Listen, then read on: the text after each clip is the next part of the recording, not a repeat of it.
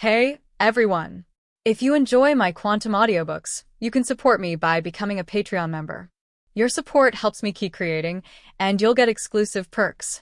You can also access my audiobooks directly through Google Drive. Check out the link in the description. Now, let's get started. Fall, 2010. Manhattan. Sunlight streamed through the apartment window, spilling across a neat, minimalist room and giving it a warm glow. At the dining table sat a tall, handsome Asian young man with a relaxed smile. Lin En lifted his coffee cup and spoke casually. So basically, the more the Avengers believe the future events I fabricate, the stronger the abilities I get? Yes, the system replied in its cold, emotionless voice. The system can also reference real events that have already occurred to help the host construct future scenarios that have not yet happened. And the video has to feature me directly, Lin En continued. Plus, whatever I show can't exceed my current ability level. Correct. This is a mandatory restriction. Lin En took a slow sip of coffee and chuckled. I was hoping I could just sit behind the scenes as a Marvel editor or narrator. He set the cup down, eyes sharpening. But if I have to appear on screen, then I'll need a properly crafted persona. With a thought, a translucent interface unfolded before him. Host, Lin En. Age, 19. Identity, law major, sophomore at State University of New York. Abilities: Magic Shield, beginner. Teleportation magic, intermediate. Exorcism magic, advanced. Demon Eye, beginner. Undead summoning, intermediate. Undead chain, intermediate.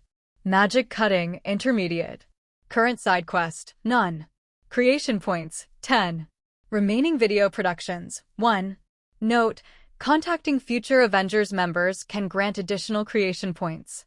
Lin En studied the panel in silence. Yes, he was a time traveler. When he first arrived in this world, his body had regressed into that of an infant.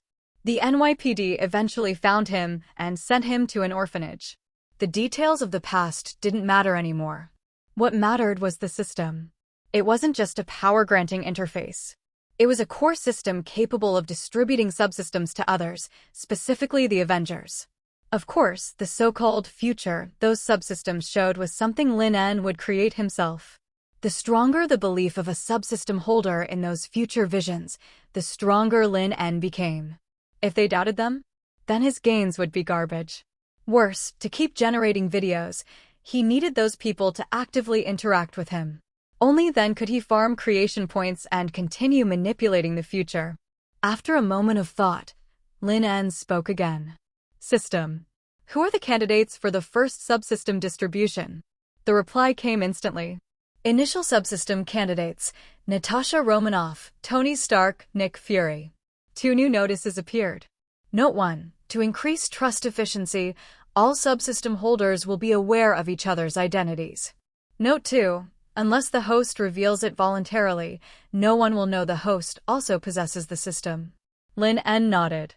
Letting them verify each other's existence would naturally raise their trust in the future footage. Still, why did the first batch include a suspicious bald guy? He raised an eyebrow. Are Avengers affiliates also valid candidates? Yes. Any Avengers member or related individual may be selected. That settled it. Nick Fury wouldn't be easy to fool. The man was paranoid by nature.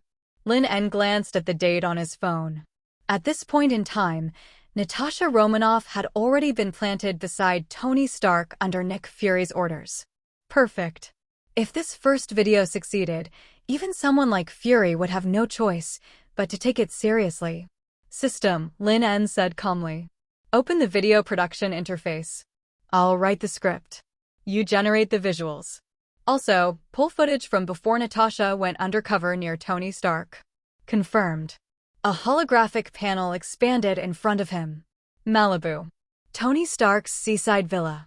I just want to throw a party. Tony shrugged casually at Pepper Potts and his newly hired assistant, Natalie. Palladium poisoning was already eating away at his life. If death was inevitable, he might as well enjoy what time he had left. Pepper frowned at his indifference. Fine. If you insist on partying, Natalie will stay and help. I still have company matters to deal with. Without waiting for a response, She turned and walked out. Watching her leave, Natasha spoke carefully. "Mr. Stark, Ms. Pepper is actually worried about." "Natalie," Tony interrupted, irritation creeping into his voice. "I don't need advice." "Sorry, Mr. Stark." Then about the guest invitations. Before she could finish, a sharp electronic chime echoed in both their minds. The world distorted. 1 second they were in the villa. The next, they were seated in what looked like a private movie theater. "What the hell is this place?" Tony snapped. "Natalie? Jarvis?" Elsewhere, in another identical theater, Natasha immediately went on alert. Before she could act, the massive screen before her lit up. System binding in progress. Selected host, Natasha Romanoff. Identity, SHIELD agent. System function, viewing future footage. Rules. Remain silent while viewing future projections. Do not disclose system information to non-selected individuals. Current system level 1. At level 5, one shared viewing room may be created. Time ratio 1000 to 1. 1 second outside equals 1000 seconds inside. System upgrade conditions to be discovered by the host. Initial binding candidates: Natasha Romanoff, Tony Stark, Nick Fury. As the final notice faded, the projection began. In yet another theater. Natasha. Tony. Nick Fury narrowed his eye, committing the names to memory. Were they the people he knew, or just individuals with identical names? The system referred to them as initial candidates, meaning others would follow. But what truly caught his attention was one simple detail. This thing could show the future. If even part of it was real, the value to SHIELD was immeasurable. Fury leaned back into his seat, gaze locked on the screen. He wouldn't miss a single second of what came next. As the system finished explaining its rules, the words on the massive screen faded away. A new clip immediately began to play.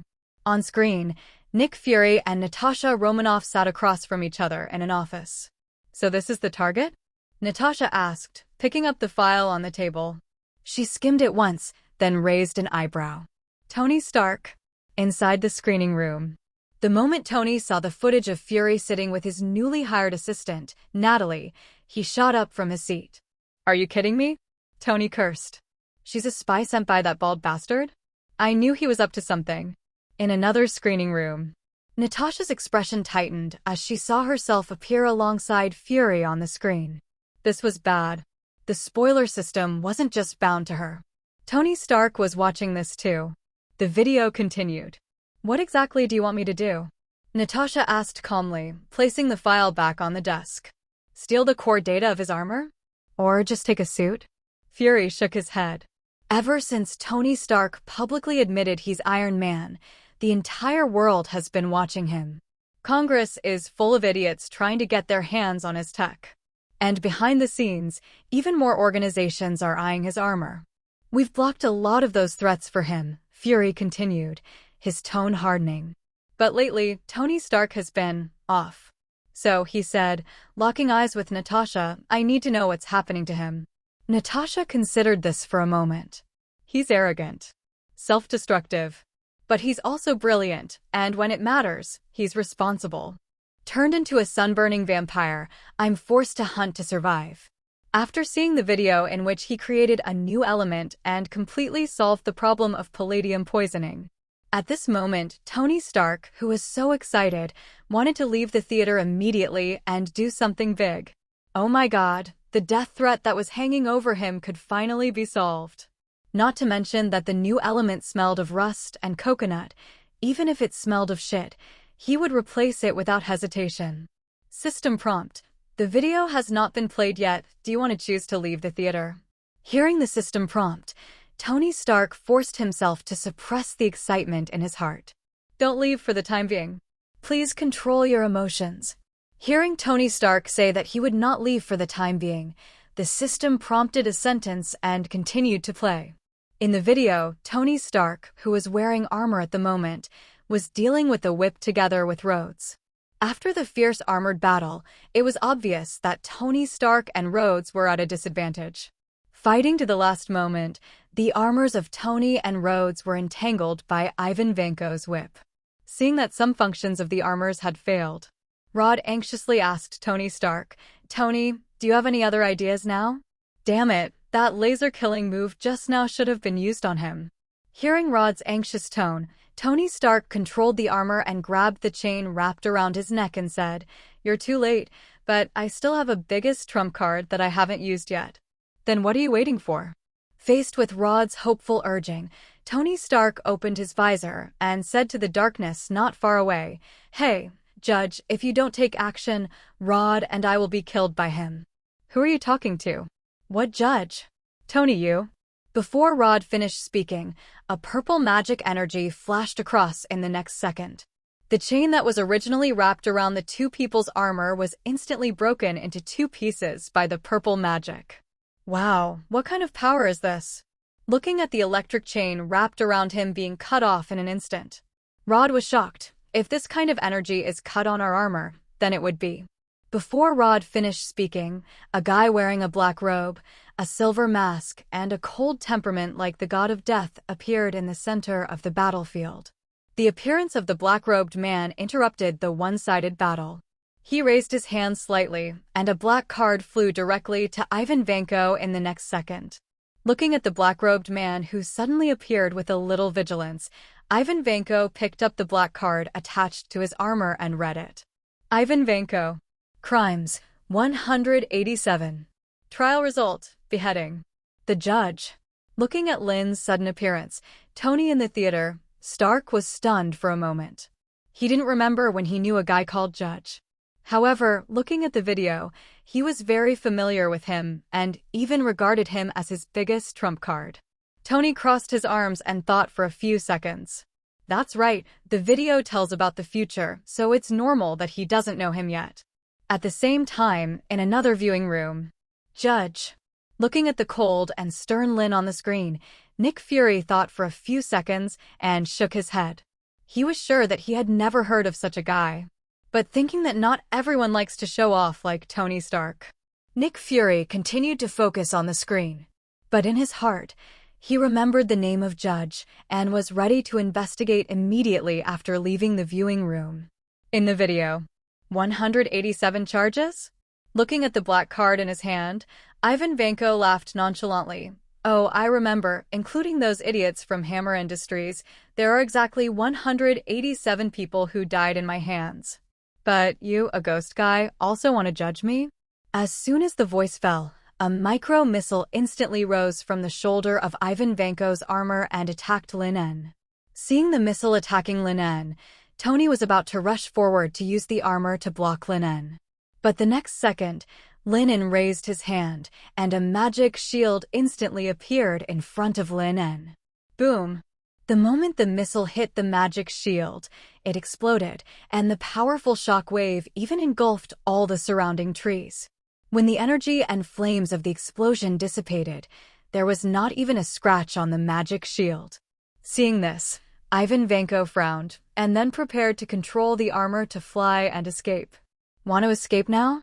It's too late. A cold voice sounded, and the next second 2 ghost chains appeared in the void, and then tied Ivan Veno's armor tightly and dragged it to the ground. The moment he fell to the ground, 2 golden magic portals were directly generated under Ivan Veno's feet and head. The body fell from the portal under his feet, and when his neck entered the portal under Ivan Veno's feet closed directly. Crack! A crisp sound resounded in the night sky, and Ivan Veno's head cut off by the portal rolled directly to the side. The headless body fell from the portal above, and this scene made Rhodes' eyelids jump. Gulp! Subconsciously swallowing, Rhodes turned his head and complained to Tony Stark. "Tony, what kind of friends have you made recently? Damn, the head was chopped off like this? That circle can also suck people in, and then from above, what on earth was that thing that fell down? Also, since you have such a powerful friend, why didn't you call him over earlier? Are you a masochist? Why did you have to wait for us?" Listening to Rod's constant complaints, Tony quickly stopped him. Turning around and walking towards the judge, Tony said, "Thanks, Judge." "You're welcome. This is my mission." After saying that, Lin opened the portal casually and disappeared in front of the two. Watching Lin disappear, Rod smacked his lips. "Tony, are all your friends so unique? In the cinema. Watching Lin disappear, Nick Fury's expression was very serious. From the strength shown by the judge in the video, he is definitely a very mysterious and powerful existence. You know, Ivan Veno can fight with Tony Stark and Rhodes's armor. But the judge actually beheaded Ivan Veno neatly. Not only that, the two chains that suddenly appeared from the air and the shield are even something like a portal. Could it be that the real identity of the judge is a wizard? However, S.H.I.E.L.D. has contacted some witches, but they do not have this ability. Thinking of this, Nick Fury frowned. Fortunately, there is the appearance of the spoiler system, otherwise he would not know that such a powerful and mysterious guy appeared in New York. Watching the screen in the cinema dim, Nick Fury breathed a sigh of relief. The content of these videos just now contained a lot of information. After he went out, he had to sort out the useful information. Just as he was about to stand up from the chair, the originally dim screen lit up again. Seeing the scene, Nick Fury immediately focused on watching it again. This time the video was shown in a bar. At this moment, Tony Stark was raising his glass and clinking glasses with a young and handsome Asian youth. After drinking the wine in the glass in one gulp, Tony Stark smiled and said, "Lin, I find that you have completely different personalities when you wear a mask and when you don't wear a mask. Appearing as a judge, I feel that you are a cold guy with no emotional fluctuations. How does this look like a 19-year-old sophomore student?" Faced with Tony's ridicule, Lin just smiled and didn't speak. "Kang Mang, you are only 19 years old. You should enjoy your youth and those beautiful girls in college instead of being a judge." Before Tony finished speaking, Lin En shook his head and said, "I am different from you, Tony. Rather than saying that my ability is a gift, it is better to say that it is a curse that can never be escaped. However, compared to growing up in a hellish environment, I am already very grateful for my current life." Hearing Lin En say this, Tony Stark poured him another glass of wine, "Oh, I'm sorry about Stan, but Lin. He deserved it, Tony, although I'm grateful to him until now." After finishing the drink in the glass again, Lin stood up and said, "I have a date tonight." "Haha, that's right, man. Is she your senior from the mysterious club? Are you sure you don't need me to teach you a few tricks?" "I promise." Without waiting for Tony Stark to finish, Lin turned his back and waved his hand. "You should use those 2 tricks on Pepper, Tony. You are old. Your tricks are outdated." After saying that, Lin En turned and left. Watching Lin En's figure disappear, Tony Stark shook his head, took out 2 bills and left them on the counter, then turned and left. The video stopped here, and the screen went completely black. In Lin En's apartment in New York. As the video finished, Lin En nodded with satisfaction. Well, the last part of the exposing identity like an Easter egg was done intentionally by Lin En. After all, only by contacting the Avengers can you get creative points, continue to make up videos, and get various abilities. So instead of looking for them, it is better to arouse their interest and let them come to you on their own initiative. After all, I don't have the chance to approach them now. Of course, Lin En originally planned to expose his identity in the second video. Unfortunately, I have no creative ideas now, so I can't make up the second video. So I can only reveal my identity in advance and let Nick Fury or Natasha Tony find me. And the Easter egg at the end is compiled based on the environment I have lived in since I was a child after traveling to this world. This will make the character I create more full and colorful. As for the identity of the judge, it is a task issued by the system. As long as I complete the task given by the system, I can upgrade my own abilities. System, what is the current trust value of Tony Stark and others? In response to Lin's inquiry, the system directly displayed the page. Nick Fury's trust value, 67%. Natasha Romanoff's trust value, 53%. Tony Stark's trust value, 89%. Tip: the first stage of the video has been played. Since the trust values of the subsystem owners are all over 50%, congratulations to the host for obtaining the ability, self-healing. Primary self-healing? Looking at the newly acquired ability, Lin raised an eyebrow. Self-healing. It would be great if I were immortal. However, Nick Fury's trust in the video is higher than Black Widow. This is something Lin did not expect.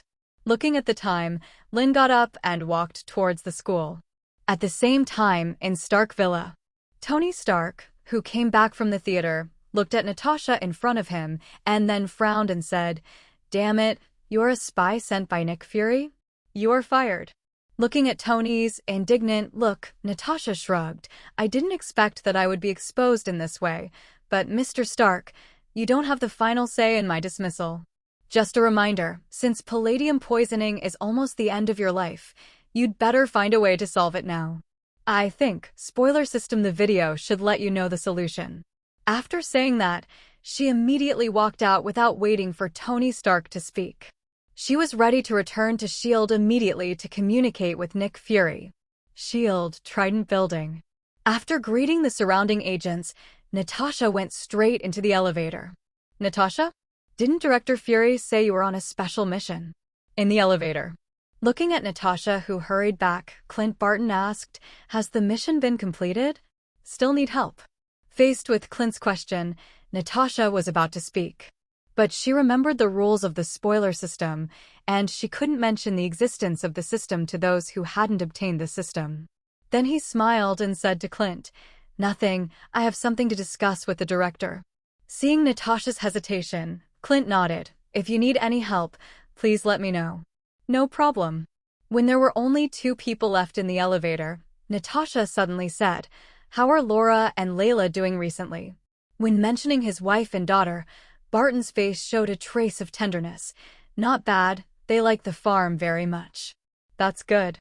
As the 2 talked, the elevator door slowly opened. "I'll go report something to Director Fury first." Just as Natasha left the elevator, Phil Coulson walked in. "Good morning, Clint. You're here just in time. Some strange things happened in New Mexico. We need to investigate." After hearing what Coulson said, Clint nodded. "Are those werewolves in New Mexico restless again?" "It's not them. A hammer fell from the sky 2 days ago." Inside Nick Fury's office. Watching Natasha come in, Nick Fury put down the document in his hand and said, "You saw it too?" Facing Nick Fury's temptation, Natasha sat opposite him. "Are you talking about the spoiler system?" Hearing Natasha's answer, Nick Fury breathed a sigh of relief. It seems that there should be no duplicate names. By the way, Tony is not a duplicate name either. It can be confirmed that Tony Stark is also selected by the spoiler system, and according to the video of the spoiler system, the reason why Tony Stark's personality has changed recently is because of palladium poisoning. After coming out of the viewing room, Tony Stark wanted to fire me as soon as possible. Speaking of this, Natasha leaned back in her chair and said, "However, I have also completed my mission and found out what happened to Tony Stark. Look at this." Handing the information in his hand to Natasha, Nick Fury said, "This is what I found out about Lin's identity after I came out of the spoiler system viewing room based on the last part of the video of the conversation between Judge Lin and Tony Stark, and then asked Hill to find out. In addition, I have asked Hill to hand over Mr. Howard Stark's relics to Tony Stark. I hope he can create a new element to solve the problem of palladium poisoning, just like the video played by the spoiler system. Question. Take the information and take a look," Natasha said. Lin, 19 years old, sophomore at the State University of New York, currently the president of the New York University Paranormal Investigation Club. Adopted by a member of the Digital Gang at the age of 5, the Digital Gang was eliminated at the age of 16. Looking at the sunny smile on the information. If Natasha hadn't seen the video, it would be hard for her to believe that this would be the cold black-robed judge. Paranormal Investigation Club? Interesting. Maybe this is related to his ability. Today's college students are really. But this is also good, better than thinking that their gender is an armed helicopter or a supermarket shopping bag. While looking through Lin's information, Natasha said, "Wait. Lin is now 19 years old, and in the last part of the video, when Tony Stark persuaded Lin to enjoy life, he also said that he was only 19 years old.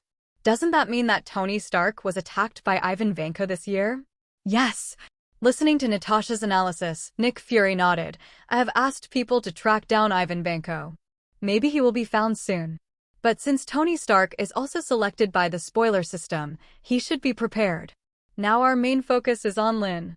Looking at Natasha, Nick Fury said, "You should know from the video that Lin's ability is very powerful and mysterious, but he regards this ability as an eternal curse that cannot be escaped.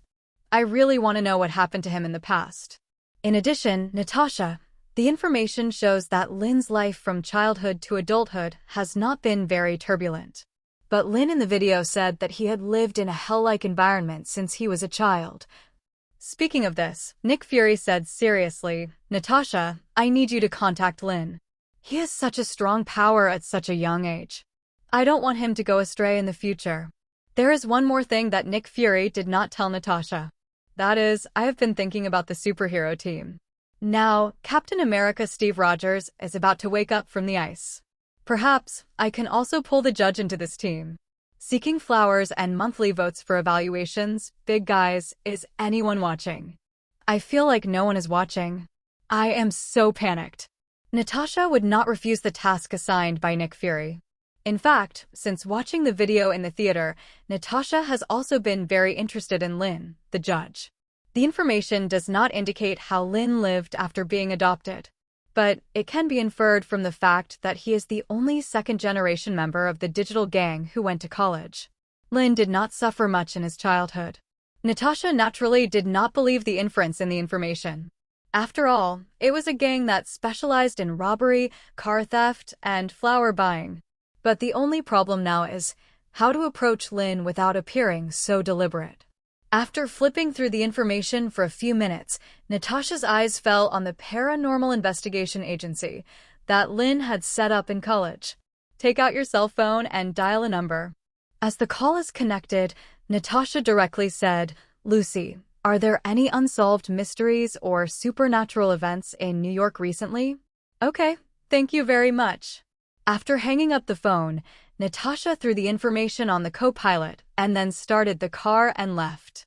At the same time, in the club formed by Lin at the State University of New York. Hiss. Looking at the information about the recent mysterious events in New York in his hand, Lin took a breath lightly. He took a sip of the water cup with a dry mouth. Just as he put down the information, there was a knock on the door. "Who?" "It's me, Barbara. Come in." Hearing Lin say come in, Barbara pushed the door and walked in. "Hey, where's that little bitch Jessica? Doesn't she like to stick to you every day?" Barbara casually lifted her wine-red hair and looked at Lin En with her azure eyes, which were full of playfulness. "You are the bitch." Before Lin En could speak, Jessica's voice came from under the table. "Huh?" She moved closer to Lin En and looked under the table and saw Jessica kneeling on the ground and unable to speak. Barbara tooted her tongue and said to Lin En, "You're so brave. Stop talking nonsense, you little bitch." Grabbing Barbara's arm and pulling her in, Jessica rubbed her sore cheeks and said, "Come over and take over. I'll call my dad back. He kept calling me just now. I told him I was in class and didn't know what he wanted to talk to me about." "Hey." Hearing what Jessica said, Barbara knelt under the table and tied her burgundy hair into a ponytail with a rubber band. She mocked, "Huh, this excuse to perfunctorily appease your father is really bad. TSK TSK. I really want to know how your deputy mayor father would feel if he knew what you are doing at this moment." After that, Barbara took over from Jessica and started work. "Heh, you still dare to say that to me? Don't forget that party where you pretended to be drunk and insisted on joining my and Lin's team." After giving Barbara a middle finger, Jessica winked at Lin, then took out her phone and walked aside to call her father. "Hello, Dad. I was in class just now. What do you want to talk to me about?" Listening to Jessica deliberately speaking to her father in a good girl's voice, Barbara raised her middle finger while enjoying the food. Lin never participated in quarrels between women. After taking another sip of the water cup on the table, Lin picked up the information and started reading. At the same time, she was still thinking about how Natasha would find her. Yeah. After watching the video, Nick Fury learned about his true identity and the abilities he had demonstrated. He would definitely send someone to find him. After all, he has been planning to form the Avengers. So he will never let me go. As for Tony Stark, maybe he will find me after solving the palladium poisoning incident. After all, in the last video, I left a lot of hooks. More than 10 minutes later. Cough, cough. Accompanied by a cough, Barbara gave Lin En a coquettish look. Then she came out from under the table, picked up Lin En's water cup and took a sip. How many of these mysterious events are true? After swallowing the food with water, Barbara asked Lin En curiously. Not sure. Jessica learned about these paranormal events through connections. The authenticity remains to be verified. After zipping up her zipper with a refreshed look, Lin said, but I think there should be a 90% chance. After all, Jessica's father is the deputy mayor of New York. Huh? So we can make money again. Looking at Jessica with shining eyes, Lin nodded with a smile. Well, there are only 3 people in the Paranormal Investigation Agency at present, namely Lin, Barbara, and Jessica. I am responsible for solving mysterious events, and Jessica is responsible for finding them. Barbara is responsible for logistics, tax filing, and other things. If Jessica, as the daughter of the deputy mayor, joined the Paranormal Investigation Agency purely for the pursuit of excitement, then he and Barbara make money from this. After all, America's student loans are too damn expensive. Some people have been paying off their debts for decades and still can't pay them off. Just as they were talking, Jessica hung up the phone and came over, saying to the two of them, this incident is 100% true, and this time the victim's family offered a reward of $30,000. Lin, are you sure you can solve it? After all, many pastors, you know. Listening to Jessica's question asked, Lin En leaned back in his chair and said, those priests? Oh, let them find the little boy. By the way, what does your boyfriend want you for? Seeking flowers and evaluation votes, as well as book reviews. In addition, these two are not the heroines, but Lin En's tools to make money in the future. As we all know, besides Hiroshima, the small island country, there are also priests in America who like little boys. After all, parents in Longwa are confident to hand over their children to Shaolin Temple, but parents in America dare not hand over their children to priests. But not all priests are like this. For example, Father Randall in front of him is very respected. Of course, the main reason is that S.H.I.E.L.D. has conducted a comprehensive review of him. In a 2-story villa in Queens. Looking at the girl lying on the bed, looking at the two of them with a ferocious expression. Natasha held the pistol and said, Father Randall, are you sure you can solve this matter? Facing Natasha's question, Father Randall held a cross in one hand and holy water in the other. God loves the world, and God will definitely stand on our side. As he said, Father Randall stepped forward and put the cross in his hand directly on the forehead of the girl possessed by the evil spirit. Devil, I expel you in the name of God. Go back to hell. Watching Father Randall start the exorcism ceremony, Natasha subconsciously looked outside through the window. According to Natasha's investigation, Alice, a member of the Paranormal Investigation Agency founded by Lin and the daughter of the deputy mayor of New York, has begun to investigate this evil spirit possession incident. So if nothing unexpected happens, Lin and the others will arrive soon. This is why Natasha will participate in this supernatural case. Just as Natasha was thinking, a cold laugh echoed in the room. Faced with Father Randall's expulsion, the girl possessed by the evil spirit sneered first, then floated in the air. Her eyes gradually turned blood red, and a strong smell of blood appeared around her. Outside the villa. A car stopped at the door of the villa, and then Lin En and the other two got out of the car. It's here. Looking at the villa in front of her, Jessica said, but why is no one coming out to greet me? I've been with Aunt Lena. Jessica had just said half of her words when she saw the glass on the second floor of the villa shattered in the next second. Then a man and a woman were thrown out of the room by a mysterious force. The sudden scene scared Jessica and Barbara. But Lin En found that the woman who subconsciously rolled around to relieve the force after landing was actually the famous Black Widow. Inside the Malibu Beach villa. Tony, what are you going to do? Looking at the 2 large boxes of items in the living room, as well as the city planning template made by Mr. Howard Stark that he asked him and happy to send back. Pepper frowned and asked Tony, how should I put it? These things were sent by S.H.I.E.L.D. Yes, the S.H.I.E.L.D. where Coulson is. Tony took the template of the key to the future from Happy, took a look at it, and then he said to Pepper, I'm going to make something. I always feel like you're hiding something from me.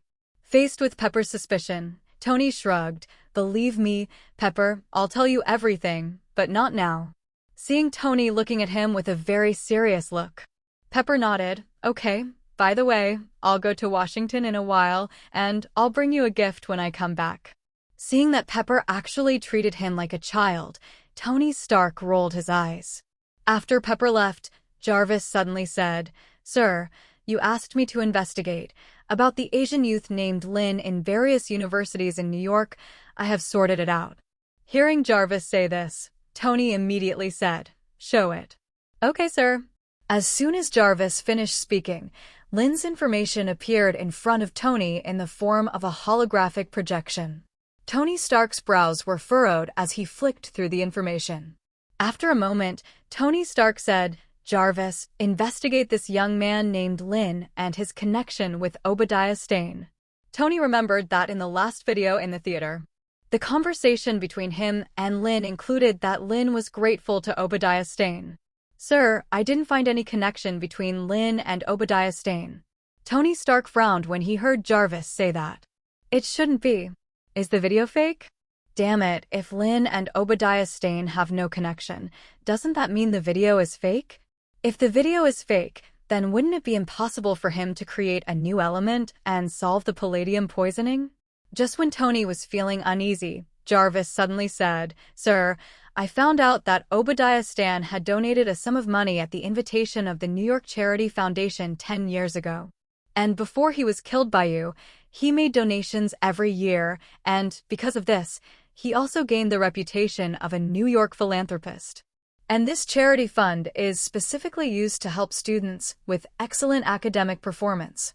This young man named Lin is one of the donors, and he has received financial assistance every year since he was 9 years old until college." Hearing Jarvis' words, Tony Stark, who was originally a little uneasy and doubtful about his life, breathed a sigh of relief. From the age of 9? Looking at Lin's information and the record of his adoption by members of the digital gang, Tony Stark nodded. No wonder Lin in the video was grateful to Obadiah Stane. He could imagine that if Lin En didn't have this money, living in a chaotic gang, he probably wouldn't have the chance to go to school. After all, not every gang member is willing to give my adopted child went to school. Getting close to Lin was the task Nick Fury gave Natasha. But Nick Fury let Natasha figure out how to do it.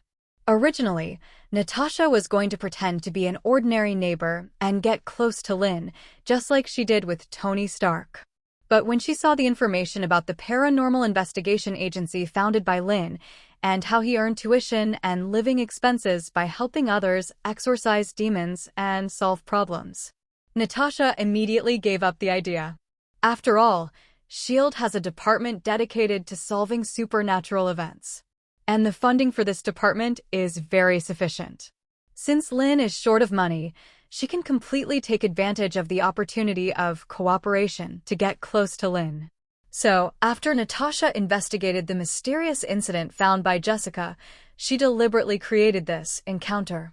This not only gave her an excuse to get close to Lin, but also allowed her to directly see Lin's methods.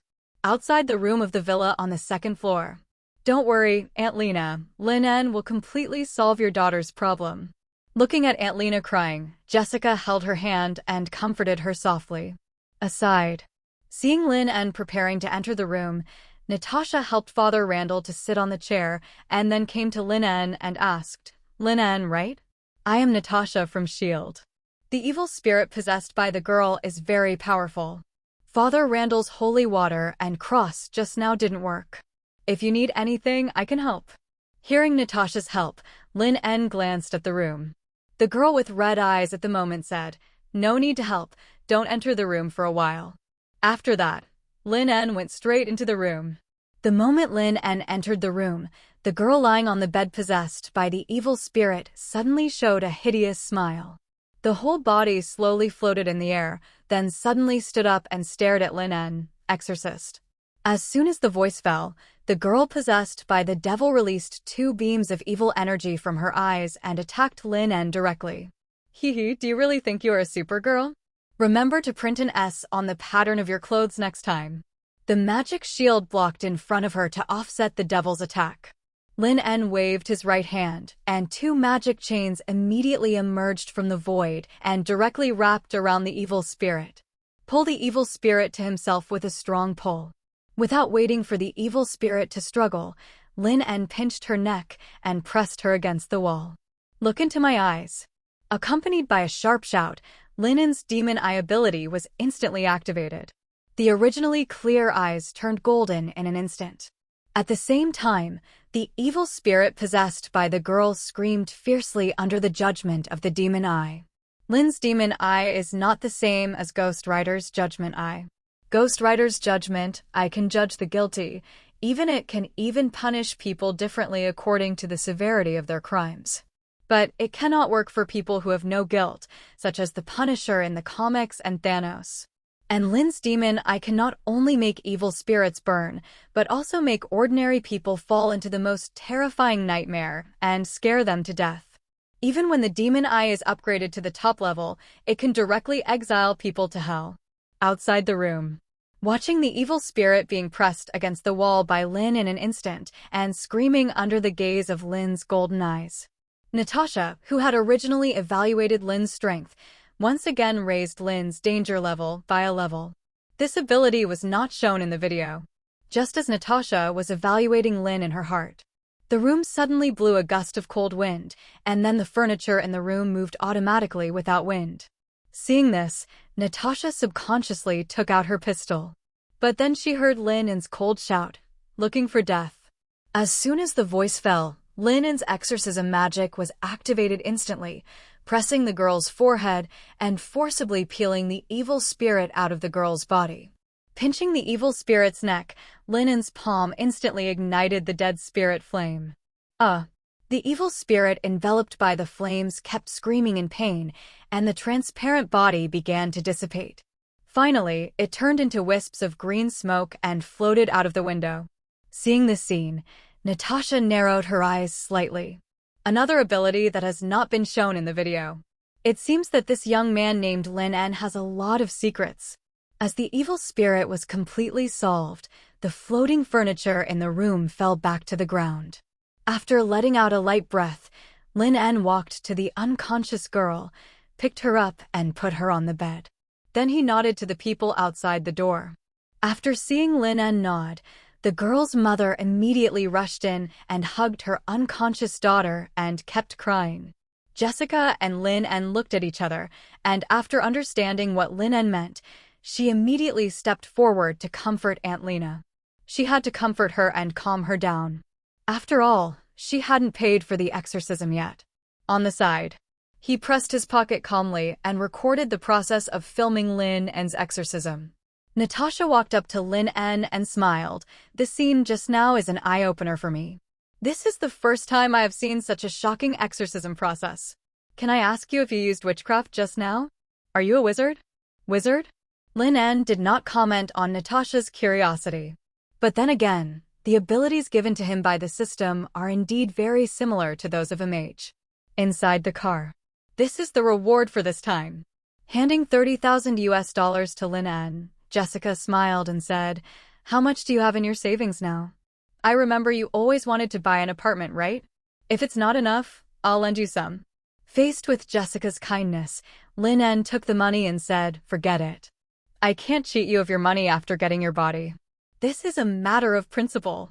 As he said that, Lin En divided the money into 3 parts. 2 parts for Jessica. She used her connections to find events, which she deserved. 1 part for Barbara.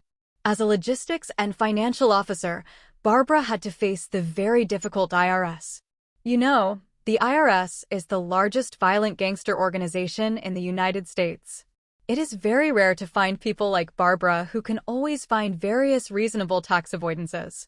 It can be said that as a financial officer, Barbara has saved at least enough money for a car for the cases she has taken over since the establishment of the Paranormal Investigation Agency. Jessica and I will graduate next year.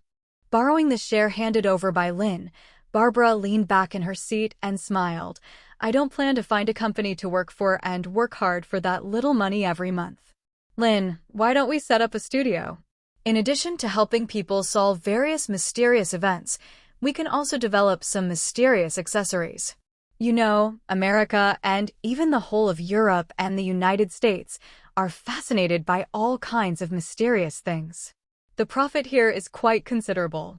Believe me, according to my ability and vision of the market, as long as you agree, after the studio is established, I guarantee that you can buy several apartments in Manhattan within a year.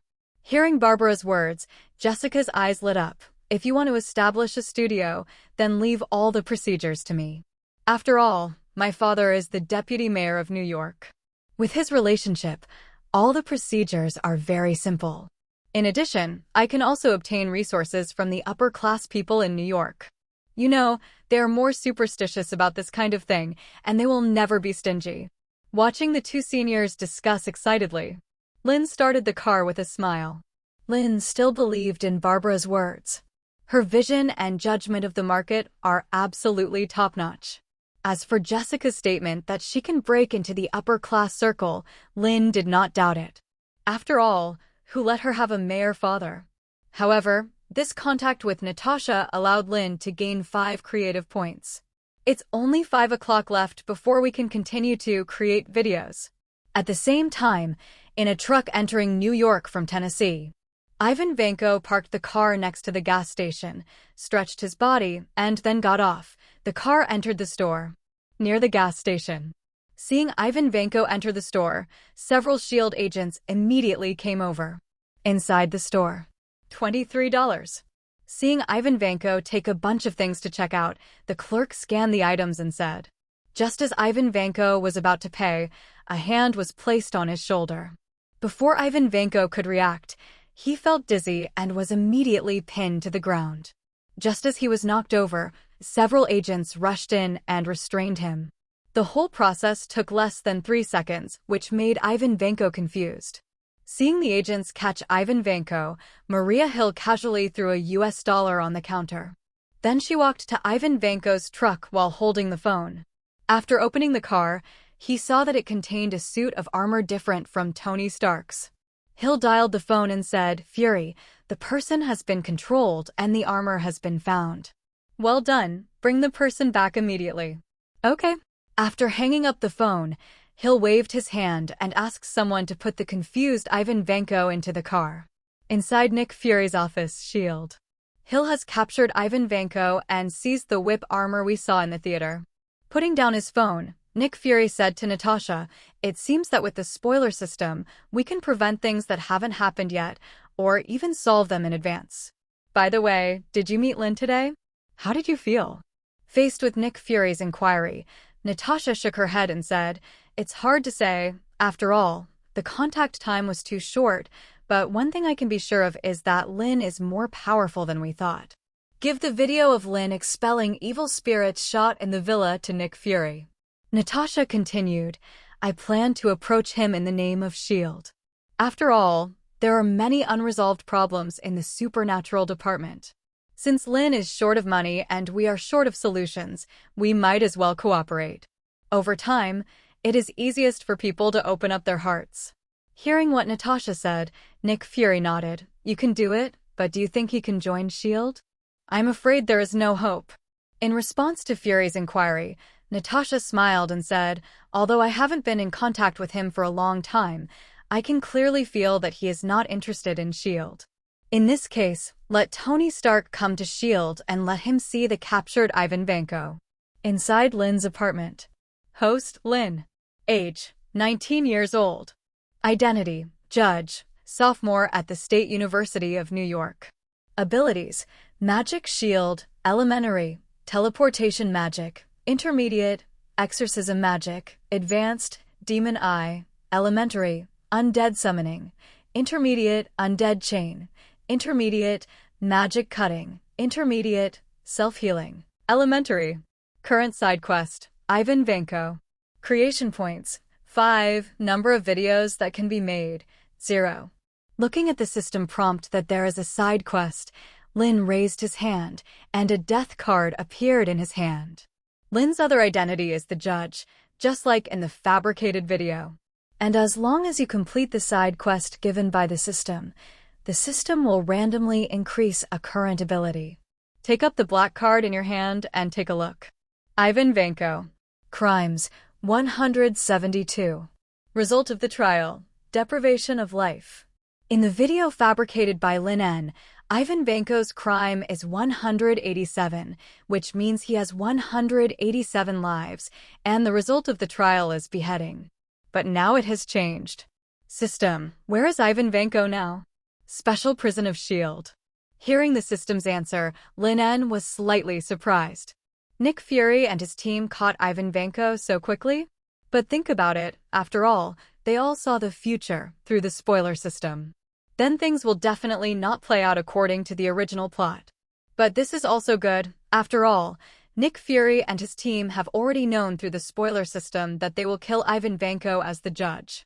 This side quest can also be regarded as a patch for myself. At the same time, in the special prison of S.H.I.E.L.D. While walking towards the prison where Ivan Veno was imprisoned, Natasha asked Tony Stark, "Has your palladium poisoning problem been solved?" "Of course, Miss Spy. You can catch Ivan Veno by knowing the future, so can't I create a new element?" Looking at Tony's arrogant look, Natasha shook her head slightly. Nick Fury on the side said, "Do you know why Ivan Veno must kill you in the video we saw in the theater?" "I don't know. Maybe he is jealous of me. But think about it. After all, there is no man in the world who is not jealous of me." Before he carried a nuclear bomb to blow up the Chitauri warship and became a real superhero. Tony Stark's personality is very arrogant. Although it is not as bad as when he went to the Middle East, his arrogant problem has not changed. Nick Fury was not surprised by Tony Stark's answer. "According to our investigation, Ivan Veno's father and your father broke up because of their different cooperation concepts. Finally, he was exiled to Siberia because of unfair treatment, so he and his son hated the Stark family. They think that what the Stark family enjoys now should have belonged to their family. However, as far as I know, Mr. Howard Stark was right." Hearing Nick Fury's explanation, Tony snorted. As for his father, well, although I have seen the video of his father's relics that Nick Fury asked Hill to send to him, in his heart, he has reconciled with his father. But a proud character cannot be easily changed. All the way to the cell where Ivan Veno was imprisoned. Looking at Ivan Veno in the cell through the transparent glass, Tony Stark was about to speak. "But I heard Ivan Veno ask, 'How did you find me?' I didn't reveal my identity." Just as Nick Fury was about to speak, a golden light flashed in Ivan Veno's cell the next second. Before everyone could react, a portal opened, and then Lin En, wearing a judge suit and with a cold temperament, appeared in front of everyone. The moment Lin En appeared, the death card flew directly to Ivan Veno. Nick Fury, who already knew what would happen from the spoiler system, immediately prepared to speak to stop Lin En. After all, Ivan Veno has been caught by S.H.I.E.L.D. It would be a pity to let him die so easily. You know, this is a guy who can compete with Tony Stark in talent. But before Nick Fury could speak, he suddenly saw Lin En raise his hand and point a pistol at Ivan Veno the next second. Wait. Bang. Bang bang. 2 bullets in the chest, 1 in the head. Even gods would shake their heads. 3 bullets hit Ivan Veno in a row. After hearing the system prompt, I completed the task. Lin turned his head and glanced at the 3 people, then opened the portal and disappeared in front of them. Fuck. Nick Fury's expression immediately turned ugly when he saw that Lin En had killed Ivan Veno in front of him. The reason why he hid Ivan Veno in this special prison was because he knew that Lin En would kill him as a judge. But he didn't expect that such a secret place would be found by Lin En. Natasha's expression was much calmer.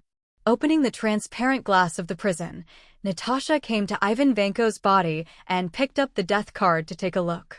I remember that in the theater, the crime written on the death card was 187, and the result of the trial was beheading, right? Handing the card to the 2, Natasha said, but the number on this card is 172, which means that because we caught Ivan Veno in advance, we indirectly saved 15 people. Hearing Natasha say this, Tony Stark nodded. The way of death has also changed from beheading to life deprivation. Nick Fury snorted. Don't forget, Ivan Veno and Hammer Industries are together in the video. As the three were talking, the system prompt sounded in their ears at the same time. Listening to the system suddenly prompting that the viewing room level has been upgraded. Tony Stark and the other two were all stunned. I remember the spoiler system said that after the viewing room is upgraded to level 5, everyone can gather in one viewing room. Looking at the two, Tony Stark asked in confusion, but the method of upgrading the viewing room level requires us to explore it ourselves, so just now the system prompted that the viewing room level has been upgraded. What conditions have we triggered? Faced with Tony Stark's doubts, Natasha thought for a few seconds. Just now, Lin En killed Ivan Veno in front of us as a judge. Maybe it's because this is consistent with the video about the future we have seen? It's possible. Listening to Natasha's answer, Nick Fury on the side said, but people with spoiler systems know each other's existence, but Lin is obviously not one of them. And just as the three of us finished talking about the future content we saw, the viewing room was upgraded. I guess it is very likely related to this. At this point, Nick Fury looked at Natasha. Natasha, continue your contact with Lin. Whether it is because of Lin's trial of Ivan Veno or because of our discussion, the viewing room level will be upgraded. We will figure it out sooner or later. No problem. Nodding, Natasha prepared to leave. On the side. Listening to Nick Fury's order to Natasha, Tony Stark's eyes lit up. I am very curious about Lin En, the judge who is related to Obadiah Stane. Side quest completed, skills are randomly upgraded.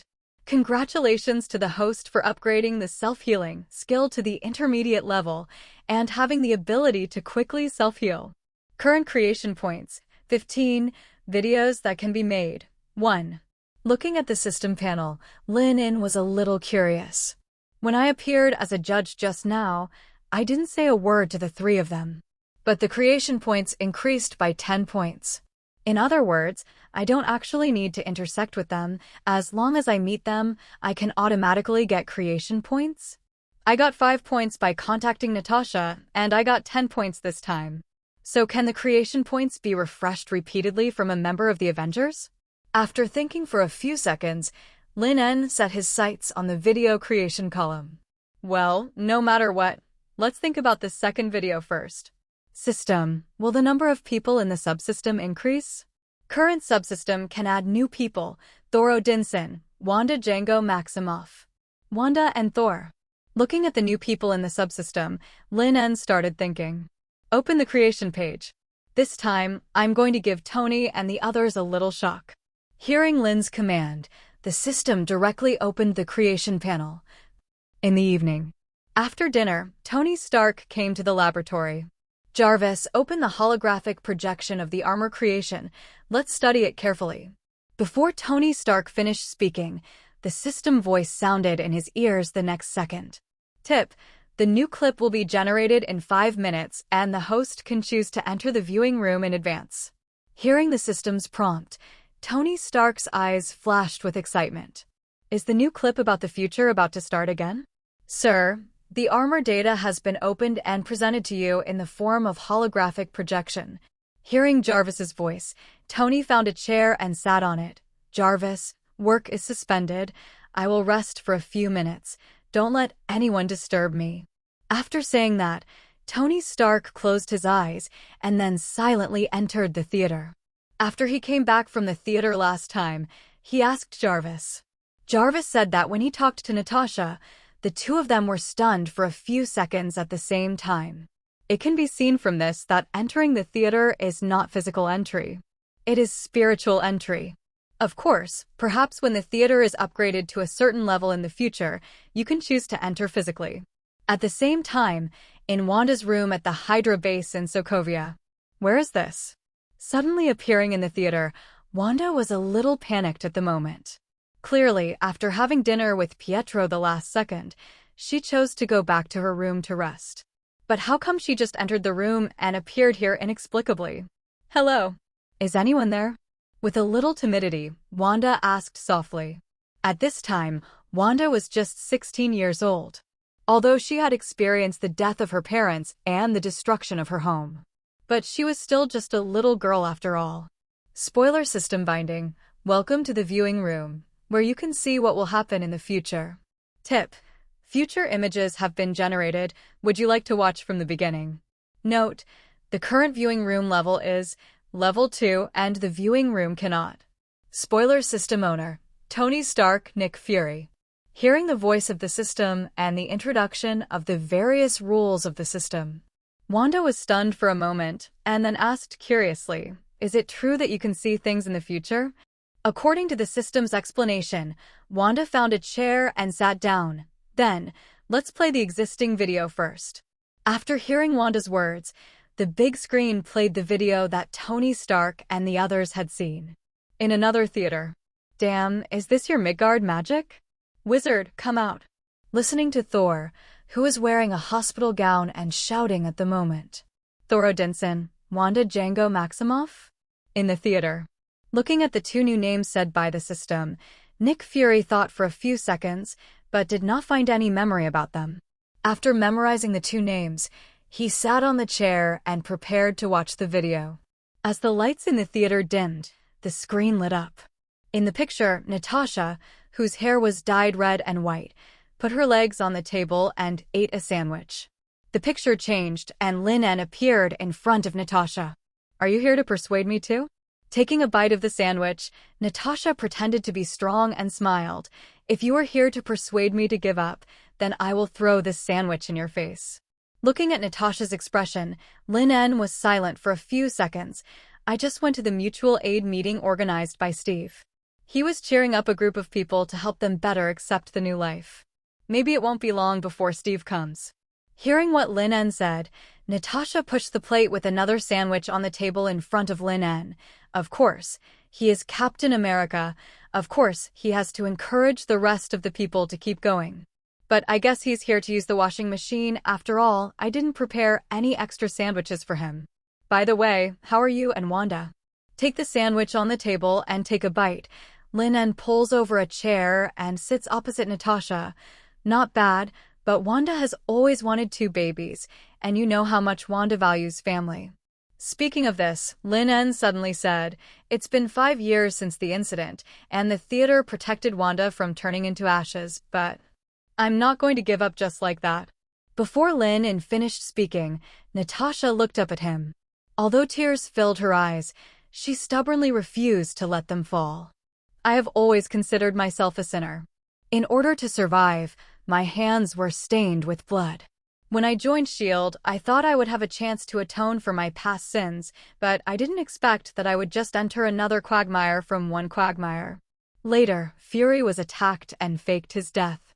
"After we destroyed S.H.I.E.L.D. with our own hands, the Avengers became my only home."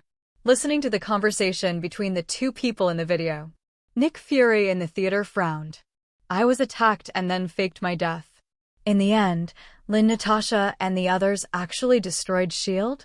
Why did this happen? Also, why did Natasha in the video call S.H.I.E.L.D. another quagmire?" Thinking of this, Nick Fury frowned even more. Subconsciously touching the eye mask on his face, as the director of S.H.I.E.L.D., he did not find anything abnormal about S.H.I.E.L.D. at present. Another quagmire? Watching the video, Natasha folded her arms and frowned. How could it be possible that she compared S.H.I.E.L.D. and the Red House? Could it be that S.H.I.E.L.D. is not as simple as she thought? In addition, Lin En said that the viewing room protected Wanda. Does that mean that Lin En will also have a spoiler system in the future? And the Wanda he mentioned is the girl named Wanda Django Maximoff, who is newly bound to the spoiler system? Wanda, in another viewing room, after listening to the conversation between the two, could not help but look at Lin En's face. She admitted that Lin En in the video looked very handsome. Although he was an Oriental, he was very consistent with her aesthetics. But he said that he wanted to have 2 babies with him. Could it be that he is her future husband? Thinking of this, Wanda once again focused her eyes on Lin En's handsome face on the screen. It's just that this time, Wanda seems to see Lin a little differently. The video continues. Thor can become a fat otaku, Tony can return to his family, Banner and Hulk merge and return to ordinary life, but I am different. Staring at Lin with tears in her eyes, Natasha bit the sandwich stubbornly. 5 years ago, half of our Avengers members turned into ashes. 5 years ago, 4 billion people on Earth died in that snap, and 5 years ago, half of the life in the universe disappeared. Lin, don't persuade me to give up. I only have this family left. The sudden words in the video shocked several people in the theater. Ward? Will 4 billion people die on Earth in the future? Watching the video, Tony Stark subconsciously swore. And Natasha's expression became more serious. As for Nick Fury, the dark skin on his face became even darker at this moment. What happened in the future? Why did more than 4 billion people die at once? Oh my God, doesn't that mean half of the people on Earth are dead? With all kinds of shock, doubts, and uneasiness in their hearts, several people continued to stare at the screen. They really want to know what happened in the future. In the video, looking at the stubborn Natasha, Lin En swallowed the sandwich in his mouth. Of course, I know you always want to bring everyone back. Natasha, thank you. Thank you for what? Thank you for trusting me. Take a sip of the coffee on the table, Lin En said. Only you and Wanda know in the Avengers that 5 years ago, I had the opportunity to kill him directly when he snapped his fingers. But I didn't do that and even deliberately let him destroy half of the life on Earth. In the past 5 years, you and Wanda have always trusted the reason why I did this and never asked me why. Hearing what Lin En said, Natasha, who originally had tears in her eyes, Tasha laughed. Of course I believe you. Don't forget that you and I are the first to know each other among the Avengers. And it was you who reminded me that something was wrong with S.H.I.E.L.D. and even helped me to eliminate Dreykov and truly destroyed the Red House. At this point, Natasha put down her legs on the table and then asked with a glimmer of hope, "Did you solve that matter?" Although it was a bit troublesome, it was completely solved. The snap delayed the appearance of the gods for 5 years, and the Eternals, and I completely destroyed the seed. While the two were talking, Steve Rogers walked in from outside. What are you talking about? Putting the basket of clothes on the ground, Steve leaned against the door and said to the two, "Do you know? I saw 2 whales by the Hudson River this morning. You know, there have never been any before." Seeing Steve Rogers in the video appear, Natasha was surprised, while Tony Stark stood up directly from his chair. How is this possible? Didn't he crash into the glacier with a fighter jet 70 years ago? How could he still be alive? Sat back in his chair with some shock, Tony Stark felt very complicated at the moment. Although in his heart, he had reconciled with his father. But the words that his father always used to scold him with Captain America Steve Rogers seemed to ring in his ears again. Wanda didn't feel that much. After all, she was not an American, although people in the base always gnashed their teeth when they mentioned Captain America. But at this moment, Wanda's eyes were always on Lin on the screen. In the video, I have made an appointment with Loki to go to Pompeii in 79 AD to find him. He left me an infinity stone there. Hearing what Lin En said, Natasha frowned. Pompeii in 79 AD? The end of Pompeii? That's right. Then how are you going to get there? Still, Steve leaning against the door frame asked curiously. The end of Pompeii happened more than 2,000 years ago. How are you going to go back to the past? Just like the sci-fi movie Back to the Future. Before Lin En could answer, a shout suddenly sounded from the monitor. Hey, is anyone there? I'm Scott. I'm not dead yet. Hello, is anyone there? The 3 people who heard the voice looked at the monitor, and the next second Steve turned to look at Natasha. Is this a video from 5 years ago? No, this is real-time monitoring. After saying that, Natasha, with a serious expression, immediately stood up and walked outside. The video playback stopped here, and then the system sounded in everyone's ears. The video is finished. Everyone can choose to leave the theater within 3 minutes. Hearing the emotionless, mechanical sound of the system, Nick Fury stood up with a serious face and chose to leave immediately. Although the video this time was relatively short and there were not many special performances. But the amount of information revealed in the video is simply too much. I must record it quickly. At the same time, several other people also chose to leave the theater. Only Wanda took a last look at the big screen and then chose to leave. Inside the Hydra base in Sokovia. Come in. Wanda, who had just returned from the theater, was still thinking about the videos she had watched. After hearing a knock on the door, she let someone in directly. Why haven't you rested yet so late? Entering the room, Pietro asked curiously as he looked at Wanda, who was sitting on the bed in a daze. just as he was about to tell Wanda about what he had just experienced, but her heart palpitated when she said it.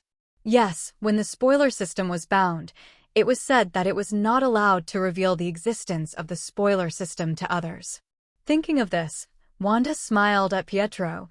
Nothing, just thinking about our past. Don't think so much. Looking at Wanda's emotional look, Pietro walked up and rubbed her hair. Even if you think more, what has happened can't. Without waiting for Pietro to finish, Wanda opened the hand on her head unhappily. Pietro, I am the sister. But I came 12 minutes earlier than you. Then I am also your sister. Okay, as long as you're happy. Pietro didn't mind that Wanda insisted that she was the sister. As long as she can live happily. Okay, Pietro, go to bed early. After pushing Pietro out of her room, Wanda returned to bed, thinking of Lin in the video for a while, and then thinking of Tony Stark. Damn it, why didn't he die from palladium poisoning? At the same time, in Tony Stark's villa. I want to know now, is the Steve Rogers in the video really still alive? Looking at Nick Fury and Natasha in the video, Tony asked the answer he wanted to know most in his heart. Faced with Tony's question, Natasha in the three-party video also looked at Nick Fury curiously. Seeing that both of them were staring at him, Nick Fury was silent for a few seconds, then nodded. We just brought him back from the glacier some time ago. Although S.H.I.E.L.D. used technology to thaw him, he is still in a deep sleep now. As he spoke, Nick Fury told the two of them what happened. After getting the accurate answer, Tony smacked his lips. Wow, I didn't expect that old antique to become an old popsicle. TSK. I really want to know what kind of expression he will have when he wakes up and finds that the world is already 70 years later. Listening to Tony Stark's unreliable tone, Nick Fury frowned. Now is not the time to talk about this. You have also seen the video just now. Although the video time is short, the amount of information is very huge. In the future, the Earth will even die more than 4 billion people. In the video, Nick Fury's expression is very serious. We must find out what happened in the future, and what does the snap of fingers that Lin En said mean? Tony, Natasha, it's okay if we don't know the future, but now we have a spoiler system, but we still can't prevent this tragedy. Then this is our responsibility. After the video was hung up, Natasha leaned on the sofa in the apartment with a frown on her face. The video she watched today did contain a lot of information, but what she really cares about now is why S.H.I.E.L.D. is called a quagmire by her future self. After joining S.H.I.E.L.D. for so many years, she didn't feel that there was anything wrong with S.H.I.E.L.D. There is also the Red House and Dreykov. Did Clint and she not blow up Dreykov back then? She got up and went to the wine cabinet, picked up the red wine and poured a glass. Just as Natasha was about to drink it, she suddenly remembered that she said in the video that it was Lin who reminded her that something was wrong with S.H.I.E.L.D. Thinking of this, Natasha put down the wine glass and picked up the phone, just about to dial Lin's stored number. But the moment she pressed it, she hung up again. So far, she has only had contact with Lin once, and he has not had any contact with S.H.I.E.L.D. So, even if she finds him now, it will be useless. Pick up the wine glass again and walk to the sofa. Natasha looks at the dim chandelier in the living room, Avengers. At the same time, in Lin En's apartment, all functions of the body are strengthened twice. Finally, it is no longer the ability of a mage. After the video is played, looking at the reward given by the system, Lin En nodded with satisfaction. Originally, the reward should be higher, but Thor, that reckless guy, actually made a scene in the theater and was kicked out. Otherwise, the ability I get will be stronger. Pick up the dumbbell in the corner of the living room. The 25-kilogram dumbbell actually gives Lin En a very light feeling at this moment. Put down the dumbbell and return to the living room. Lin En can't wait to try the strengthened body. Take out the mobile phone and open the contact book, then dial the number. In a luxurious villa in Manhattan. Okay, I support your idea. Listening to his daughter's story about her idea of work after graduation. As a daughter's slave, Olsen raised his hand in surrender. Tomorrow I will say hello to the relevant departments in New York and ensure that the various documents you want will be obtained as soon as possible. Thank you, Dad. Seeing that her father agreed, Jessica smiled very happily. Just as she was about to say something to Olsen, her cell phone suddenly rang. After answering the phone, Lin said that a cat that could do a backflip ran into his bedroom and asked if he wanted to come over to see it. Jessica immediately said, "Dad, I have something to go out for, and I won't be back tonight. I will stay at Barbara's house." After that, Jessica picked up the car keys and ran out. Watching his daughter leave, Olsen's face was full of black lines. If possible, he really wanted to pick up a submachine gun and shoot Lin En. This damn bastard. What's wrong? Walk out of the bathroom. The wife who came out saw her husband's gloomy expression, so she smiled and asked, "Where's Jessica?" She was asked out by that boy Lin. Damn it, besides being close to our daughter, he even fuxx with Jessica's best friend Barbara. Okay, young people, although there are some, but at least they don't touch those things, and since meeting Lin, our daughter has obviously become a better person. You should know that you are more presumptuous than this young man named Lin. Humph. Hearing his wife say this, Olsen snorted coldly. If it weren't for the fact that Lin would never allow Jessica to touch things like flour and marijuana, I would have wanted to kill him. The daughter of the deputy mayor of New York actually took the initiative to get up with her best friend and fuxx. Seeing her husband getting angrier and angrier, Melia smiled and walked up to sit on his lap. Just this one move made Olsen feel guilty. After all, when you are middle-aged, sigh. New Mexico. Thor Odinson? Looking at the phone, Director Fury ordered him to secretly find this guy named Thor Odinson. Coulson felt a little difficult. After all, even the global data center of S.H.I.E.L.D. couldn't find Thor, so where should he go to find this guy? What's wrong? You look sad. Pick up a burger and hand it to Coulson, Hawkeye asked curiously. Nothing. By the way, what happened to the hammer? It's still in the pit. We tried everything but couldn't get it up. Now the researchers are analyzing it. Clint Barton looked up at the night sky and said it might rain tonight. Hearing what Clint said, Coulson looked up at the night sky and said, "Yeah, I hope things go better." As he was talking, Coulson's phone vibrated again. He picked up the phone and took a look. He found that it was sent by Nick Fury. This time, in addition to Thor's name, there was also a sketch of Thor himself drawn by him. At night, the rainstorm arrived as expected. Standing on the temporary observation tower, Clint Barton looked around while talking on the phone with his wife. When he saw a figure sneaking in the heavy rain, Barton hung up the phone and then drew his bow and arrow and aimed at the guy. "Coulson, someone broke in. He is very skilled and knocked down several agents. Do you need me to get rid of him? Don't rush to do it." Hearing Clint's question, Coulson looked at Thor, who broke into the pit and wanted to pull up the hammer after knocking down several agents. Then he took out his mobile phone and compared him with the sketch sent by Director Fury. Interesting, but how did Director Fury know he was here? After sending a text message to Nick Fury, Coulson looked at Thor, who was unable to lift the hammer, and then knelt on the ground dejectedly. "Clint, catch him. Don't hurt him." "No problem." Putting down the bow and arrow in his hand, Hawkeye jumped directly from the observation tower. Inside S.H.I.E.L.D. Huh. Looking at the phone, Coulson said that he found Thor. Nick Fury was very surprised. In S.H.I.E.L.D., if he had the most trusted subordinates, then they would undoubtedly be Hill and Coulson. Hill wanted to stay with him and help him deal with some S.H.I.E.L.D. matters.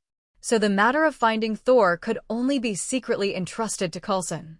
Originally, Nick Fury thought that after the hammer issue was resolved, Coulson's most important task would be to find this guy called Thor. But now, he actually said he found him? How long has it been since I sent the text message? If Nick Fury didn't know that Coulson would never lie to him, he would have wanted to curse. After calling Coulson to confirm, he learned what happened. Nick Fury put down the phone and turned on the computer. In the secret file, Thor's name was created. The first name in this file was Lin's. Attacked, faked dead, S.H.I.E.L.D. called a quagmire by Natasha. After sending a text message to Natasha, Nick Fury turned off the computer. But the solemn expression on his face did not disappear. In the early morning, a ray of sunlight shone into the room through the blinds. Lin woke up from his sleep and looked around, and found that both Barbara and Jessica had left. TSK. Sure enough, there is no plowed land, only tired cows. Last night, he cried and begged for mercy until the early morning, but disappeared in high spirits early this morning. I got up and walked to the bathroom and found a note in the living room. I picked it up and took a look. Jessica and Barbara went to prepare for the studio. They even prepared breakfast for Lin. Throwing the note into the trash can, Lin En started to eat breakfast after washing up. To be honest, these two seniors are actually quite nice to me. It's just that Barbara has a boyfriend since childhood, and senior Jessica is destined to participate in a family marriage. So the most suitable identity is a business partner who helps me make money. After breakfast, I was ready to go to school. As soon as I came out of the door, I saw a Ford sports car appear in front of Lin En. After the window was lowered, Natasha with long wine-red hair smiled and greeted Lin En. "Good morning, Lin En. Do you want a ride?" Faced with Natasha's invitation, Lin En's eyes flashed a trace of warning. After all, this was the second time he met Natasha, and knowing Natasha's identity, he had to maintain a certain degree of distrust. This was in line with his identity. "Thank you, but no, I have my own car. I want to ask you for help with something." Opening the passenger door, Natasha smiled and said, "Last time when we dealt with the Villa Evil Spirit incident, didn't you say that as long as the price was right, you would also be willing to take on some difficult supernatural mystery cases? There are many cases here at S.H.I.E.L.D., so Lin, I hope to get your help." At this point, Natasha showed Lin a harmless smile. "Believe me, the price will definitely satisfy you." Natasha naturally saw the vigilance in Lin's eyes.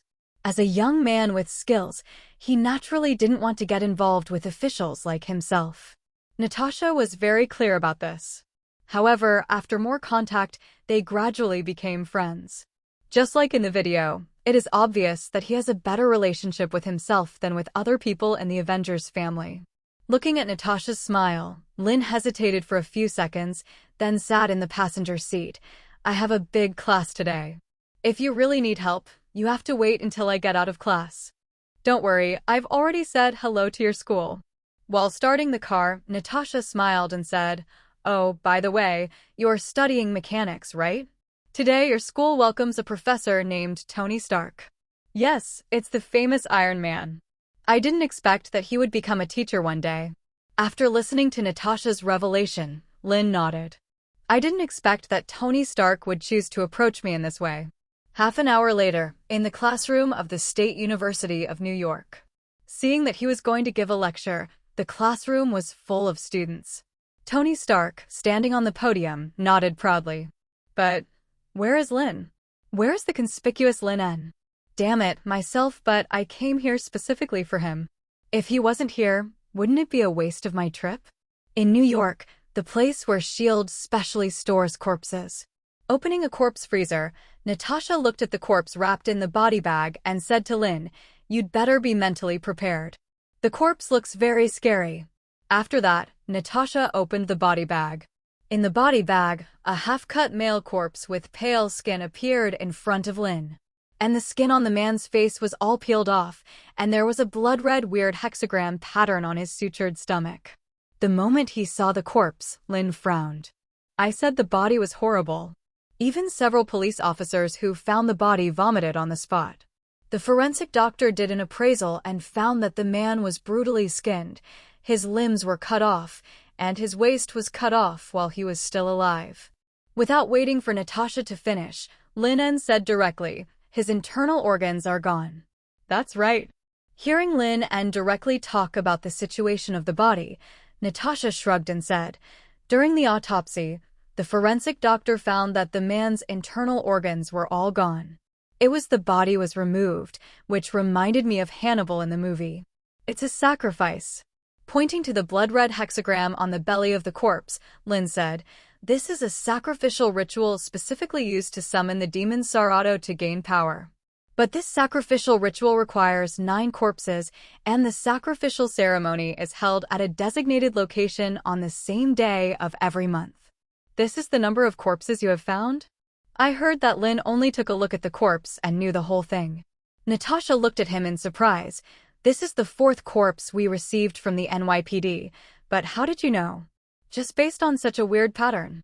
Although I know that Lin is very capable." But I didn't expect that Lin even knew these strange and evil rituals very well. In addition to my major in mechanics, I also have some interest in mysticism. Pointing to the hexagram pattern on the corpse's belly, Lin En said, generally speaking, different summoning and sacrificial rituals correspond to different patterns. But experienced people can tell who the sacrificer is summoning by the color and details of the ritual pattern. Look at the hexagram in this circle. There is a certain gap at the connection, which means that the summoned demon is not very high. Well, since I got the system and the ability to summon the undead, Lin En learned all kinds of strange evil rituals from the Book of the Dead provided by the system. However, unlike the Book of Dark God, the Book of the Dead only explains various rituals and summoning methods. It will not let Lin En learn all kinds of black magic, nor will it erode Lin En's mind. Hearing Lin En's explanation, Natasha nodded, nodding, the cost of covering up the foreign aid is worth it. At least S.H.I.E.L.D. has been investigating for 2 or 3 months, but there is no clue at all. What should we do next? Take me to the place where the body was found. No problem. After speaking, Natasha turned around and winked at the S.H.I.E.L.D. agent behind her. Along the way, the S.H.I.E.L.D. agent who drove Natasha and Lin to the place where the body was found was very enthusiastic, continuously telling Lin about the case. However, Lin did not respond, but thought about what to do next. Well, that person's money can help people get rid of disasters, and Lin is still clear about this. Although it was Natasha who deliberately approached him, the matter was true after all. The most important thing is that he should also change a car. After solving this commission, the money for changing the car will come out. Dear audience, today is the verdict day of the Victor Langdon case. The court just tried that Victor Langdon molested a young girl, so Victor Langdon was found not guilty because of insufficient evidence. At this time, a large number of people who were dissatisfied with the trial results gathered outside the court. These people chose to protest. Listening to the report on the car radio, Lin En, who had always looked out the window, retracted his gaze. Because just after the report ended, the system prompt sounded suddenly. Side quest: Victor Langdon. Name: Victor Langdon. Crimes: 7. Punishment: force him to plead guilty and be imprisoned for life. Task reward: 1. Immediately improve an ability. 2. A very hidden secret. Task failure penalty: none. Hearing the system's prompt sound, Lin En asked the system in his heart, "System, shouldn't such a scum be killed directly? Why let him be imprisoned for life?" Lin En still knew about this scum who liked to violate young girls. When he was arrested, there was a discussion in the school. Everyone who knew the case wanted to hang him immediately. But I didn't expect that this guy would be released directly because of insufficient evidence. Faced with Lin En's confusion, the system directly gave Victor Langdon's information. According to the information, Victor Langdon likes to get in touch with nature the most and also likes various outdoor sports. After reading the information, Lin En was a little surprised. For a person who likes freedom and likes to get in touch with nature, being locked up in prison for life is the most severe punishment. On the side, the moment she finished listening to the broadcast, Natasha inadvertently looked at Lin En. She knew that Lin En was the judge. So when she saw Lin En's expression suddenly become serious, she knew that this innocent person scumbag, it is very likely that he will be Lin En's next target for trial. Thinking of this, Natasha took out a text message and sent it to Nick Fury. But halfway through the message, Natasha hesitated for a few seconds and then deleted the edited copy. Because Natasha also wants this scumbag to receive the due trial. New York Central Park, inside the cordon. Looking at the group of people surrounding the cordon, Natasha said to the agent beside her, "Evacuate these onlookers." Yes. Hearing Natasha's order, the S.H.I.E.L.D. agent immediately directed the staff to evacuate the surrounding people. Entering the cordon, Natasha took Lin En to a tree. The first scene where NYPD found the body is here. Hearing Natasha say this, Lin En circled around the tree. Then his fingertips gently slid across the trunk. This is not the first murder scene, and those guys can't hold a coming ceremony here. Hearing what Lin En said, Natasha said, "Why did the body appear here? I mean, This is one of the most famous parks in New York, whether it is homeless people or daily traffic. So if you choose to dump the body, even the Hudson River is 10,000 times better than here. Not sure yet. Looking around, Lin En did not feel any evil energy fluctuations. Didn't you say that a total of 4 bodies were found? Take me to see other places where bodies were found. As the two were talking, an arc flew over in the air, and then Tony Stark in armor landed beside them. Wow, Spy Lady, where did you take my student? With the mask open, Tony Stark looked at Natasha and Lin and said, "Also, Lin, I don't remember agreeing to your leave." Looking at Tony Stark, who suddenly appeared. Natasha's expression remained unchanged.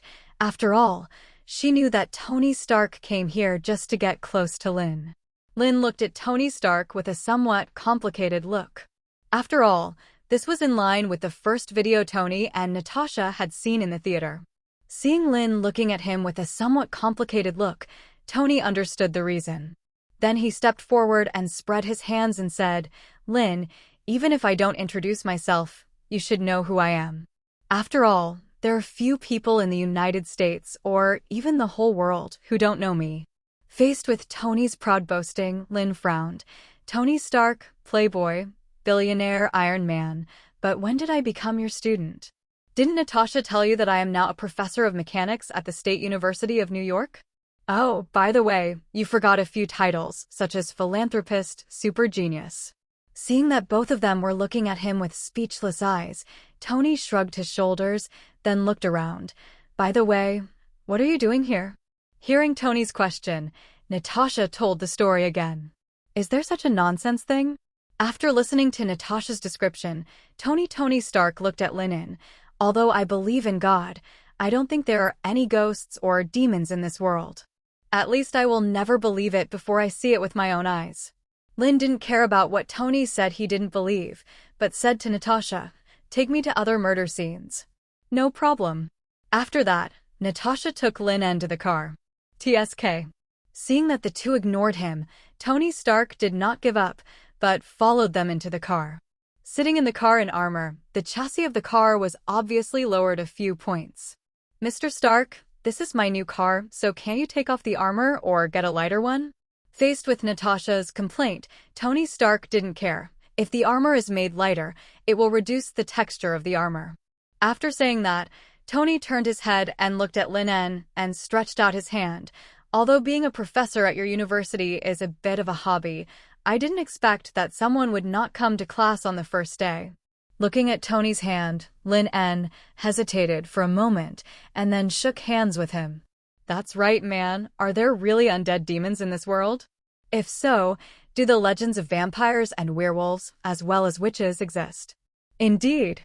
For Tony Stark, who deliberately found a topic and wanted to take the opportunity to get familiar with him, Lin En always maintained a lukewarm attitude. The character setting should be maintained well. After all, in the video, the character setting that I created based on my real experience has a very complicated feeling towards Tony Stark at this moment. But the more Lin En is like this, the more interesting Tony Stark finds it. In addition to the Obadiah Stane incident, Tony Stark also thinks that he should find some fun in his boring life. After all, since Stark Industries was handed over to Pepper for management, he has been idle all day long with nothing to do. This won't work. I can't just stay in the laboratory every day to study armor. But now, if there are really evil spirits and demons in this world, I really want to see them. It can also be regarded as adding a little fun to the boring life. Maybe I can even study a set of armor specifically for dealing with legendary creatures such as demons. As the car started, the cordon around was also removed. No one noticed that there was always someone staring at this place not far away. After seeing Lin En and others leave by car, one of the men dialed a number with a retro mobile phone. After visiting 3 corpse dumping sites in a row, Lin En and others still found nothing. When they arrived at the 4th corpse dumping site, Tony Stark could no longer bear it. "Sorry, I'm not doubting your professionalism, but I really believe in the undead." Before Tony Stark finished speaking, Lin En, who was squatting on the ground to check, stood up and said, "There are clues." Huh? Hearing Lin En say this, Natasha and Tony Stark, as well as the S.H.I.E.L.D. agents who had been following them, all came over. Where are the clues? What clues? Staring at Lin En with burning eyes, the agent who specializes in supernatural cases asked curiously, "How many bodies did you find here?" Turning his head to look at the S.H.I.E.L.D. agent, Lin En asked, "One is a woman." Like the other corpses, her face was peeled off, her internal organs were removed, and her lower body was missing. Just as the agent finished answering, Natasha came to Lin and said, "You mean, there are more than one corpses dumped here?" Faced with Natasha's question, Lin nodded and said, "Everything has a special magnetic field and frequency. Humans are like this, and so are the undead." I didn't sense the special frequency of the undead at the other corpse dumping sites, perhaps because it has been too long. But here, I sensed it. Speaking of this, Lin raised his hand with his palm facing down. If this is just a corpse dumping site, then I still can't sense it. But it happens that a murder happened here not long ago, and the special magnetic field caused the undead whose bodies were dumped to not disappear. Hearing Lin say this, Tony Stark clicked his tongue. To be honest, although he had seen Lin En's various abilities in the theater of the spoiler system, but he still found it hard to believe that there were any ghosts in this world. Just when Tony Stark was about to speak, he saw that Lin En's palm facing downwards actually emitted an extremely strange dark green light. Soon, the originally clear sky gradually became overcast, and gusts of wind blew around the calm surroundings. Under Lin En's ability to summon the undead, a translucent soul with only half of its body appeared in front of everyone. Wardfa. Seeing the scene, Tony Stark subconsciously took a step back. FUXX, how the hell is this possible? There are really ghosts and monsters in this world. When seeing the translucent undead appear, Tony Stark suddenly felt that all the scientific knowledge he had mastered for decades had been overturned. This is not scientific at all. In these years at S.H.I.E.L.D., I have seen some supernatural cases. In order to get close to Lin, I even went to the home of the girl possessed by the evil spirit. But when Natasha actually saw the dead spirit, she still felt a little incredible. On the contrary, the S.H.I.E.L.D. agent who was responsible for supernatural cases looked at Lin En with shining eyes after seeing this scene. It was as if he saw some rare treasures. Oh my god. I didn't expect that this young foreign aide Natasha invited would have such a skill. If he could join his department, if he could help. Then his department, which was responsible for supernatural cases, would only need to summon the dead spirits whenever encountering special cases. Wouldn't the performance increase dramatically? Ignoring the shock of several people, Lin En turned around and looked at Tony Stark, who was taking out his phone to take a photo, and said, "I advise you not to do this. Although it won't disturb the dead, your phone can't take any photos." Hearing what Lin En said, Tony Stark subconsciously put down his phone. Just as he was about to say something shocking, he saw Lin En turned around and said to the dead soul, "We are here to help you. Your magnetic field is getting weaker and weaker. Although the magnetic field of this place matches the magnetic field of your spirit body, it didn't make you disappear. But it's obvious that you can't hold on for too long." Hearing Lin En's words, the dead soul opened his faceless mouth and said something in a language that no one except Lin En could understand. He raised his hand and pointed to the right again. "I know." Nodding, Lin En walked forward. The magic of the undead surged in his palm. "Don't worry, this group of people will go down to accompany you soon." After hearing Lin En's assurance, the undead opened his mouth and made a very sad sound, and then the translucent body slowly disappeared. After the undead disappeared, the gloomy wind blowing around began to dissipate, and the sun also emerged from the dark clouds. OMG. Seeing the undead disappear, Tony Stark immediately stepped forward and said to Lin, "Oh my god, what did I see? There are really undead in this world? This is incredible. Man, can the undead use special energy to kill people at night, as the legend says? Just like in the movies." In addition, every Halloween, there are countless people dressed up as undead ghosts. Do you think there will be real undead mixed in? And if I want to prevent the undead from hurting me, what kind of new armor do you think I should develop? Carved with various runes. listening to Tony Stark's excitement like a machine gun. Lin turned to Natasha and said, "I'm afraid the reward this time will be doubled." According to what the undead just said, the people who preside over the Advent ceremony are not just ordinary humans. Inside S.H.I.E.L.D. What happened to him? Looking at the interrogation room, Thor looked depressed at the moment, sitting in a chair without saying a word, as if his father had died. Nick Fury turned around and asked Coulson. "I don't know, maybe because I didn't pick up the hammer?" Shrugged, Coulson smiled and said, "I didn't expect that you asked me to find Thor Odinson, and I found him so quickly." But when Hawkeye caught him, he was still very excited in the interrogation room and kept talking about what kind of god he was. As a result, when I arranged for the Quinjet to send him back, he became like this. Hearing Coulson's words, Nick Fury nodded. "Have you found out who he has been in contact with recently?" "A lot, including the doctor and nurse who gave him sedatives in the hospital, and the waiter who was hit by his cup in the restaurant. But there are 3 people who have the closest contact: Jane Foster, Daisy Lewis, and Dr. Silverger."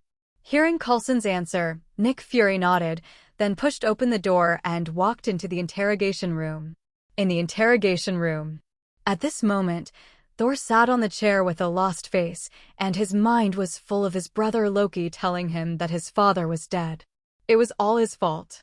If it weren't for his impulsiveness, arrogance, and recklessness, his father would not have exiled him to Midgard, let alone settled in Valhalla for Asgard. "Have a cup of coffee." Moving a chair and sitting opposite Thor, Nick Fury handed him a cup of steaming coffee and said, "Do you have anything to say? For example, you call yourself a god." Faced with Nick Fury's question, Thor still sat there with a silent expression. Seeing that Thor didn't speak, Nick Fury gave Coulson a look. After Coulson left, Nick Fury took out a shield from his arms and shielded all the surrounding signals. Then he said to Thor, "Do you know the spoiler system?" When talking about the spoiler system, Nick Fury deliberately slowed down his tone. It turned out that the spoiler system did not stop him. Now he was more certain that the guy in front of him, Thor Odinson, was the one who made a scene in the theater and was kicked out. At the same time, in the suburbs of New York. Following the direction of the dead spirits, Lin En brought Natasha and others to an abandoned wooden house hidden in the forest. "It's here.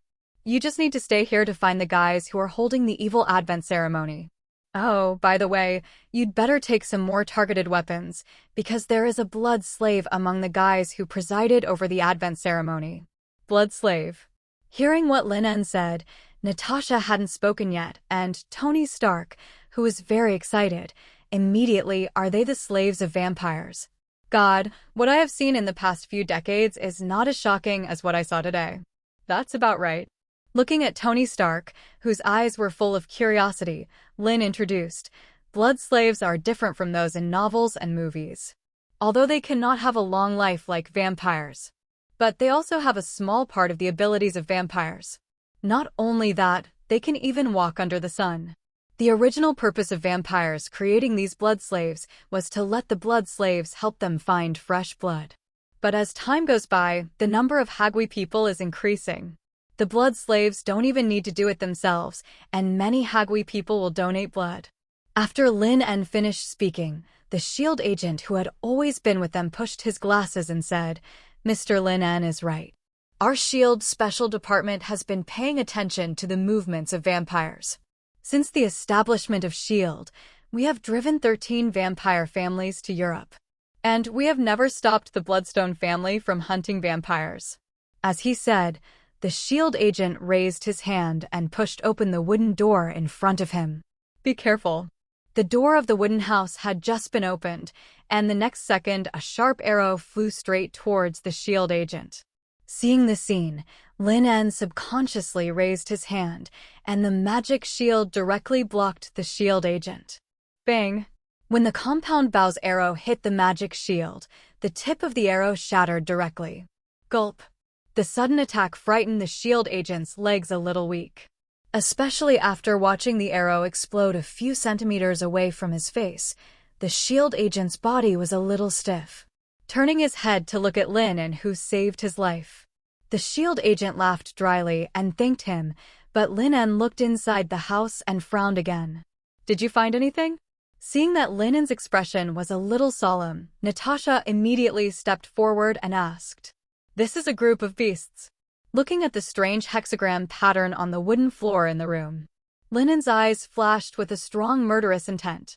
Inside the wooden house, lifting the carpet with the hexagram pattern, Lin En casually opened the lid of the cellar. On the side, Tony Stark and Natasha looked at the cellar curiously. Just a glance, Natasha's expression immediately became solemn, and Tony Stark frowned. In the cellar, more than a dozen children were curled up in a ball.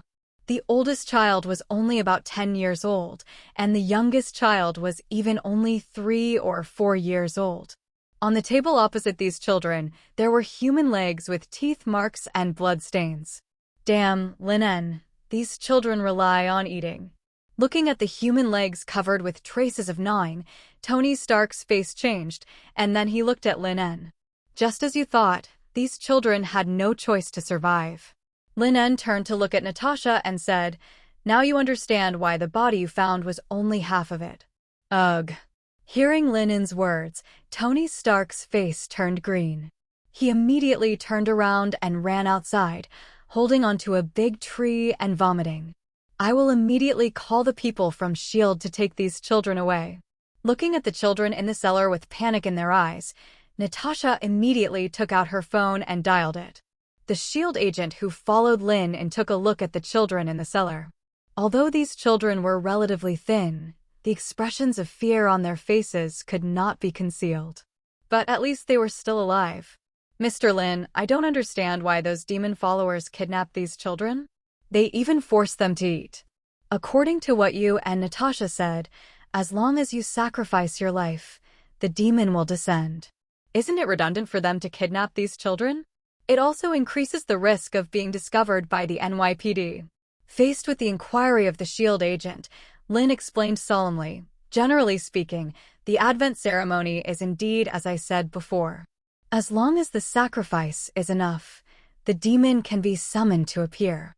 But it is obvious that the one who presided over the Advent ceremony this time is a blood slave.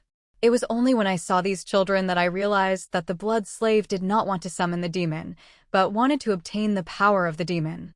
And these children are the last step of the sacrifice ceremony to obtain the power of the demon." After speaking, Lin turned and left the wooden house.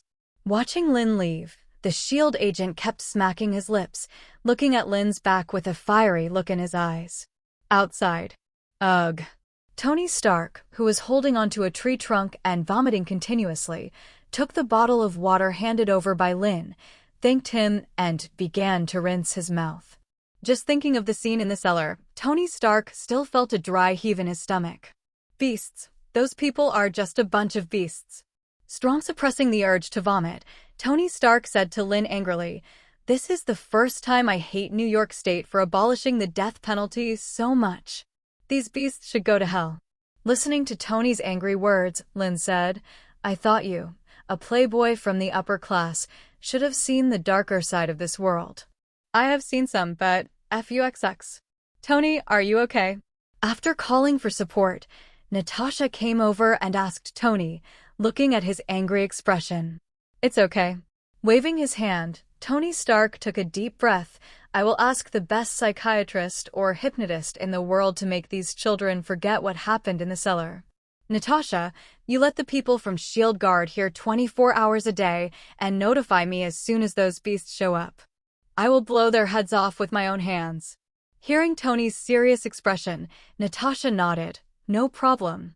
After that, Black Widow turned to look at Lin, who had opened the portal. "Are you ready to leave? Nothing will happen here for the time being, and there is no point in me staying here. If nothing goes wrong, the next ceremony will be held in 7 days. You just need to stay here." "Wait." Stepping forward and looking at Lin, Natasha immediately said, "Won't those lunatics move the ceremony venue or delay the ceremony? What if they—" "No, 7 days should be the last step of the ceremony. They dare not stop or move the venue. Because they know that once the ceremony is stopped or moved, the backlash brought by the ceremony is simply not something they can bear. I'll go with you." Seeing Lin preparing to leave the magical golden circle, Tony Stark immediately stepped forward. Although he had seen Lin's ability in the theater. But as long as he passed through a circle, he could go anywhere he wanted. This was simply amazing. After seeing Lin and Tony Stark leave, the S.H.I.E.L.D. agent walked out of the cabin. "Hey, where's Mr. Lin?" "Gone." "Just gone like that?" Hearing Natasha say that Lin had left, the S.H.I.E.L.D. agent said with some regret, "I still have a lot of things I want to ask him." "Natasha, can you give me his contact information? Or can you directly persuade him to join my department that specializes in handling various mysterious cases? Oh my God, you know that there is a lack of such talents in our department." He knows the evil ritual with just a 6-pointed star pattern. Such a person is simply a treasure for S.H.I.E.L.D. Compared with him, those so-called occult experts should eat shit. Looking at the department head who was looking at him with a fiery look in his eyes and a face full of expectation. Natasha shrugged. "Don't think about it, he can't join S.H.I.E.L.D. "Why?" Hearing Natasha say this, the department head was a little unwilling to give up, if he can. "Well, damn it, S.H.I.E.L.D. wastes so much salary every year on those so-called experts, and Lin En is simply a bunch of waste." Looking at the support from S.H.I.E.L.D. in the air, Natasha greeted them. And the department head took out his mobile phone and quietly sent a text message. The portal was an unprecedented experience for Tony Stark. He was in the forest in the suburbs of New York 1 second, but he returned to Manhattan the next second. This is simply incredible. Looking at the familiar buildings around him, Tony Stark immediately said to Lin, "Is this magic? Lin, can anyone learn this kind of magic, or are there any prerequisites such as only smart people can learn it?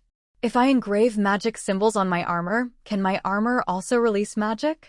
I think we can study this matter. Of course, I can pay you a high hourly wage."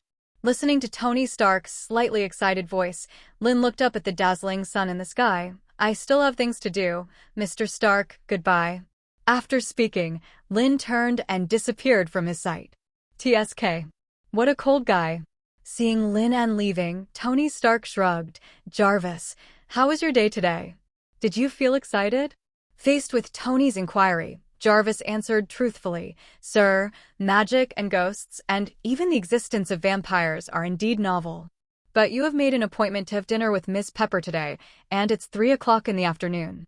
If you don't want to miss the appointment and don't want to wear armor to go to the appointment, then I suggest you go home immediately." Oh, damn it. Hearing Jarvis's reminder, Tony Stark patted his head.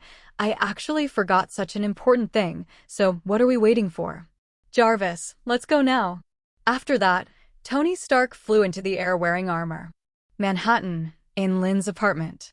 15 creative points, enough to create the next video.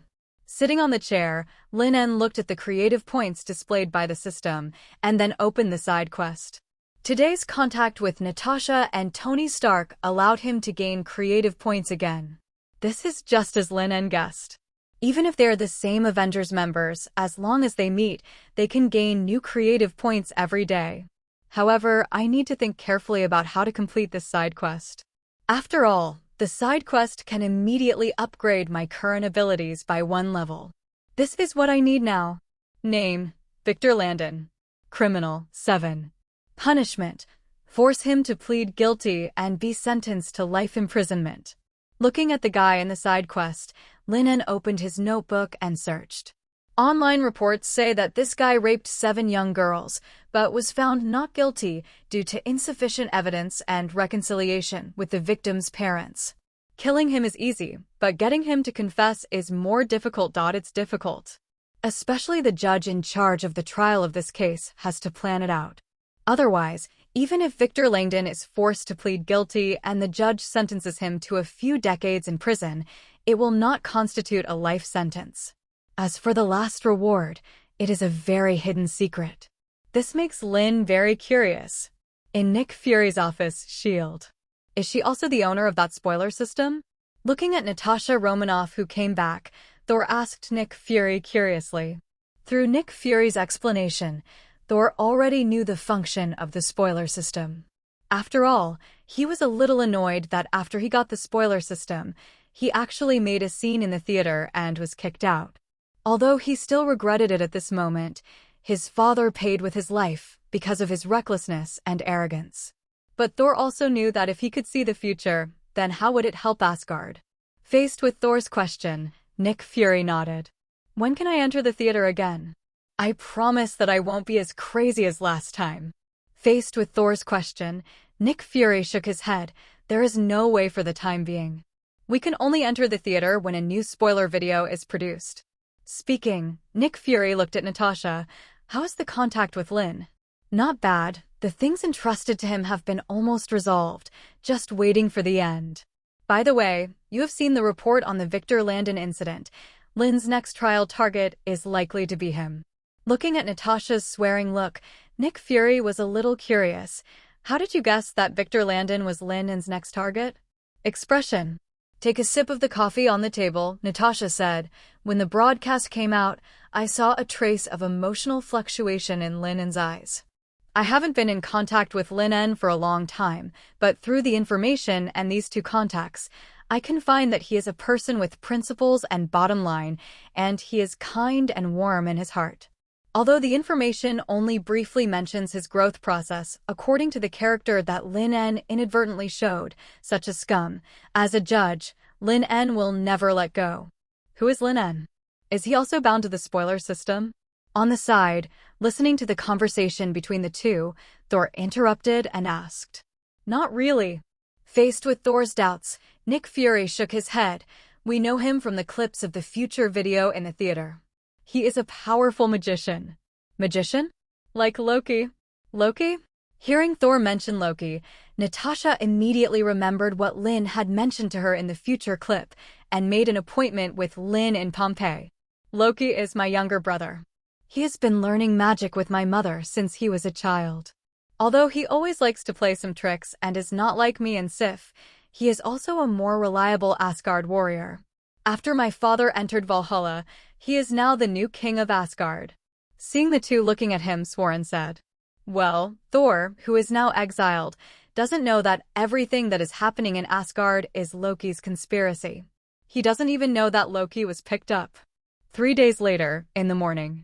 Lin, if the studio is only focused on expelling evil spirits and solving mysterious events, then the efficiency of making money is too low. Handing the plan to Lin, Barbara said seriously, I have been studying the market these days. It goes without saying how mysterious European and American people are about mysterious things. Just my market research found that there are huge business opportunities here. Saying that, Barbara pointed to the plan. If we can make a batch of goods, such as small gadgets for exorcism and blessing for sale, and Jessica uses her father's connections to help our studio gain fame, then believe me, within a year, you can buy a single-family villa in the Upper East Side of Manhattan. As for the processing plant, I have already contacted it. Now I am waiting for you to make a decision. Looking at Senior Barbara's face full of excitement, Lin and put down the plan. No problem on my side. I can take out $230,000 now. That's settled. Seeing Lin En nod, Barbara took the plan and said to Jessica, the studio process is handed over to you. As for the studio's founding funds and the fees paid to the processing plant, I suggest that we each pay $30,000. Jessica, we must understand that although we make money by using these mysterious products, the core of the studio is Lin En. If there is no one like Lin En who has real skills to take charge, then even if we open the market, no one will pay. So for long-term considerations, each of us can pay a maximum of $30,000, which only accounts for 10% of the studio's shares. We must ensure that Lin En holds 80% of the absolute shares. Barbara knows very well who the real core of the studio is. So instead of having disputes over interests in the future and destroying the friendship of the three people, it is better to make it clear from the beginning. Lin En is the absolute core of the studio, and he needs to take action when encountering real problems. He is responsible for marketing, products, etc., while Jessica uses his father's connections to build relationships. So, in order for the studio to continue in the long run and even gradually expand in scale, Lin En's core position must not be shaken. After all, relationships are relationships and interests are interests. You tell me? Don't forget that we studied the same major. Getting up and kissing Lin En on the face, Jessica said, "I'll go and make connections right away.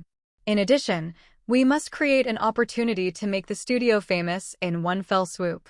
Leave the planning to me, Lin En. Just cooperate with me when the time comes. I have an idea too." Hearing what Jessica said, Barbara picked up her bag and stood up. "Let's go together. I also have to contact the processing factory, and we can also talk about how to make the studio famous on the way. Quickly become famous." Watching the two senior sisters awaken their strong female attributes and leave in a hurry, Lin En shrugged, then picked up an orange from the fruit plate and peeled it. The main purpose of the studio is to make money, and it is also convenient for her to solve her financial worries.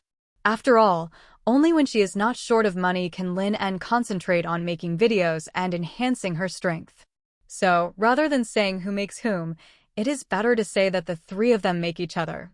Throwing the orange slices into her mouth, Lin En looked at the photo of Victor Landon in the newspaper and gradually had an idea for this side quest in her mind. After perfecting this idea, Lin En got up and walked outside. After leaving the apartment, Lin En drove away. After the car left, a customer in a fruit store not far away pressed the headset and said, "The target has left. Do you want to follow? Don't act rashly. We can't deal with the guy who can enter Nick Fury's eyes. Our mission is just to ensure that this young man named Lin will not ruin our business. After all, compared to this young man, our plan is the top priority." Understood. Hearing the words of the boss in the headset, the customer nodded, then picked a few fruits and walked to the front desk. In the car, looking at the rearview mirror and seeing that no one followed, Lin snorted lightly. This morning, Lin discovered the guys who were monitoring him. After all, as a mage, Lin's spiritual perception is still very sharp. But this is just right. After all, in the video he made up, he revealed to Natasha that something was wrong with S.H.I.E.L.D. I was still thinking about how to make the things in the video more perfect. Unexpectedly, those guys actually came to my door. It's true that someone will send a pillow when you fall asleep. At the same time, outside Victor Langdon's apartment. Damn it, a beast like this will be beheaded directly in our Asgard.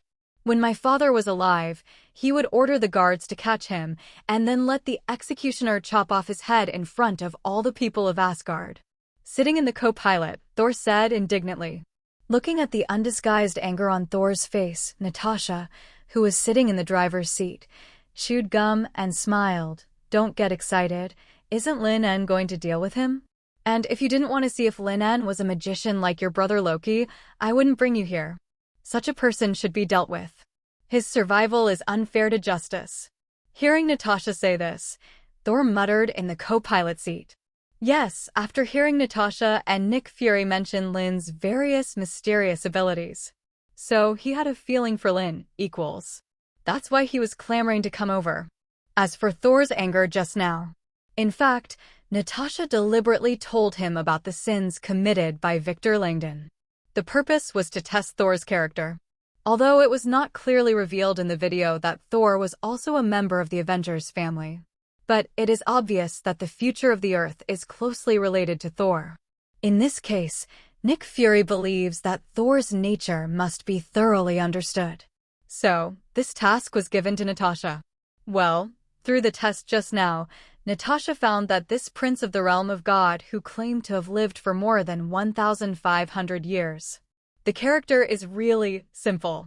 No, how could such a simple guy live for more than 1,500 years? Isn't there all kinds of intrigues and conspiracies in Asgard? If their identities were swapped, he would be sent to the Red House. Without the strength, he said, I'm afraid he wouldn't be able to make it to graduation. TSK. Someone is coming out. Just when Natasha and Sol were chatting, they saw Victor Langdon humming a little tune and walking out of the apartment. Seeing Victor Langdon get in the car, Sol immediately looked at Natasha. Why hasn't that guy named Lin shown up yet? Don't worry, be patient. Seeing Victor Langdon driving away, Natasha also started the car and followed slowly. In the car. Lawyer George, you did a good job this time. I have someone transfer the balance to you. Remember to check it. While driving the car to his mistress's house, Victor Langdon was on the phone. The car was driving on the road, and the next second a guy in a black robe and a mask fell from the sky and blocked the car. A person suddenly appeared in front of him and scared Victor Langdon so much that he stepped on the brakes desperately. The car stopped only when it was only a few centimeters away from Lin. FUXX.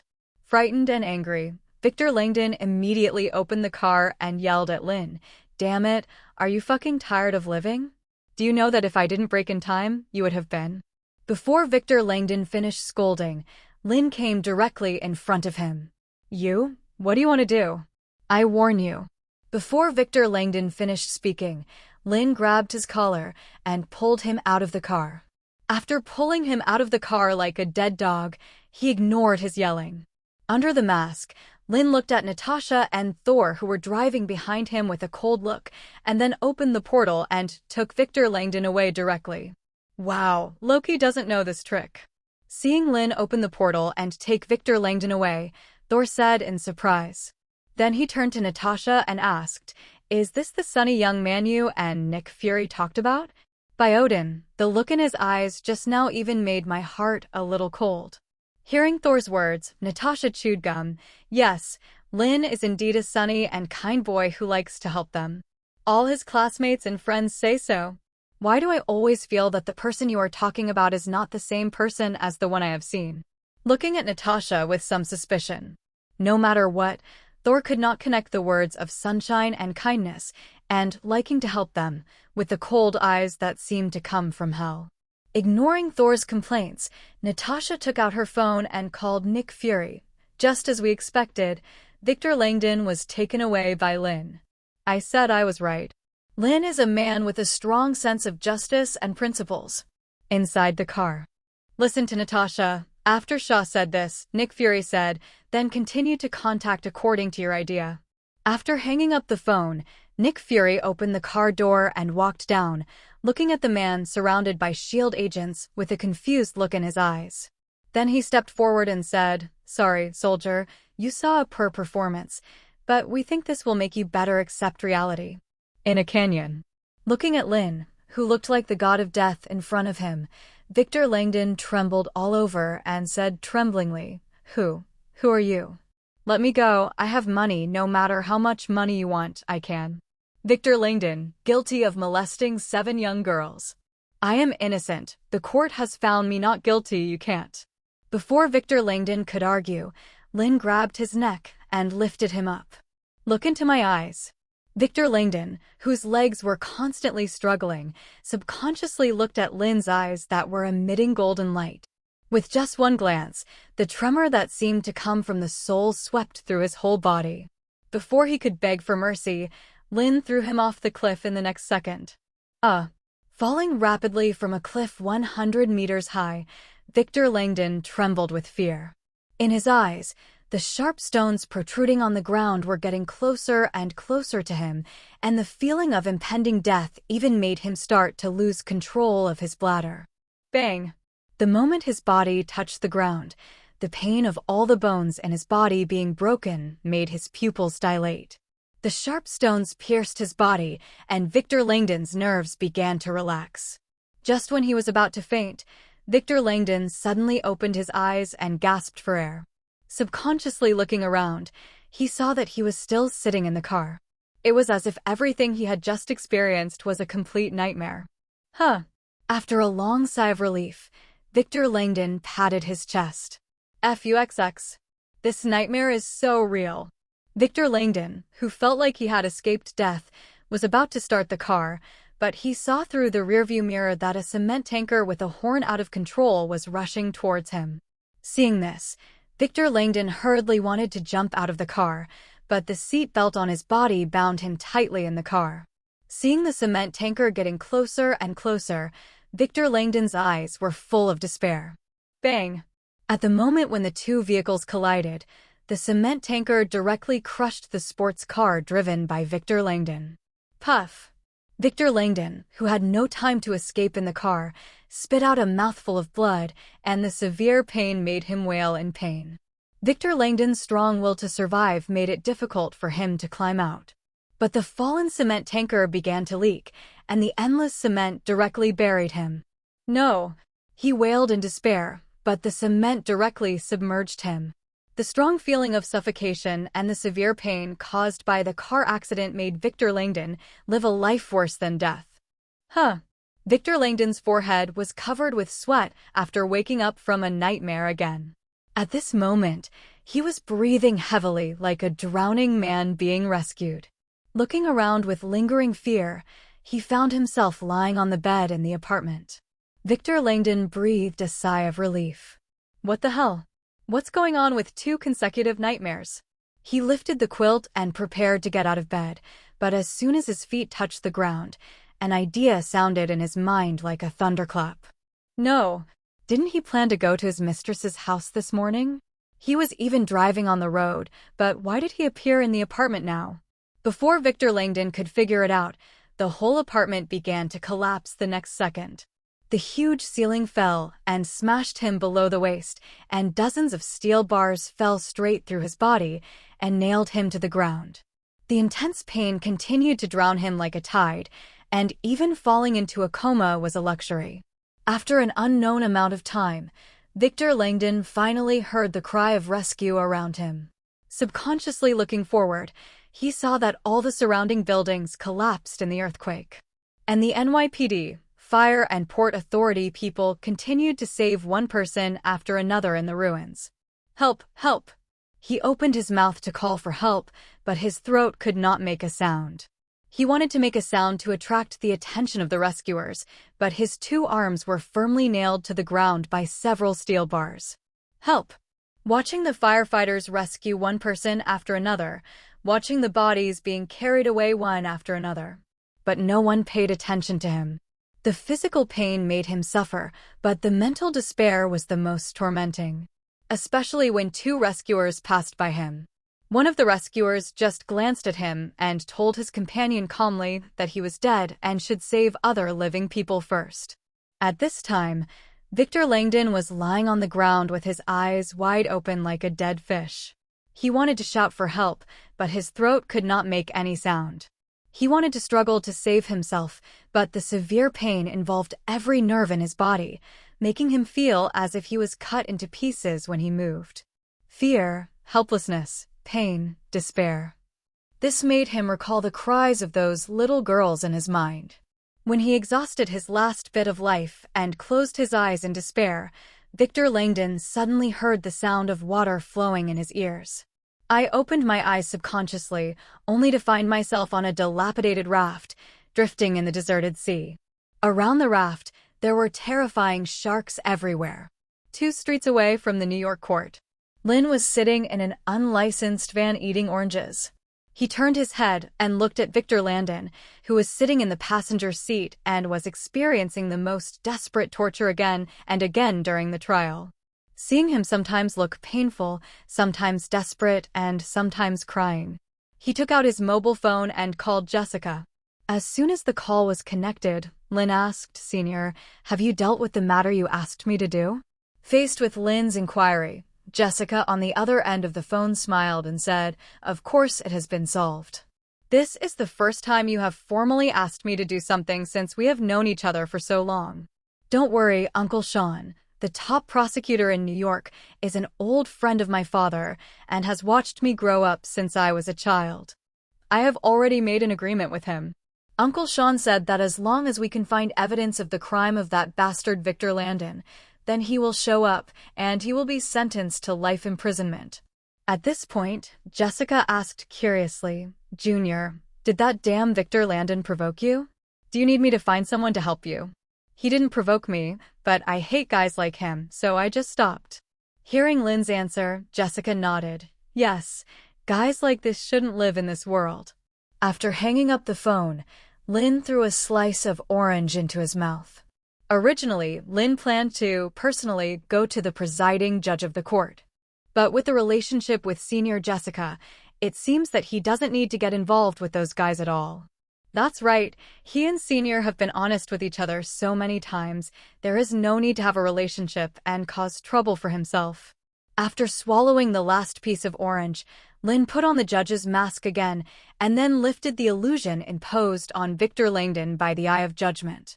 The moment he came out of the illusion, Victor Langdon, who had experienced countless despair and pain, was in a trance for a long time. When he saw Lin wearing a mask, Victor Langdon screamed sharply like a frightened rabbit, because he was not sure how he would die in despair this time. Victor Langdon, the crime is molesting a young girl. Do you plead guilty? Seeing that this guy who looked like a messenger of hell did not kill him directly, Victor Langdon, who had long been buried in endless despair, was like hearing the Gospel of Matthew at this moment, and immediately admitted his crime with tears and snot. He was very scared, afraid that he would experience the endless fear again. Let alone asking him to confess now, even if he was asked to jump off a 100-meter-high building and die a quick death. He would be willing. Remember your promise. If you still don't confess this time, I promise you will die in despair and fear all the time.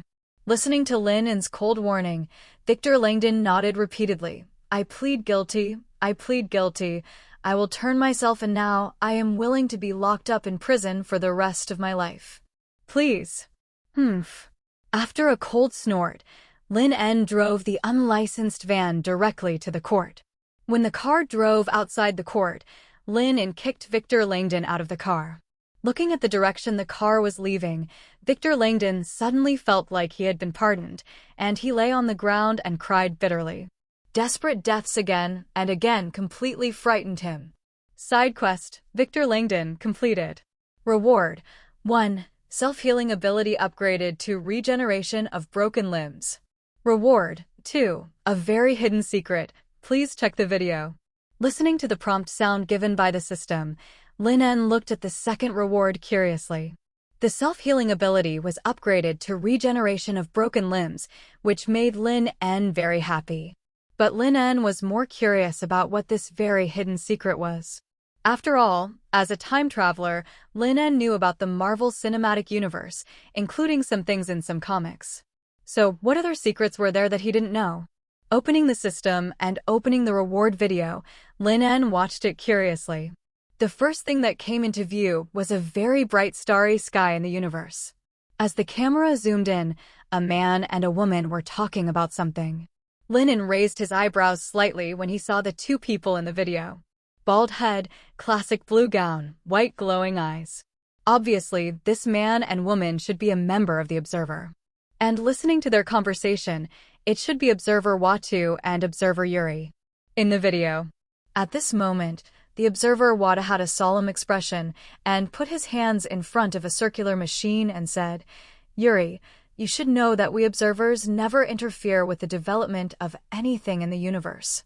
I'm sorry, Watu, this is my mistake. Facing Watu's heavy tone, Yuri said with a hint of apology, I didn't expect that a simple mistake would lead to the leakage of magical energy such as the ultimate eraser, which killed the Wallkeeper. Once the Wallkeeper dies, the Earth will be stared at by countless eyes, and it may even lead to the premature destruction of the Earth, just like the cancerous universe. Watu, I am willing to bear this consequence and become the new Wallkeeper of the Earth until the next Wallkeeper appears. Equals. Hearing Yuri's choice of compensation, Watu shook his head. Although this is your fault, Yuri, we, the Observer Clan, cannot interfere with the normal operation of the universe. Once you become a Wallkeeper, the Ancient One will come. Looking at the Earth, Watu said, I will select 2 Wallkeepers in advance to take over the work of the previous Wallkeeper. Only in this way can the interference be minimized. Speaking of this, Watu raised his hand, and the magic of the ultimate eraser floated in his hand. Although the new Wallkeeper is just an ordinary person, with such a magic, he is enough to support the birth of the next Wallkeeper. After speaking, Watu disappeared in front of Yuri. The camera turned to a winter night on Earth. After killing Maria, the masked Winter Soldier dragged Howard Stark out of the car and brutally killed him. The Winter Soldier, having completed his mission, turned and left, leaving only Howard the bodies of Mr. and Mrs. Stark. But on the other side of the crime scene, another Howard Stark and his wife appeared. No matter how I look at it, I think this is really us. Seeing that his wife couldn't bear to see the murder happen, Howard Stark comforted Maria. Then he said to the Observer Watu, I made this pair of stand-ins using technology. With the current level of technology on Earth, it is impossible to distinguish the real from the fake. Only in this way can the future timeline of the Earth not be changed. At this point, Wata looked at Howard Stark. Mr. Howard, you should be clear about the responsibilities you are about to take on. Very clear. Taking a deep breath, Howard Stark laughed. I didn't expect that one day I would actually live on the moon with my wife incognito and even silently protect the Earth. But what you showed me, those demons from the Hell dimension and monsters from other dimensions are quite interesting. If I become a wallkeeper, I should be able to dissect them after killing them. Of course. Faced with Howard Stark's inquiry, Watu nodded. If you become the new wallkeeper, you can do whatever you want with the bodies of those monsters. But from now on, no one will know of your existence and no one will know what you have done for the Earth. In their eyes, you have completely died tonight until the next wallkeeper takes over your job. Hearing Watu's somewhat heavy tone, Howard Stark nodded solemnly. Can I take a last look at my son with my wife? He is the only person I am worried about in this world. Faced with the request of Howard and his wife, Watu was silent for a few seconds, then nodded. No problem, but he can't see you.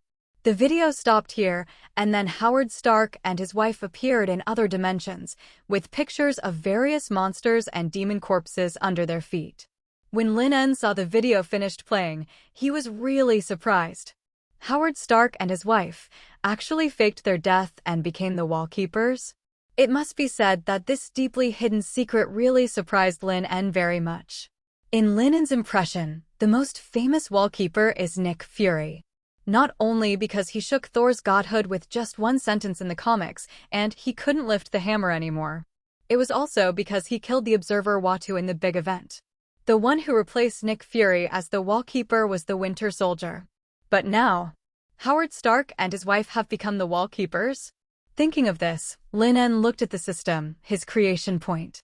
This may be incorporated into the video. However, I still need to think about how to create it. However, Lin En has already thought of the next video, which is The Art of Deception. Washington, Shield Medical Center. Looking at Steve Rogers coming out of the clinic, Nick Fury walked up to the doctor and asked, "How is Captain Rogers' health?" "No problem at all, sir. I can only say that he is worthy of being the legendary Captain America." It is hard to believe that after being frozen for nearly 70 years, his body is actually fine. Hearing the doctor's answer, Tony Stark on the side said, "Wow, the antiques of the last century are really durable, just like the car my father had back then."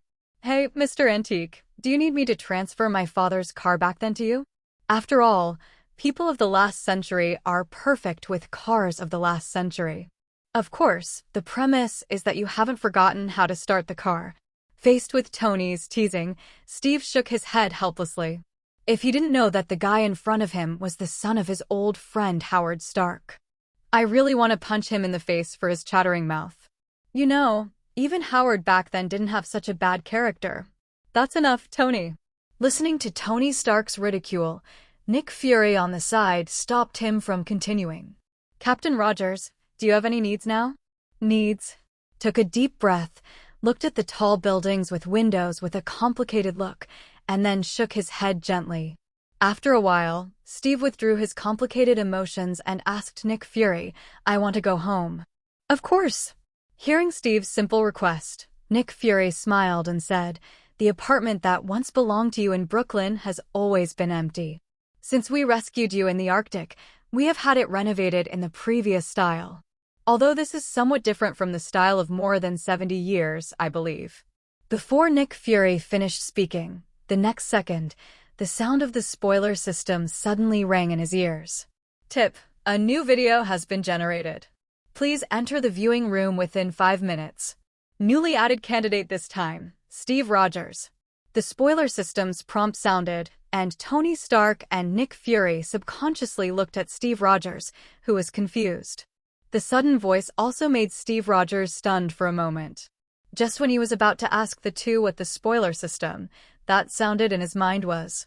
But he heard Nick Fury directly say, "Captain Rogers, come to my office, Tony, and I will explain everything to you."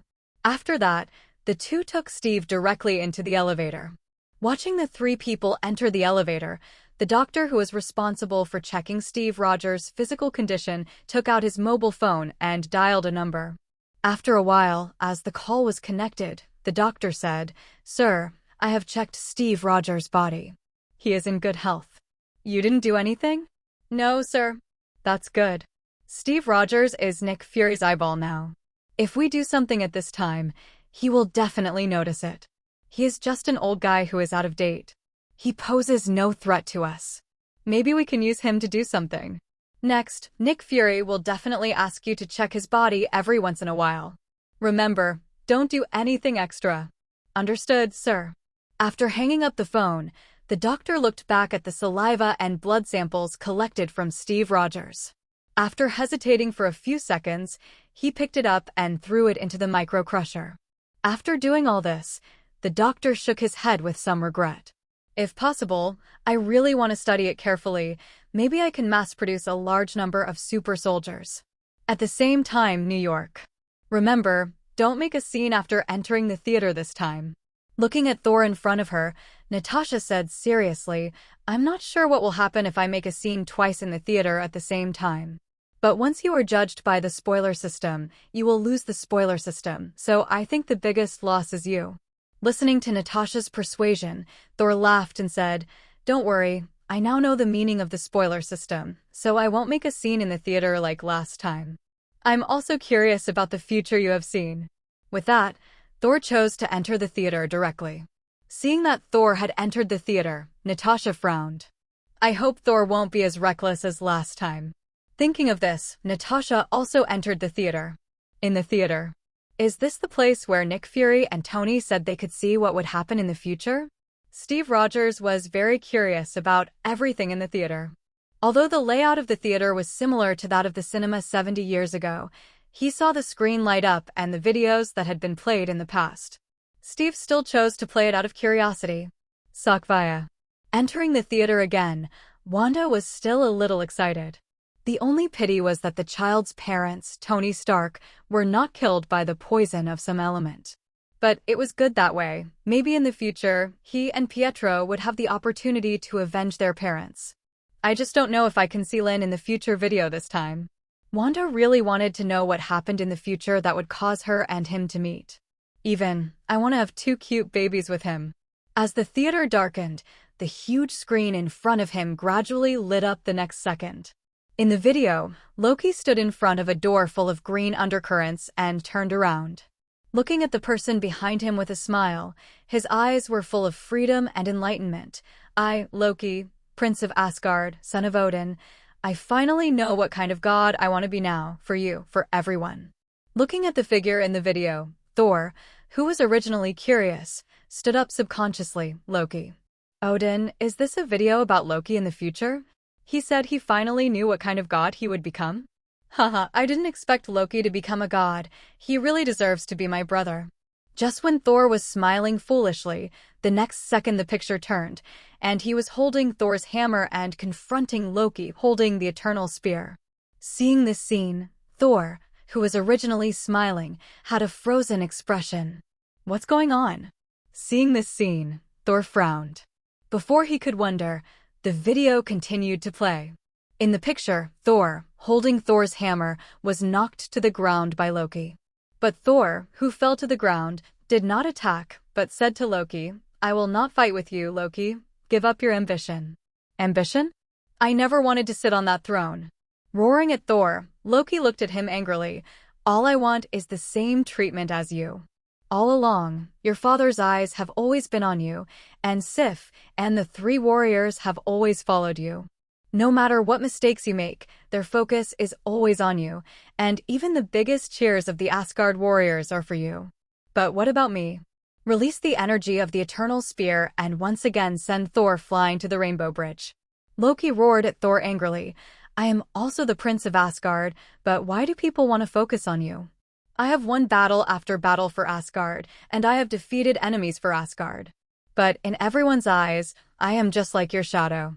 No matter what I do, they will not praise me. Even my father." "Loki, shut up." He rushed forward again with the Spear of Eternity.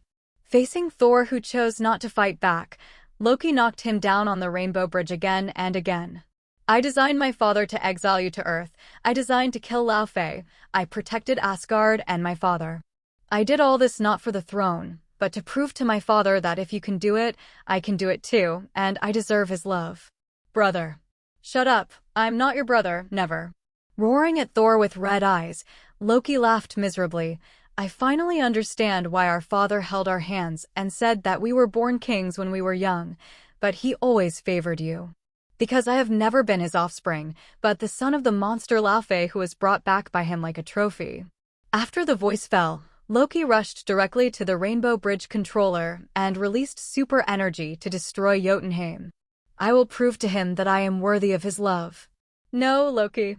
Thor, who had always been beaten but never fought back, immediately flew over with a hammer to stop him after seeing Loki's actions. Seeing the scene played in the video, Thor, who was originally a little excited, was stunned at this moment. His focus was not that he was exiled to Earth by Loki's scheme. It was not that Loki had designed to kill Laufey and save Asgard. But Loki was not his biological brother? He was the son of the Ice King Laufey? Odin, how the hell is this possible? Thor kept taking deep breaths and forced himself to calm down, not to make a scene in the theater, lest he be kicked out again. But the sense of absurdity in his heart could not be shaken off no matter what. After forcibly stabilizing his emotions, Thor turned his attention back to the screen in front of him. The video screen turned, and at this moment, Loki was imprisoned in the prison of the Asgard, and his mother Frigga went to visit him. Looking at the screen, Thor felt very uncomfortable with Loki's fate. But it didn't take long for the uncomfortable feeling to suddenly change in the video. Mother Frigga was pierced by a monster, and he came to rescue her but was a step too late. Seeing this scene, Thor stood up from his chair, his eyes full of panic. Impossible. This is impossible. How could my mother be killed? This is impossible. The video did not stop because of Thor's panic. The next scene was Frigga's body lying on a raft, floating down the river. And Odin took the lit bow and arrow and shot it, sending Frigga into Valhalla. Watching the video, hundreds of burning arrows sent his mother on her last journey. Thor slumped in his chair, tears in his eyes. This is impossible. How could my mother die? No, since I have a spoiler system, I must have a way to save my mother and prevent her from being killed by that damn monster. Yes, I can do it. I can definitely prevent the tragedy from happening. Continuously encouraging himself, Thor forced himself to calm down. After taking a deep breath, Thor turned his attention back to the screen. But even he himself did not notice that the hands on the armrests of the seat could not stop shaking at this moment. In the video, watching the raft with his mother on it being set on fire and drifting further and further away, Thor's eyes were filled with sadness and anger, and he turned and left. In the prison cell of Asgard. Wow, isn't this my powerful brother? Why did you come to see me all of a sudden? You know, this is the first time you've come to see me since I was locked up. Looking at Loki, who was still elegant and bright at the moment with a mocking smile on his face, Thor said expressionlessly, "Loki, take away your magic." Hearing Thor's words, Loki was startled, and then his figure turned into green magic and gradually disappeared. Instead, there was a messy room, and Loki leaning against the wall, with blood on his feet and a decadent face. Was my mother peaceful when she passed away? Faced with Loki's question, Thor took off his hood. I'm going to the dark elf planet to avenge my mother. Loki, although you have always betrayed me, can you trust me this time? Just think of it as my mother. Faced with Thor's question, Loki's eyes flashed with hatred. You can believe my anger. Dark elves. Listening to the conversation between himself and Loki in the video, Thor's trembling hands gradually clenched into fists. Is it the group of dark elves who killed my mother? Damn it, as long as I kill them all, then they can't hurt my mother. Thinking of this, Thor made a decision. After the movie theater is finished, he will go to New Mexico and find a way to pick up the hammer and return to Asgard. Then, kill all the so-called dark elves. The video continues to play. In a huge battleship, Loki looked at Thor and said, "Are you sure you want to take me to Earth? I don't think this is a good idea. After all, what I have done to Earth has made them hate me. Listening to Loki's words, Thor smiled and patted him on the shoulder. But not long after, a huge battleship directly attacked the spaceship they were in. The scene changed, and the spaceship was full of corpses of Asgard warriors, and even Thor with short hair was pinched by the purple potato spirit. Cosmic Cube, change your brother's head. Looking at Thor, whose head was pinched by the purple potato spirit, Loki said calmly, kill him. Hearing Loki's answer, Thanos' expression was obviously a little surprised. But then he used the power gem embedded in the Infinity Gauntlet and aimed it at Thor's head. The energy of the power gem entered Thor's head, and Thor screamed in pain. Just when Thor's head was about to be blown apart by the Power Stone, Loki, who had just looked calm, could no longer hold back and roared, enough, stop it. The Cosmic Cube is not here, it was destroyed along with Asgard. Slow Thor took a breath and denied that the Cosmic Cube was on the spaceship. But the next second, Loki raised his hand to release magic, and then the Cosmic Cube slowly appeared. Seeing the scene, Thor looked at Loki with blood in his mouth. You are really the worst brother. I promise you, brother, the sun will rise again, and the light will shine on the people of Asgard again. The camera turned. Loki surrendered to Thanos on the surface, but the hand behind him condensed into a dagger. I, Loki, the Prince of Asgard, the son of Odin, the legitimate king of Jotunheim, the god of lies and jokes. Speaking of this, Loki turned his head and looked at Thor, and then seemed to have made some kind of determination. I surrender to you again with undying loyalty. As soon as the words fell, Loki raised the dagger and stabbed Thanos' neck. But the dagger was fixed by the energy of the Infinity Stone. Immortality? Huh. Grabbing Loki's neck with one hand and lifting him up, Thanos said, you should be more careful with your words. You will never become a god. As soon as the words fell, Thanos broke Loki's neck and threw his body on the ground like garbage. No. Seeing this scene, Thor stood up from the chair again. At this moment, he no longer cared whether Loki was adopted or not, and he no longer cared about Loki's past conspiracies. He only knew that his brother's neck was broken by someone. In another cinema, Natasha frowned when she saw the scene. What Loki said about what he did to the Earth made the people on Earth hate him. So, what did he do to the Earth? In addition, when the battleship Thor was on in the video was attacked, Thor obviously had short hair. Something extraordinary must have happened in the meantime. After all, when Nick Fury went to Washington and handed Thor over to me, I once wanted to take Thor to get his hair done, but this guy excitedly said that no one could touch his hair. Moreover, Thor in the video was wearing an eye patch. Did someone blind one of Thor's eyes?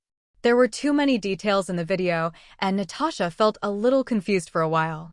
Unfortunately, you can't bring anything into the cinema, otherwise you must remember all these details. Just thinking about it, the video played to the last scene. In the picture, the streets of Manhattan were in a mess, with alien corpses everywhere. Thor nodded to everyone with Loki tied up in chains, and then disappeared in the light of the Rainbow Bridge. Hey, everyone, the Battle of New York is finally over. We won this alien invasion. Although the process was quite exciting, I almost thought I couldn't come back from that wormhole. Looking at everyone, Tony Stark said, I have ordered Arabic kebab. Let's go and try it together. Hey, where's Lin? Hearing Tony mention Lin, everyone present looked at each other. Lin was here just now? I'll go find her. Speaking of this, Natasha went to look for Lin in the other store. Watching Thor leave with Loki, Lin took off the judge's mask and said to the empty back, why did you find me? Because only you can understand all this. As soon as the words fell, a green light flashed behind Lin, and then Loki, wearing a TVA pattern, appeared beside Lin. To be honest, I really want to take this opportunity to see my mother, but I can't do it, although I miss her very much. My mother was raised by a witch. As long as she sees me, she can know through my soul that I am not Loki in this timeline. So Lin, I'll leave it to you to save my mother from the dark elves in the future. At this point, Loki spread his hands and smiled. In return, I prepared a surprise for you on the day of the end of Pompeii, an infinite gem. By the way, you'd better let Thanos snap his fingers to symbolize fate, although this will cause the Earth to lose billions of lives. But this will delay the time of God's appearance, and you also have a way to bring back the billions of dead people. Having said this, Loki looked back and then said to Lin, "Your friend is here to see you. See you next time." After saying this, Loki turned around and disappeared from Lin's sight. As Loki disappeared, Natasha came over. "What are you doing here?" "Lin, Tony has already made an appointment for Arabic kebab.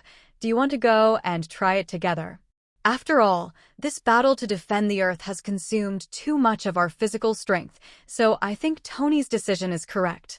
Hearing what Natasha said, Lin nodded. The video playback ended here completely, and the theater was lit up again. But Natasha sat in the theater without moving. It echoes the last video played. No wonder Lin and himself said in that video that Lin had the ability to stop the snap, but he didn't do it. But what exactly is God's appearance? Is it more serious than the consequences of billions of people losing their lives? After the video was finished, we came out of the theater. Thor, who was excited and cheerful at the beginning, now looked very ugly. "Natasha, please take me to New Mexico. I have to find a way to pick up my hammer and go back to Asgard." Looking at Thor's serious face, Natasha said, "No problem, but we have to analyze the video we just saw first." "What else is there to analyze?" "My mother was killed by the Dark Elves, and Loki was strangled by that unknown purple potato spirit." "I have to." "Thor, calm down." Seeing Thor's angry face, Natasha said directly, "The videos we just saw are all about what will happen in the future, so since we know what will happen in the future, there is naturally a way to avoid it. But if you only know the result, but don't know the cause and details, then no matter how much you do, the final result cannot be avoided. Besides, even if you go to New Mexico now, you can't lift the hammer, right?" Hearing Natasha say this, Thor, who was originally a little irritable, sat down in a chair dejectedly. "I can't imagine that Asgard will encounter so many hardships in the future, even my mother and Loki." Patting Thor on the shoulder to comfort him, Natasha took out the computer and turned it on.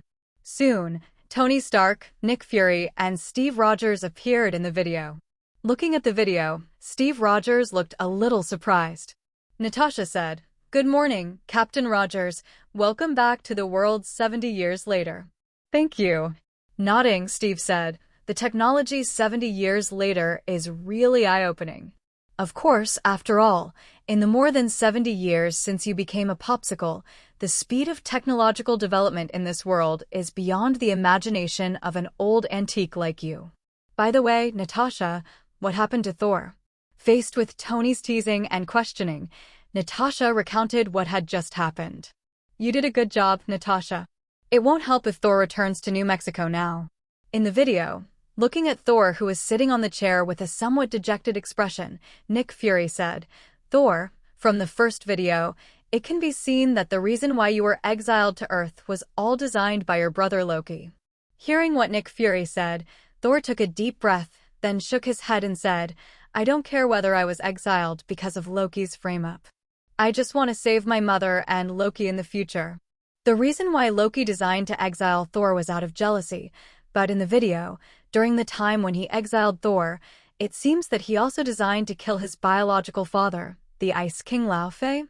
Looking at Thor, Nick Fury asked, "Is Laufey an enemy of your Asgard?" To be precise, he is the most powerful enemy of Asgard at present. Telling the story of Asgard and Jotunheim again, "I was exiled by my angry father because I took people to Jotunheim privately. Here is a problem." Steve Rogers, who had been listening to Thor's story and had not spoken a word, suddenly said, "I don't know much about the laws of 70 years later, nor do I know what the laws of your Asgard are like. Although Loki designed to exile you in the video, judging from the results, he even helped Asgard get rid of its biggest enemy. And the real idea is just to get your father's love, want to prove that what you can do, he can do it too. But in the video, he was imprisoned. Thor, if according to your Asgard laws, would Loki be arrested for this reason?" "Of course not." Faced with Steve's question, Thor immediately shook his head. Although Loki wanted to destroy Jotunheim and kill all the ice giants, he did not succeed. "And I understand what you mean." Halfway through his words, Thor sat up straight in his chair. "Loki will not be arrested for this reason, unless something else we don't know about happens." But what is the reason? Then will Loki be locked up? It is very likely related to the Earth. Looking at Thor, Natasha said, in the second half of the video, Loki once said that it is not a good idea for you to take him to the Earth, because the things he did to the Earth have made the people of the Earth hate him. So, what he did to the Earth is the real reason why he was locked up. It is possible. Faced with Natasha's speculation, Thor nodded. Asgard has always been committed to protecting the safety of the Nine Kingdoms, and Midgard, that is, the Earth, happens to be the center of Asgard's protection. If it is for this reason, then it makes sense that Loki was arrested. Said at this point, Thor frowned and said, but what did he do to the Earth? The video doesn't explain it at all. No, the video has already explained it. Nick Fury, who had not spoken, said, in the last part of the video, New York was attacked, with alien corpses all over the ground, and you returned to Asgard with Loki in chains. All this proves that Loki will invade the Earth with aliens in the future. Then why did he do this? Looking at Nick Fury with some confusion, Thor said seriously, I don't mean anything else, but in the eyes of Asgard, the people of Earth are really weak. Although your planet is big, it is not worth it at all, unless Loki wants to become the king of the Earth. Why would the Chitauri obey Loki's orders? Although the Chitauri are the weakest race in the universe, they're still stronger than the people on Earth. And the Chitauri king and the great wizard will never hand over the army to Loki. Cooperation. Hearing Thor say that the Chitauri would never submit to Loki, Nick Fury said firmly, perhaps there is something on Earth that the Chitauri need, so they will choose to cooperate with Loki. The Chitauri help Loki rule the Earth and become the king of the Earth, and in return, Loki will give them what the Chitauri need. What is there on Earth that the Chitauri need? Various resources? Tony Stark, who was standing aside, heard Nick Fury's judgment and asked, could it be that the planet where the Chitauri live is short of resources, so? No, it should be the cosmic cube. Without waiting for Tony to say after that, Steve Rogers interrupted directly. 70 years ago, I defeated the Red Skull. When I drove the fighter plane into the glacier, the cosmic cube melted a hole in the bottom of the fighter plane and fell down. Although I don't know where the cosmic cube fell, it is certain that it is on Earth. In the video I just watched, the Chitauri were finally defeated by our joint forces, and Loki was also taken away by Thor, along with the cosmic cube. This proves that the Chitauri wanted the cosmic cube, but their invasion of the Earth failed. After listening to Captain America's analysis, everyone nodded. Even Tony Stark, who mocked and teased Captain America, couldn't help but praise him. Although the general meaning of this compliment was that the brain was not frozen after being frozen for more than 70 years. But Steve Rogers obviously didn't share his opinion. Nick Fury didn't say much after Captain America mentioned the cosmic cube. You know, the cosmic cube is currently in the dark matter research base, and the researchers of S.H.I.E.L.D. are studying it, hoping to use the cosmic cube as a prototype to create more powerful weapons. Giving a glance at the silent Nick Fury, Natasha knew that he was hiding something. So he said, now the video is roughly clear. Loki framed Thor, causing Thor to be exiled by his father, and then Loki took the opportunity to kill the Ice King Laufey. Later, for some reason, Loki and the Chitauri reached a cooperation and invaded the Earth. He wanted to snatch the cosmic cube but failed and was imprisoned. During the period when he was imprisoned, Thor's mother was killed by the Dark Elves, and then Thor decided to join Loki for revenge. The only uncertainty is which year the video is in. And why did Thor have short hair? And one eye was blind. Was it stabbed by the Dark Elves? And who was the guy who strangled Loki's neck? Speaking of this, Natasha looked at everyone. In addition, in the last part of the video, Loki was obviously taken away by Thor, but another Loki appeared next to Lin En. This Loki is wearing clothes with TVA logo. What kind of organization is TVA? And the end of Pompeii, Loki said he left a surprise for Lin there, an infinite gem. This echoes the video we watched some time ago. But the video did not explain how Lin could travel through time and go back to the past and go to Pompeii thousands of years ago. And what I care most about is what does God's appearance mean, and why God's appearance is more important than the lives of billions of people. Listening to Natasha's summary, Tony Stark leaned back in his chair and said, Who knows? Maybe in the future we will master the technology of traveling through time, just like the movie Back to the Future. But the number of videos is still too small, and we can't analyze the specific time nodes. But it is obvious that the Earth will be invaded by the Chitauri led by Loki in the future, and we have to make some preparations in advance. System prompt: Cinema hall upgraded to level 3. The sudden voice made everyone stunned for a moment. Then Tony Stark asked curiously, "The cinema hall has been upgraded to level 3? Why is this? Is it because we got together to discuss it?" It's possible. Faced with Tony's guess, Nick Fury nodded. It was the same last time. By the way, Natasha, how is the investigation of Wanda Django Maximoff that I asked you to investigate going? Currently, she is the only one who has a spoiler system, and we don't know her identity yet. No news for the time being. Looking at Nick Fury, Natasha shook her head. I checked the global database and found that there are many people named Wanda, but the only one who matches the surname is in Sokovia, Eastern Europe. It's just that there has been civil unrest in Sokovia, and Wanda Django Maximoff and her brother Pietro Django Maximoff disappeared together. It should be because the war destroyed their homes, so they were displaced and didn't know where they went. At this point, Natasha looked at Tony Stark. By the way, I asked the SHIELD agents in Eastern Europe to investigate. It was found that during the Sokovia Civil War, many weapons used by the rebels were printed with the words Stark Industries. Seeing everyone looking at him, Tony Stark spread his hands and said, "This has nothing to do with me." The weapons that were lost in Eastern Europe were all secretly sold by Obadiah Stane through his private channels. Speaking of Obadiah Stane, I think of Lin. The reason why he can study is because of the charity fund founded by Obadiah Stane. By the way, Natasha, the evil ritual to summon the devil is about to begin, right? Tomorrow. Well, I'll go back to New York now. The blood slaves of the vampires and the devil worshippers, TSK, I really want to see these bastards. After hearing what Tony said, Natasha nodded. She has made an appointment with Lin En to go together tomorrow to deal with those guys who imprisoned children, forced them to eat human flesh, and then slaughtered innocent people for sacrifice.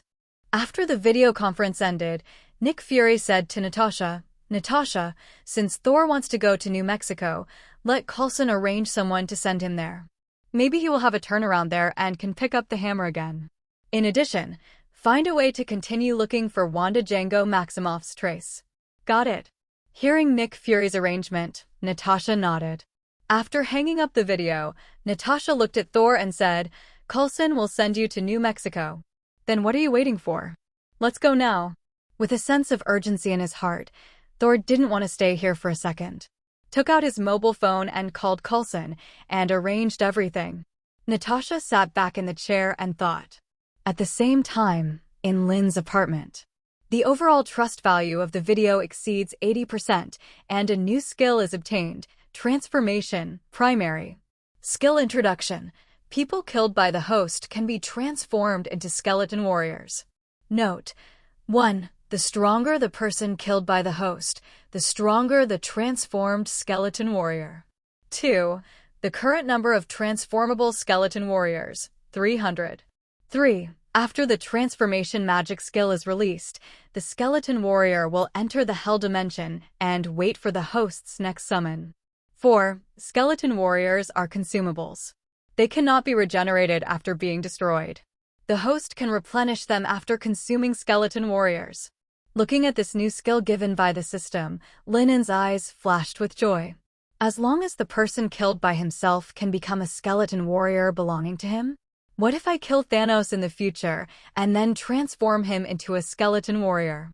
Doesn't it mean that I have a loyal subordinate at the level of a father? And if I upgrade the transformation skill to the top level, I only need to wave my hand casually to have a powerful army of the dead? After all, now in addition to the transformed skeleton warrior myself, I can also summon the undead. Looking at the calendar, Lin En thought about it. It is mid-November now, and it will be 2011 soon. That means that in another year, the Battle of New York will break out. Although the Chitauri are called the weakest race in the universe by Rocket Raccoon. But that depends on who they are compared with, and if the Chitauri are turned into fearless and painless skeleton warriors by me. Then, More than a year is enough for me to find a way to improve the transformation skill to the top level. By then, I can be said to be a one-man army. Thinking of this, Lin En shut down the system. Lin. Just as Lin was about to go out to buy ingredients, she saw Jessica walk in with a box of pizza. You haven't had lunch yet? Putting the pizza on the table, Jessica smiled and said, the studio has been set up, named East Coast Studio. The studio will be officially opened in 3 days. Barbara has also negotiated with the processing plant. But the only thing we have to do now is to spread the reputation of the studio so that more people know the strength of our studio. While speaking, Jessica opened the pizza box and wanted to eat, but Lin En slapped her hand down. Go wash your hands first. Tisk. After giving Lin En a blank look, Jessica ran to the bathroom. On the dining table, drinking Coke, listening to Jessica talk about how to make the studio famous. Lin En was silent for a few seconds, then said, I do have the ability to make the dead appear, but are you sure you want to use this trick on your best friend? Of course. Swallowing the pizza in her mouth, Jessica sneered, that little bitch has been. According to your summary, she has been a green tea since she was a child. Because her father and my father are colleagues, we grew up together. In front of my parents, she pretended to be well-behaved and cute, but behind her back, she teamed up with others to bully me. When I was a child, the most outrageous time was when she teamed up with other girls to block me in the bathroom. Although I slapped her 3 times in the end, she cried, but this bitch still didn't change her bad habits. She didn't dare to provoke me again, but she bullied others because her father was a congressman.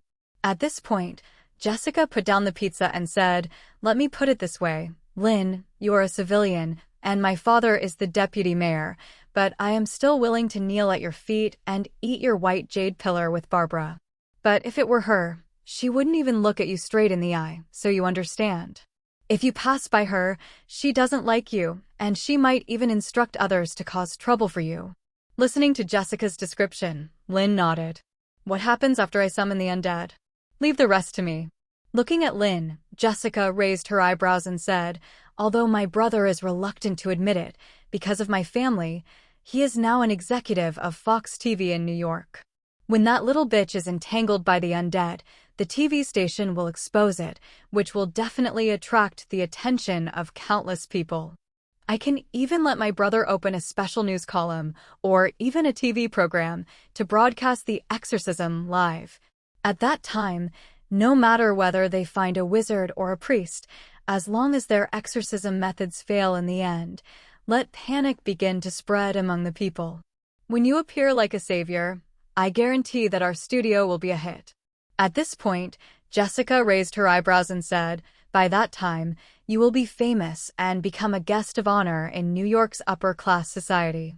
The 3 of us will definitely make a lot of money. Maybe even many New York princesses and ladies will be willing to kneel before you. TSK, as far as I know, the more upper-class people are, the more they believe in mysterious things. After hearing Jessica's description, Lin picked up the last piece of pizza. That's fine, but there is one thing, that little bitch you mentioned. Her father is a congressman. Would someone like him be willing to make this public? Not to mention letting the TV station broadcast it live. So, Lin, you're from a commoner family, and my family is an old and upright family. There are many things you don't understand here. Of course, I don't mean to belittle you. You know, I am even willing to kneel before you. So leave this matter to me, I promise I can do it. Looking at Jessica's confident look, Lin En nodded and said, okay, then it depends on your means. No problem. She picked up the Coke and clinked it with Lin En. After drinking the Coke, Jessica did not leave. Instead, she looked at Lin En with a charming smile. Barbara is not here now, Lin En. Do you still have the strength to fight?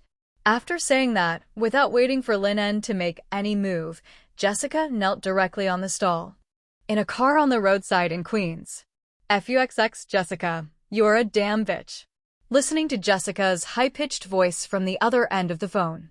Barbara parked the car on the side of the road and said angrily, I'm busy negotiating business with the processing plant here, and you, a little bitch, are eating alone. Eating alone is fine, but you also called me to let me listen, FUXX you.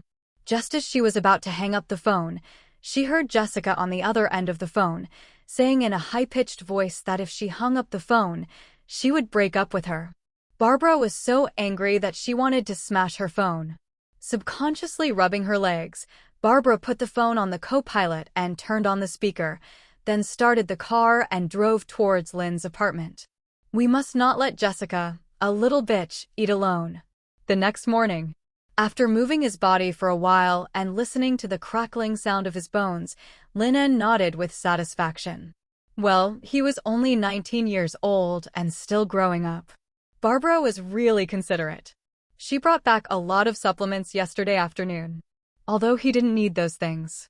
After washing up and going out of the apartment, he saw Natasha driving her Ford sports car to the side of the road. When he saw him coming out, he rolled down the car window and greeted him with a smile. "Good morning, Lin. You're getting better." "Not bad. Pull open the passenger door and sit in," Lin said to Natasha. "Today is the day when those guys hold the Advent ceremony. You S.H.I.E.L.D. have arranged it." "Of course." While starting the car and driving towards the wooden house in the suburbs of New York, Natasha took out a hamburger and handed it to Lin. "I was worried that you didn't have breakfast, so I bought it for you. It's still hot." "Thank you, but I'm not used to eating in the car." Declining Natasha's kindness, Lin said, "Don't forget the closing payment." "That's it." "Of course, S.H.I.E.L.D. still has some credibility." Putting the hamburger back, Natasha looked at Lin. "S.H.I.E.L.D. has prepared the check. After we completely catch those guys, we will give you the final payment." After getting the accurate answer, Lin nodded.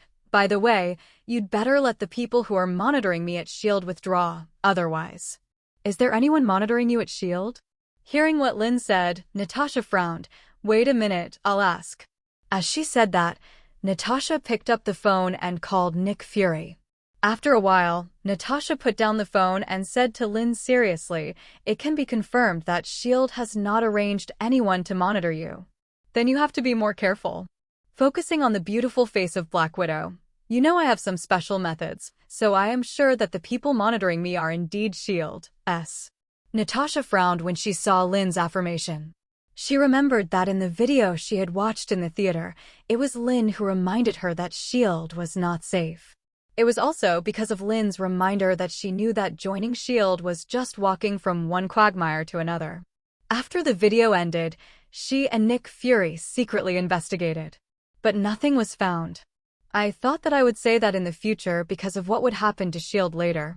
But now, someone is secretly monitoring Lin without Nick Fury's arrangement?" Thinking of this, Natasha locked her eyes again. "I will tell our director about this matter after I go back. For a moment, if it is really."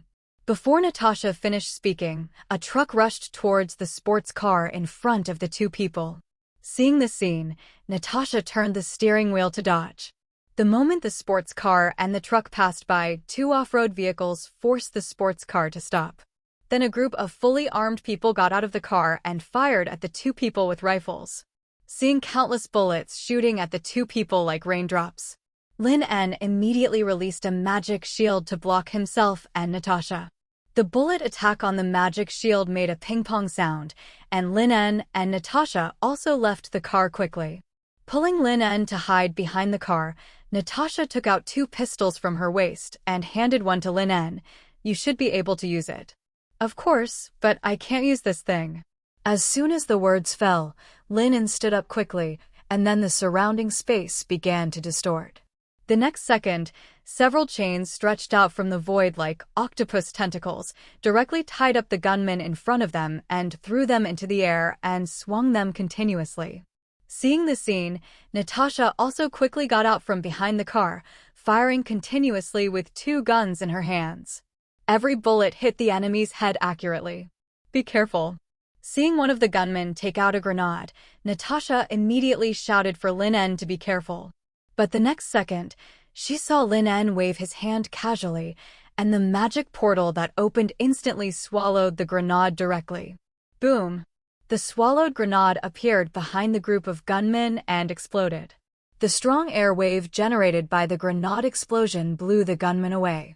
Before they landed, Lin En opened his 10 fingers and released the magic cutting skill. Soon, countless silk threads that were invisible to the naked eye formed in the air, and in an instant, the gunmen were cut into pieces. Looking at the rain of broken bodies in the air, Natasha's eyes flashed with a hint of surprise. As an agent for these years, Natasha thought she had seen all kinds of scenes. But the scene in front of her was really shocking, and at the same time, her evaluation of Lin En's strength was once again raised to a higher level. Seeing that more than a dozen gunmen were instantly solved by Lin En's magical power. Natasha looked at the gunmen who were bound by magic chains in the air and kept swinging like kites. Then she said to Lin En, "Lin En, leave a few alive for me. I want to know who attacked us." "No problem."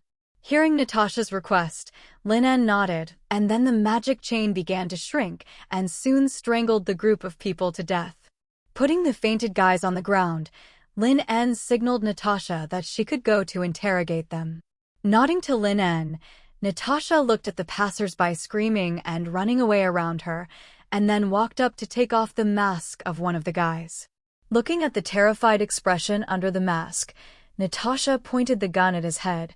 "Who ordered you to attack us? Is your target me or Lin En?" Faced with Natasha's interrogation, the frightened guy subconsciously looked at the captain lying next to him. Looking at the guy's eyes, Natasha pointed the gun at the captain again. "Answer my question just now." Faced with Natasha's questioning, the captain gritted his teeth but said nothing. Just when Natasha was about to take the next step, Lin En stepped forward and said, "Let me do it." After saying that, Lin En raised his hand and placed it on the forehead of the team leader, but looked at Natasha. "Do you want to know how I am sure that someone from S.H.I.E.L.D. has been monitoring me since I met you last time?" After the voice fell, Lin En's pupils gradually turned golden, and then he grabbed the captain's collar and looked directly into his eyes. "Look into my eyes." For a moment, the team leader seemed to have seen the most terrifying thing in his heart. The whole body kept struggling and shaking, and a humming sound came out of his mouth. "Tell me, who is your target? Who asked you to come?" Faced with Lin En's stern question, the captain's pupils gradually slackened. "Derek Elro paid us to. The goal is to kill you and prevent you from stopping the ceremony from being completed." As soon as he finished speaking, the captain's body trembled, and then foamed at the mouth and convulsed all over. He died in just a few seconds. "Derek Elro?" Turning to look at Natasha with a frown, "Do you know who this guy is?" "Yes, a New York senator and also one of the senators of the Senate." As he was speaking, bursts of sirens came from a distance. "Lin, the captain just said that the reason they attacked us was to stop us from destroying the Advent ceremony. It seems that things are not as simple as we thought. I am worried that the S.H.I.E.L.D. agents guarding outside the wooden house will also be attacked. We must rush over as soon as possible." Looking at Natasha's serious expression, Lin nodded and then used magic to open the portal. The moment he entered the portal, Lin's fingertips moved slightly. The magic cut instantly cut the necks of the remaining attackers. Lin will not be merciful to those who dare to shoot at him. System prompt: you killed 23 attackers and obtained Skeleton Warrior X-23. Hearing the system prompt, Lin disappeared into the portal. Police cars drove over at high speed. When the NYPD chief police officer got out of the car and saw the body parts all over the ground, he couldn't help but bend over and vomit. "FUXX, this fucking reminds me of the slaughterhouse I went to when I was working in Texas." After spitting a few times, the sheriff straightened up and was about to ask someone to retrieve the surrounding surveillance. But the next second, the phone rang. "Hello? This is Boris." "Yes, I understand." After hanging up the phone, Sheriff Boris said to his men, "Have someone quickly deal with the body and the fragments and take them away." "Sheriff, we are not investigating. You know, this is extremely bad." "Investigate shit. This matter is not something we can participate in." After speaking, Sheriff Boris waved his hand and asked his men to start cleaning up the scene. Outside the cabin in the suburbs of New York. Da-da-da. Bang. Boom boom.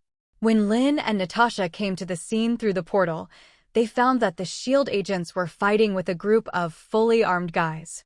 There were not many S.H.I.E.L.D. agents at the scene, and the number of people hiding in the dense forest on the opposite side was obviously several times theirs. If it weren't for Tony Stark wearing armor and constantly eliminating one enemy after another, I'm afraid that the SHIELD agents would have been wiped out long ago. You're late. After listening to Jarvis's reminder, Lin and Natasha rushed over, and Tony Stark released the palm energy cannon to blast the enemy in front of him away. Then he landed beside Lin and the others. Lin and I were also attacked. Natasha raised her pistol immediately after saying this. A guy who wanted to sneak attack the 3 people was shot dead by Natasha. Thank God, you're finally here. After seeing Natasha and Lin, the director of the Supernatural Case Department immediately bent down and ran over. Leave it to us. Other SHIELD agents are coming here to support. We can hold them back. Those damn guys in the wooden house have already started the ceremony. You hurry up and stop them. Hearing the words of the department director, Natasha immediately looked at Lin. It's not too late. The Advent ceremony has just begun. Then what are we waiting for? Hearing what Lin En said, Tony Stark released the micro-missiles on his shoulder and eliminated the guys who appeared in the woods and fired. Then he said to Lin En and Natasha, "Although I saw the undead that day, I don't want to see the devil come out." Looking at Tony Stark, Lin En didn't say anything, but walked directly towards the wooden house. Seeing this, Natasha and Tony Stark also hurriedly followed. Bang! Lin En kicked the door of the wooden house open, but the people in the room who were chanting around the hexagram pattern did not stop. Seeing the hexagram pattern on the ground emitting a strange green light, Tony Stark came to Lin En and said, "This is really eye-opening." As soon as the voice fell, Tony Stark raised his hand and was about to launch the palm energy cannon. The next second, the young man standing in the middle of the hexagram turned his head and looked at the 3 people. "You are late." As he said, the young man walked out of the hexagram pattern. But the strange thing is that the green light always surrounds the young man. Seeing that Natasha wanted to take action, Lin En gently touched the back of her hand and gave her a look. After understanding the meaning of Lin En's eyes, Natasha pressed the muzzle down and did not shoot immediately. Let me introduce myself. My name is Kenneth Becky. Perhaps you two haven't heard of my name. Focusing on Tony Stark, Kenneth Becky spread his hands and said, "But little Tony, you should know who I am." Ward? How the hell is this possible? Looking at the guy in front of him who is the same age as Lin En, but always calls himself Little Tony. Tony Stark said in disbelief, "Uncle Kenneth died when I was 15 years old. My parents took me to his funeral. How could you be Uncle Kenneth?" Facing Tony's unbelievable expression, Kenneth Becky smiled with his arms folded. "Little Tony, in your cognition, this is indeed impossible. But this world has never lacked miracles." "Tony, who is he?"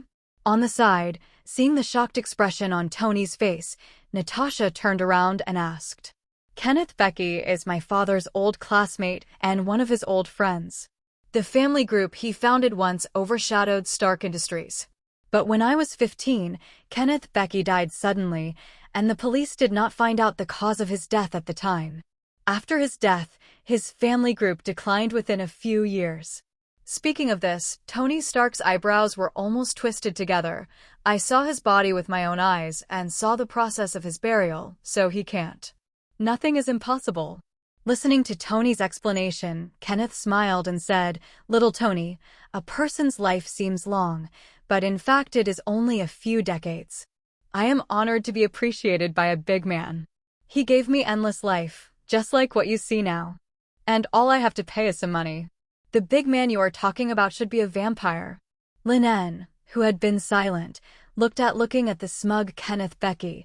He said, "The vampire turned you into a blood slave, seemingly giving you an endless lifespan.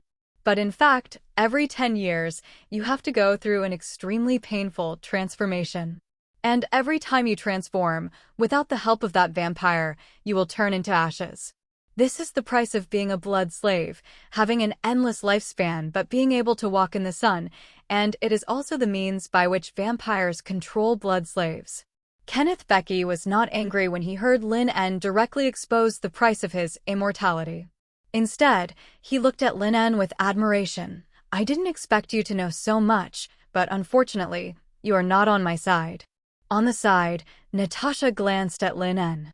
Seeing that Lin En hadn't given him a signal to attack, he continued to stall for time and said, "Derek Elro, as a New York senator, ordered people to attack me, Lin En, in broad daylight.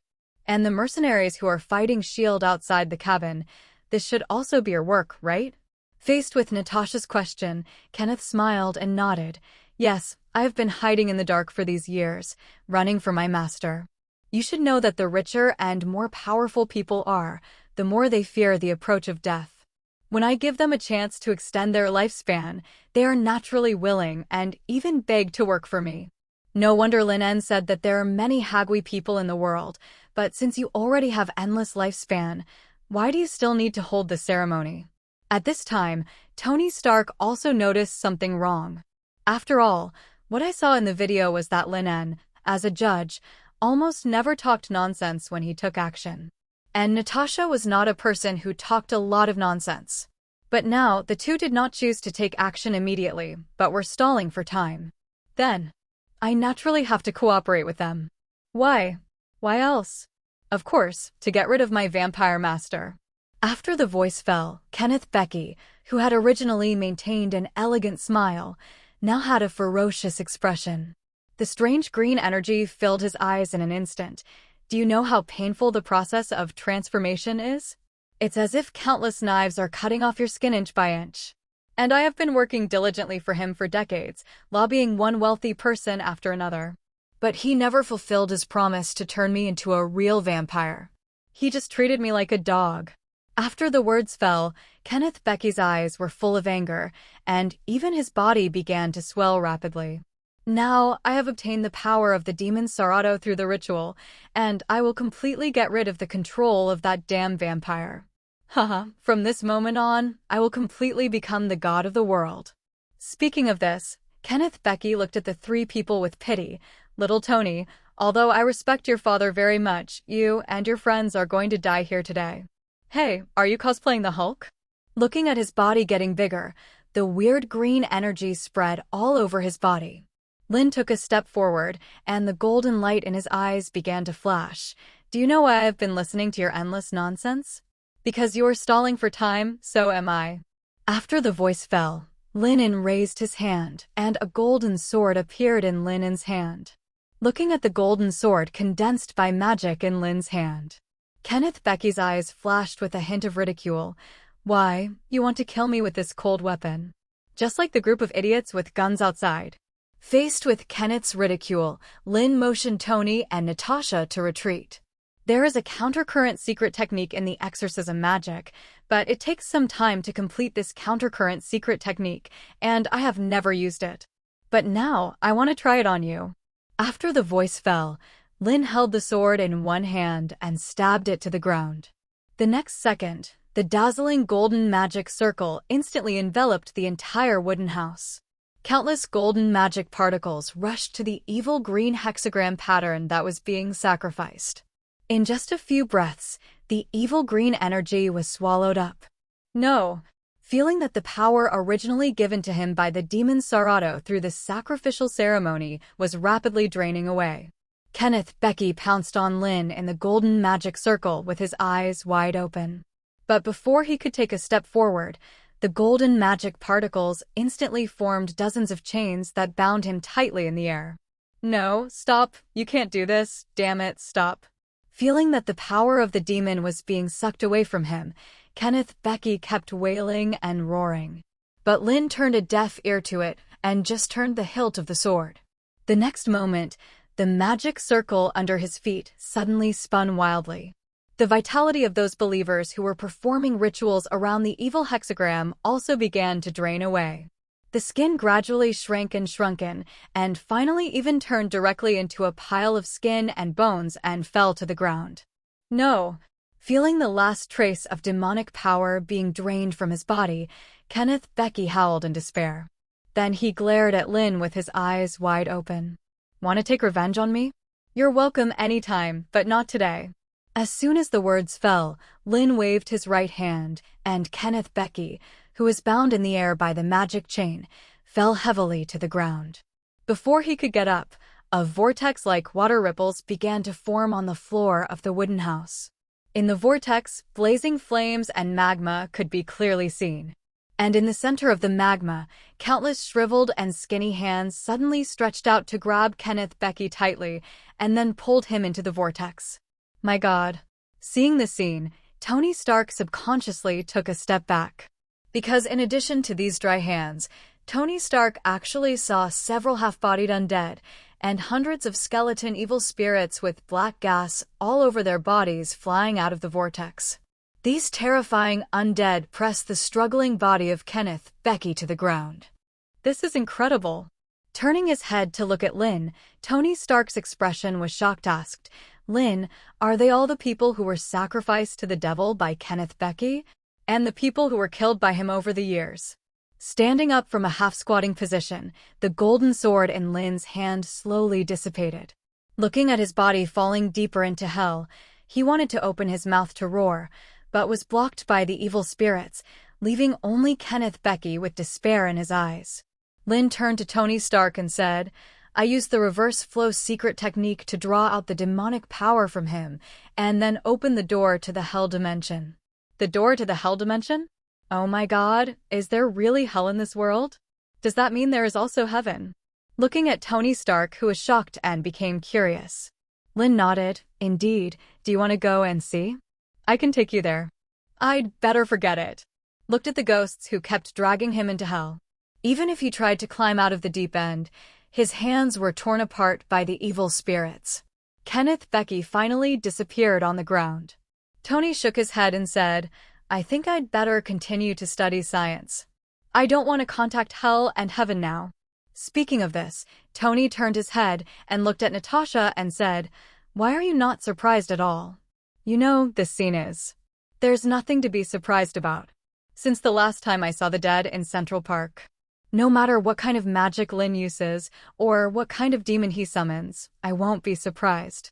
Speaking of this, Natasha walked to the ground where it had returned to normal, and then gently kicked Kenneth Becky's right hand that was bitten off by the evil spirits. Then he said to Lin, Is this matter resolved now? Of course.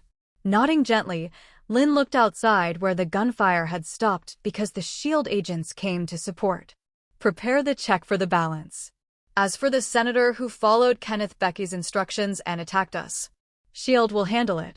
Hearing Lin mention the senator, Natasha said immediately, No matter how SHIELD handles the senator, it will be through official channels. There will be no trouble in doing so. But once Lin punishes the senator as a judge, then you don't have to think about it, no matter what the final result of the senator will be. Lin's identity as a judge will inevitably be wanted by the official. Natasha doesn't want Lin to be wanted. After all, in her heart, Lin is already one of the superheroes who will protect the Earth in the future. I will never allow Lin En to be harmed because of a senator of the Hagui tribe. Hearing the determination in Natasha's tone, Lin En nodded. In that case, I will leave first. Wait for me. Seeing that Lin En was about to leave, Tony Stark immediately stepped forward and said, I'll go with you. Anyway, the support from SHIELD has arrived, and I'm not needed here anymore. I have to say, today is really an exciting day. Inside the Angel Club, New York. So this is what the inside of this club looks like. Looking at those big sisters who look either sweet or cool, dancing in small pieces of fabric on the stage. Lin took a sip of the wine glass and said, Angel Club, a club specially founded for the rich and celebrities. The club is mainly based on member invitations, so it is never open to the public. Lin had only heard of this club before, and this is the first time he has come. Generally speaking, the Angel restaurant is closed during the day, but who am I? Pointing at his nose, Tony Stark said proudly, I am Tony Stark, a billionaire, the greatest genius of this century. It is an honor for this club to be able to come to this club. How dare they choose the business hours? Looking at Tony's smug expression, Lin picked up the wine and filled himself up again. By the way, you are not yet 21 years old, not the legal drinking age. Watching Lin En drinking skillfully, Tony Stark smacked his lips. Hearing this, Lin En held the wine glass in one hand and raised his middle finger with the other hand. Haha, that's right. Why do you have a blank expression all day long? Dude, you're only 19, it's time to enjoy your youth. Don't learn from some old antique who thought out of ice. I know you're very sunny and like sports in school, and you're very popular with girls. Hearing Tony Stark say this, Lin looked at him with a curious look. An old antique who thought out of ice? Oh yes, you don't know yet. After thinking for a while, Tony Stark raised his glass and clinked it with Lin. Anyway, you'll know it sooner or later. I'm talking about Steve Rogers, the Captain America from 70 years ago. He's still alive now. After checking in the special clinic of S.H.I.E.L.D. in Washington, he has returned to New York. Looking at the surprise in Lin's expression, Tony Stark nodded with satisfaction. To be honest, I didn't expect that an old popsicle that had been frozen for more than 70 years would still be alive and kicking after thawing. But then again, I have known you for less than a month, and my cognition has also changed dramatically. Undead, demons, vampires, blood slaves. Tisk. Shaking his head, Tony Stark and Lin clinked glasses again. I have to say, Lin, you have given me a great shock. Sometimes I envy your ability to communicate with the dead. After clinking glasses with Tony Stark, Lin drank the amber liquid. Envy? If you know where my ability comes from, then you will know clearly. Rather than saying that my ability is a gift, it is better to say that it is a curse that I can never get rid of. Well, regarding his ability, Lin En had already compiled it in combination with his growth process in this world. I just waited for him to perfect all the details and give the Avengers a big shock. Hearing Lin En say this, Tony Stark was stunned. Why does this sentence sound so familiar? Oh, I remember. This is the video I saw in the theater after I first obtained the spoiler system. Although the address in the video is not the Angel Club, it is also in a bar. Lin En also said the same thing about his curiosity and envy. TSK. It matches. Another video about the future matches. But it's still quite curious. What exactly did Lin En go through that made him regard this ability as a curse? In the information he and S.H.I.E.L.D. investigated, Lin En's growth process was briefly mentioned, and there was no detailed information on his ability. Thinking of this, Tony Stark suddenly said, "By the way, Lin, I have investigated your information. Don't get me wrong, I have no ill intentions." Seeing Lin looking at him, Tony Stark explained seriously, "After all, everything you have shown in your ability has exceeded my cognition, so I am just a little curious about you. But I didn't expect that you were once a beneficiary of the Obadiah Stan Charity Foundation. You know, Obadiah Stan was killed by me, so don't worry, I won't do anything to you." Looking at Tony Stark, Lin put down his glass. Although I am very grateful to him, if it weren't for him, I might not be able to continue studying. But I will not hate you just because I have accepted his donations. Speaking of this, Lin looked at the stage, and those big sisters took off the small pieces of cloth and threw them on the stage, and then twisted more passionately with the music. Then he stood up and said, "I have placed a few bouquets of flowers in front of his tombstone, so everything is over." After saying that, Lin En turned and left. Are you sure you don't want to drink anymore? You should know that even the store won't sell you a bottle of beer after you leave this club. Listening to Tony Stark's voice behind him, Lin En didn't turn around, but just waved and left. Although these big sisters on the stage are very beautiful, Lin En prefers some cleaner girls. Just as Tony said, with the Paranormal Investigation Club, he is still very popular among girls in school. Watching Lin En leave, Tony Stark raised his glass and leaned on the sofa to continue watching the performance. After a while, Tony put down his glass and said, "Ms. Spy, I didn't get Lin En's past, and I don't think that not knowing Lin En's past will have any impact on us. After all, after this period of contact and in the future segments of the spoiler system, we already know what kind of person Lin En is. I think everyone has the right to keep their privacy, so tell Eyepatch Man that this is the last time I will help him for the sake of returning my father's relics." I agree with you, Tony, but after all, this is the order given to me by Nick Fury. But even if I don't know the details of Lin En's past, I don't think it's a big deal. After all, he will be our most trustworthy partner in the future. Listening to Natasha's voice coming from the micro-earphone, Tony Stark took off the earphone and threw it into the wine glass filled with amber liquid. Tony Stark put on his cufflinks and turned to leave. In a small alley in New York. "Help, help! Lin En, who had just bought fast food and opened the car door to drive home, stopped when she heard a woman's cry for help in the alley. The woman's voice was very familiar, and he seemed to have heard it somewhere before. Putting the fast food on the roof of the car, Lin En walked directly into the alley. In a small box.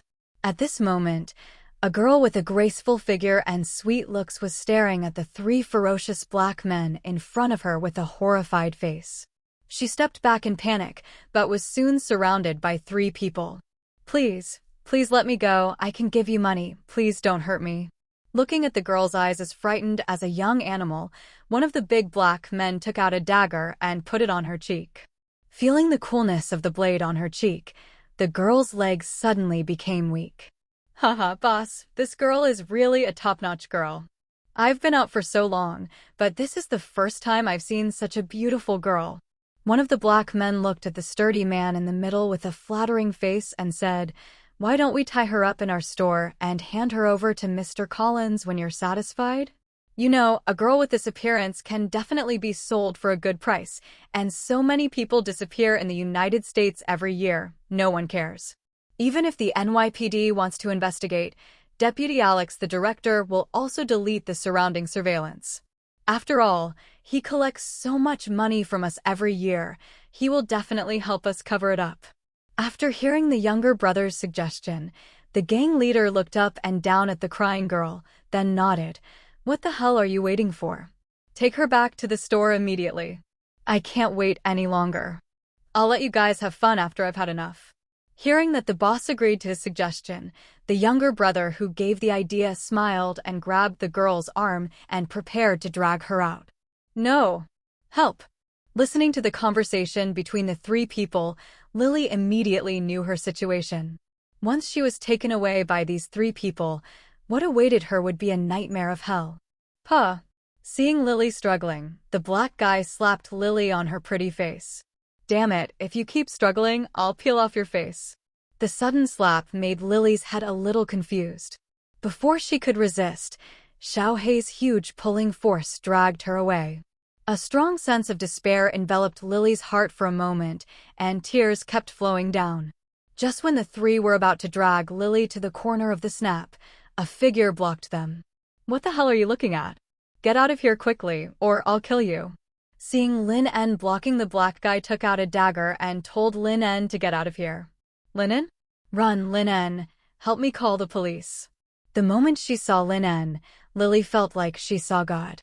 But she didn't ask Lin En for help at first, but asked Lin En to run and then call the police for her. After all, in her eyes, although Lin En was very popular in the school and had good athletic talent, but facing three vicious black men with weapons, if she rushed to save her, then Lin En would definitely be injured or even die. And Lin En was also a little surprised. "I didn't expect that the familiar cry for help came from Lily. Lily was a year older than me and was a junior at the State University of New York. And she was highly sought after by many people throughout the university. It's not just because she's beautiful and has a rich family, but also because she's very kind-hearted and willing to help everyone in need. She's beautiful and kind-hearted, with a superior temperament and a rich family. She's kind-hearted but not a saintly bitch. She's definitely a white, rich, and beautiful woman. For this reason, many boys in the school have pursued her crazily. But so far, no one has ever caught up with her. Boss, it seems that this guy knows this girl." Hearing Lily's cry for help, Xiaohei turned his head and said to the boss, "It seems that we have to take him away with us. Otherwise, once this guy calls the police, our business will be easily exposed." Hearing what his men said, the black boss took out a dagger and walked towards Lin En. "Boy, blame your bad luck." As soon as the voice fell, the black boss raised the dagger and stabbed Lin En's neck directly. Obviously, this blow was meant to kill Lin En. Seeing this scene, Lily closed her eyes in despair. Unexpectedly, Lin En was implicated by her. As expected, the black boss's grim laugh and Lin En's screams did not sound. Instead, there was only a crisp crack sound, and then the black boss screamed. Side quest triggered. Blood Parrot Gang. Introduction. Blood Parrot Gang, a gang that specializes in kidnapping and trafficking people and is linked to organ trafficking groups and the dark web. Task: destroy the entire Blood Parrot gang, leaving no one alive. Reward: immediately improve an ability. Hold the gang member's arm with one hand and break it. The Black Boss's pig-killing scream just sounded, and the system's voice sounded immediately. Lin En was slightly surprised to hear the side quest triggered. Originally, I thought I could just rescue senior sister Lily, but I didn't expect to get an unexpected reward. Seeing that the boss's arm was easily broken by Lin En, the other two Blood Parrot gang members immediately let go of Lily and rushed towards Lin En with daggers. Heh, the gang members all use guns. It's really shameful that you are holding daggers. After a mocking remark, Lin En took a step forward and smashed the black man's sternum with a heavy punch. Although Lin En's energy tends to be that of a mage, he was adopted by the digital gang and grew up on the streets, so his close combat ability is naturally not weak. What's more, Lin En's physical fitness is twice that of an ordinary person. So dealing with these three gangsters is a piece of cake. Seeing that Lin En knocked down the three gang members who wanted to kidnap him in a few seconds, Lily stared in surprise for a few seconds, then ran to Lin En with a pursed mouth and hugged him. The ups and downs of her life after surviving the disaster made her cry in Lin En's arms. The scene just now made Lily, who had never experienced these things since childhood, cry her heart out. It's okay, senior sister, let's leave here first. Looking at the three people lying on the ground holding their arms and wailing, Lin En comforted Lily and then turned away with her still terrified. In front of Lily, he naturally couldn't kill these three people. However, when Lin En turned around and left the alley with Lily, before the three people got up from the ground, a skeleton warrior appeared in an instant.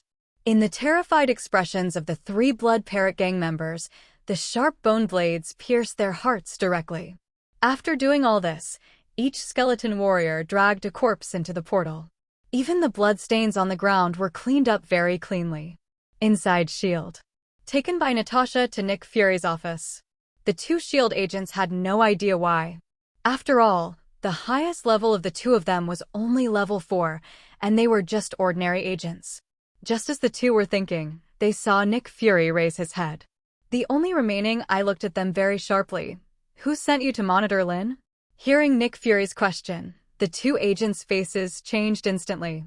The order to monitor Lin was issued by Sitwell, but they felt that their monitoring of Lin was not exposed.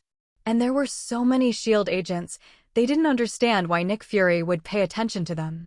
After all, ordinary agents were as numerous as dogs in S.H.I.E.L.D. But the current situation has been exposed, but they can't give out Sitwell, the Hydra boss.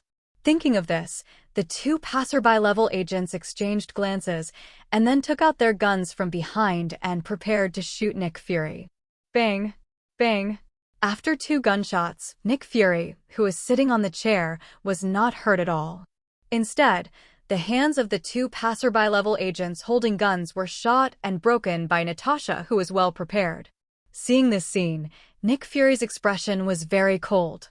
Natasha suggested pretending to test, but she didn't expect that there would be a real problem. Damn it, there are other forces that have infiltrated S.H.I.E.L.D. Sure enough, just like in the video, S.H.I.E.L.D. is not trustworthy at the moment. I just don't know which one is worse, this quagmire or the Red House. Hearing Natasha say this, Nick Fury's expression obviously darkened. Indeed, in the spoiler system, Natasha in the future said that it was Lin who told her that S.H.I.E.L.D. was unsafe. But no matter how bad S.H.I.E.L.D. is, it is much cleaner than the Red House. However, from the video, we know that in the future Natasha, Lin, and the others will join forces to eliminate S.H.I.E.L.D. Is it possible that the infiltration of external forces into S.H.I.E.L.D. has exceeded their imagination? Thinking of this, Nick Fury said, Natasha, no matter what method you use, I want to know from these 2 people what the forces behind them are. I can authorize you to use the Hive device. Hearing Nick Fury mention the Hive, the faces of these 2 passerby-level agents suddenly became ugly. Other passerby-level agents don't know what the device in the Hive is. But as part of Hydra, they are very clear about the device in the Hive. If it was really used on them. Thinking of this, The two agents made up their minds and did not wait for Natasha's consent. They immediately rolled up the poison embedded in their teeth with their tongues and bit it into pieces. In just a few breaths, the two agents fell to the ground with foam at the mouth. Seeing this scene, Nick Fury's face darkened. "Fuck you." Seeing Nick Fury's sudden serious and even somewhat irritable expression, Natasha carefully examined the two bodies. It should be cyanide. It seems that the forces behind these two people are definitely not simple. You go out first, Natasha, and forget about this matter for the time being. Okay. Although I don't know why Nick Fury suddenly stopped me from intervening. But it is not difficult to analyze from his expression that he should have thought of something. More than 10 minutes later. What's the situation with these two bodies? Arriving at Nick Fury's office, Alexander Pierce said with a smile, "You didn't ask me to come and see these two bodies." Looking at the smiling Alexander Pierce, Nick Fury shook his head. After telling Alexander Pierce what happened, Nick Fury said with a serious expression, "Pierce, don't you think the methods used by these two guys to commit suicide are very similar, very much like the old friends we dealt with together before?" "You mean Hydra?" Alexander Pierce's originally smiling expression also became serious at this moment. Looking at Nick Fury, he also added a rare seriousness. "What clues do you have now?" "Nothing." Leaning on the sofa, Nick Fury frowned a little tiredly. "I thought we had completely eliminated Hydra in the past few decades. But now, hey, I don't know how S.H.I.E.L.D. has been infiltrated by Hydra. Pierce, you know I'm even willing to take a bullet for you, so I need your help now." Hearing Nick Fury's solemn entrustment, Alexander Pierce thought for a few seconds, then nodded and said, "If S.H.I.E.L.D. is really infiltrated by Hydra, then it will be dangerous for us. That's a group of lunatics who want to subvert order and rule the world." At this point, Alexander Pierce took out a cigarette and lit it. After a moment, as he exhaled a puff of smoke, Alexander Pierce's expression became extremely resolute. "As the director of S.H.I.E.L.D., if you rashly investigate, it will inevitably arouse the vigilance of Hydra. Leave it to me, hee. I can also let the Hydra bastards know that I am just getting old, not dead." Seeing his old friend return to his former sharp and decisive appearance, Nick Fury smiled with relief. "Then I'll leave it to you. Don't worry, I will give you a satisfactory explanation." As he said, Alexander Pierce stood up and adjusted his suit, then turned and walked out. Looking at Pierce's sonorous and powerful steps, Nick Fury felt relieved at this moment. "Fortunately, after I let Natasha contact Lin, I found the traces of Hydra in advance. Fortunately, my most trusted old friend can still pick up a gun. Otherwise, I am afraid that in the future, S.H.I.E.L.D. will be destroyed by Natasha and others just like what I saw in the theater." Thinking of this, Nick Fury asked Hill to come in and clean up the two bodies.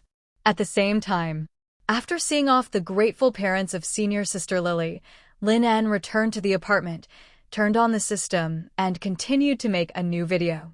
Since Steve Rogers has been thawed from the ice, then the new video might as well start with him. After sorting out the idea of the new video, Lin En opened the second text file. Text 2 is about himself. Both the Avengers and Nick Fury are investigating his past and how he got his abilities. So Lin En naturally has to think about it carefully and then strengthen his character. Looking at the way he got his power, Lin En remembered the scene this afternoon when Senior Sister was dragged into the alley by the 3 people of the Blood Parrot gang. His eyes lit up and he began to supplement. 9 o'clock in the evening. After stretching his muscles, he saw that the coffee on the table had cooled down. Lin En raised his hand, and the next second, a black soul that was burning in the flames and kept wailing appeared in front of Lin En. With a slight wave of his hand, the soul that was constantly burning in the flames was pulled within 1 meter of Lin En. Pick up the cold coffee pot on the table and slowly heat it with the help of the flames burning on the soul. When the coffee pot kept rising hot white steam, Lin En was satisfied and poured himself another cup of coffee. Let's talk about the Blood Parrot gang. Looking at the soul that kept screaming, Lin En said, "If you don't want to continue to endure the burning of the flames, then you'd better make it clear." Looking at Lin En, who was leisurely tasting coffee in front of him, the black soul's face was full of resentment. It was him who let those skeleton warriors kill him in the alley. He even let his soul endure such great torture. Hey, you're so stubborn? I think I should give you some more information. Hearing what Lin En said, the black soul was filled with fear. I say, the blood parrot gang is. Who told you to stand and talk? Kneel down. Accompanied by Lin En's sharp shout, a huge pressure came towards the black soul like an overwhelming force. Under the strong pressure of the soul, the black soul knelt down in front of Lin En with a plop. Looking at Lin En's eyes without any emotion, the black soul shuddered subconsciously. The Blood Parrot Gang was founded by Collins Myers and currently has 28 members. On the surface, the Blood Parrot Gang is no different from ordinary gangs, but in fact, the Blood Parrot Gang helps Collins Myers engage in human trafficking. Generally, after we kidnap women and children, Collins will contact smugglers to send these kidnapped people to Eastern Europe. The younger and more beautiful the girl, the more popular she is with the dignitaries in Eastern Europe. I heard that some girls who have been played enough by those rich men will be sent to the red light district. Besides the first time, Collins Myers is also connected with the dark web and organ trafficking organizations. They will find matching organs for people in need in major hospitals. Hearing this black soul speak out their business all at once, Lin put down the coffee cup and said, I remember that it's not just New York. There are many free physical examination institutions in various cities, especially in slums and places where homeless people gather. There are many free physical examination places there. Are these institutions related to Collins' organ trafficking organization? Some have, some don't. Faced with Lin's interrogation, the black soul hurriedly said, whether it's bone marrow or other organs, they all need to be matched. And the disappearance of some people in slums and homeless gathering places will not be noticed by the police agencies and the FBI in various regions. No one investigate you? Of course, but Mr. Collins has bribed many important people, and his organ trafficking organization has also provided assistance to many wealthy people. So even if the FBI wants to investigate, it will encounter layers of obstruction. Faced with the confession of this black soul, Lin said directly, tell me all the dignitaries you know who are in collusion with Collins Myers. Alex, Deputy Director of the New York NYPD, Congressman Donald Jackson, Eddie Buckley. Listening to the long list on the list, Lin frowned more and more. TSK. Really the upper class. After asking about the Blood Parrot Gang's nest and personnel list, Lin lifted the undead summoning magic. Then took out the judge's mask. Just about to take it, he seemed to think of something. System, you asked me to destroy the Blood Parrot Gang. Does it include these dignitaries? In response to Lin En's inquiry, the system mechanical voice replied, main target, Blood Parrot Gang. Note, the more people involved in this mission are punished, the higher the mission completion rate. Hidden reward, Ego Gem. Lin En was stunned when he heard the hidden reward given by the system. This is the first time that Lin En knows that there is a hidden reward since the side quest. Damn. Then the side quests I completed before, I lost a lot. However, Ego Gem? If Lin En remembers correctly, shouldn't the Ego Gem belong to Nemesis, the goddess of vengeance? According to the comics, once the Ego Gem and the other 6 Infinity Gems are put together, then the goddess of vengeance can be resurrected. Hiss. If even the Ego Gem is there, then does Tony Stark also have a wisdom gem Anthony hidden in his head? After asking the system about his doubts, Lin En got an accurate answer. Tony Stark does not have a wisdom gem in his head, and this Ego Gem is my gems are also from other multiverses. And even if Lin En has collected the other 6 infinite gems, then whether to revive the goddess of vengeance depends on Lin En's personal wishes. After hearing the affirmative answer from the system, Lin En nodded. That's good. Otherwise, if the goddess of vengeance is resurrected in the future, it will be fun if she destroys this universe. After shutting down the system, Lin En did not immediately eliminate the Blood Parrot Gang as a judge. The higher the completion rate of this side quest, the more rewards he will get. The problem is that the confessions involve not only the dignitaries in New York, but also congressmen, wealthy people, etc. in various states and cities. Their power is so huge, coupled with those human trafficking organizations, organ trafficking organizations, dark web buyers, Eastern European underground forces, etc. It is impossible to kill them one by yourself. And Lin En believes that what the Black Soul confessed is just the tip of the iceberg. So, it is very simple to eliminate the Blood Parrot gang. However, if you want to achieve 100% completion of the task, you can't do it alone. After thinking for a few seconds, Lin En took out an anonymous mobile phone and said, "System, can you help me find the contact information of a few people?" "No problem." Faced with Lin En's inquiry, the system answered directly. After getting the contact information of several people from the system, Lin En directly sent them a text message using this anonymous phone. "Well, if you can't solve the problem yourself, just drag others into it." Inside Shield picked up the phone and took a look. She saw a text message from an unfamiliar number, signed by the judge. Seeing this text message, Natasha immediately walked towards Nick Fury's office. This was the first time that Lin En took the initiative to find her. Natasha was very curious about what he wanted to find her for as the judge. Oh, right. Lin didn't know yet that he already knew that he was the judge through the spoiler system. Well, he had to pretend to be more alert and pretend that he didn't know him. At the same time, in Tony Stark's villa, Judge. Looking at the strange text message coming, Tony Stark raised his eyebrows. Although there was only one address on it, Tony Stark thought about it and decided to put on the armor to take a look. Well, he didn't want to reveal his identity yet, so he asked me out as the judge. Something big must be going to happen.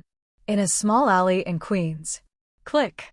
After twisting the neck of the last bastard, Punisher Frank picked up the gun and was about to leave, but the phone in his pocket vibrated. Took out the phone and took a look. Frank frowned. "Judge. I have heard of the judge, after the last beast who molested a young girl was acquitted by the court. Frank was originally going to find him at night to avenge those girls who were persecuted. But he didn't expect that someone would get there first. Later, through connections, I learned that the reason why the beast chose to surrender and was sentenced to life imprisonment. It was the judge who made the move.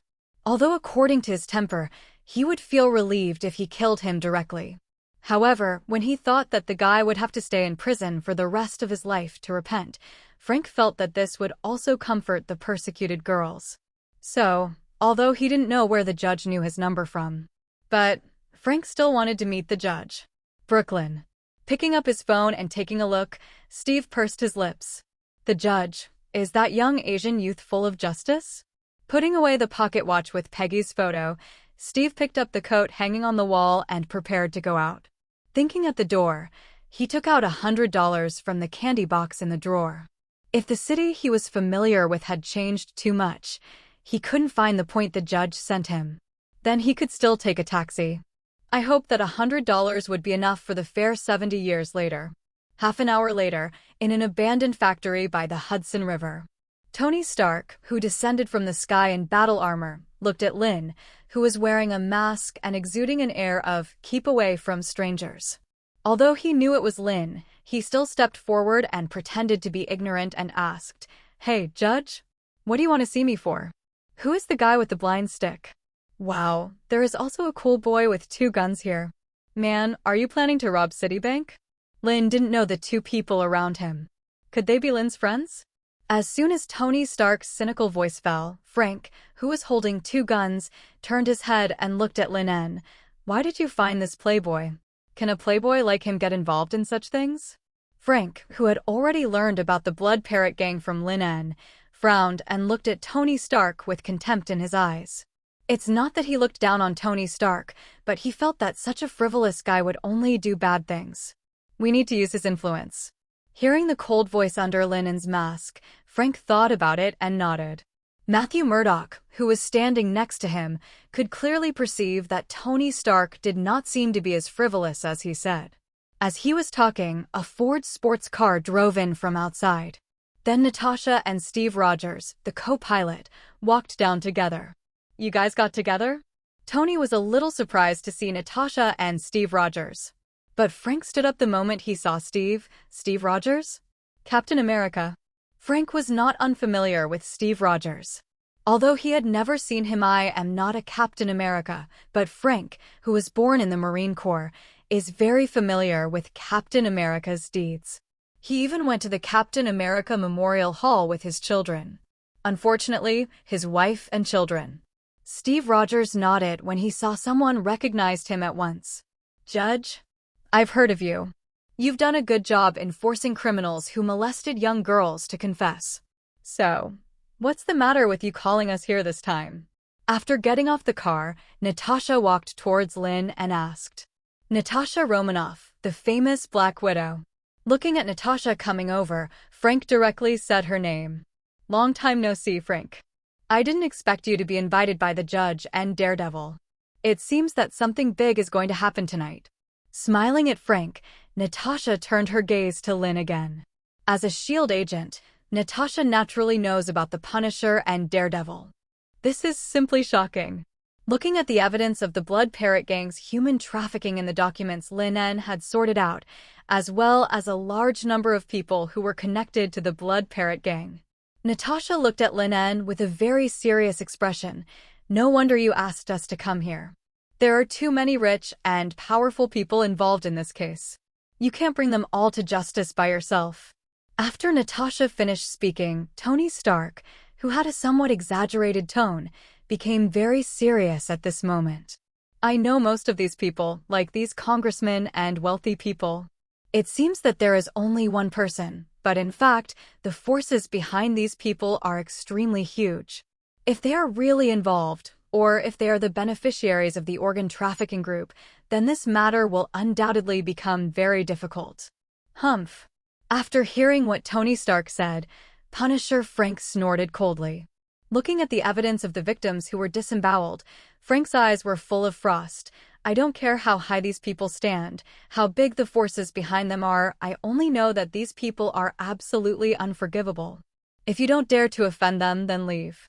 The judge and I are not afraid of these guys. Count me in. Daredevil, who had been silent all the time, said, I have fought with Kingpin for so many years, but even Kingpin's methods are not so cruel. So I stand on the side of the Punisher and the judge. Equals. Speaking of this, Daredevil suddenly took off his mask and revealed his true face. I am not afraid of you knowing my identity. In fact, I am still a lawyer by profession. Justice and law are my bottom line. I can exempt innocent people from legal punishment, just like Ms. May who participated in the parade today. But in the same way, I will not retreat half a step when facing evil people, even if the opponent is extremely powerful. Hearing the murderous words of the Punisher and Daredevil taking off his mask to show his determination not to retreat half a step, Tony Stark looked at Lin, who had been silent all the time but had already expressed his determination. Then he stepped forward and said, Oh, everyone, you don't think I'm backing down because I'm worried about these so-called celebrities and politicians. Come on, I'm Tony Stark, who am I afraid of? Aren't they just some congressmen and old political families? At the beginning, even Congress held a hearing to get my armor. I didn't care, let alone them. Speaking of this, Tony Stark turned his head and looked at Steve Rogers, who had a serious expression and had never spoken. Hey, Mr. Antique, I'm afraid the world after 70 years will disappoint you. How about joining us and saving this disappointing world again after 70 years? Hearing Tony Stark et al., Steve looked at them. Of course I want to join, but I think the judge called us here not just to destroy the Blood Parrot gang. Seeing everyone's eyes focused on him, Lin En nodded. Leave the Blood Parrot gang to me. There are only a few dozen gang scums. I can destroy them alone. But to expose this matter, let everyone know their crimes and let them get the punishment they deserve before they mobilize their forces to cover up the truth of their crimes. You are needed. And I am too far away to reach Eastern Europe. I can't catch all those dark webs and criminal groups, let alone rescue those women and children. Leave the exposure to me. Lin En had just finished speaking when Tony Stark said directly, once this matter is publicized, it is estimated that before public opinion has risen, the rich and powerful will use other news to divert the public's attention. Those media may not be able to withstand the pressure from the powerful and withdraw their reports, but my Stark group is not afraid of this.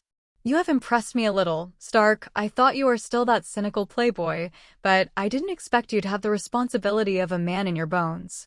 Hearing Tony say this, Punisher Frank looked at Tony Stark for the first time, but as far as I know, your Stark Industries should not be involved in the media and news industry. I have money, cool boy, you underestimate the power of money.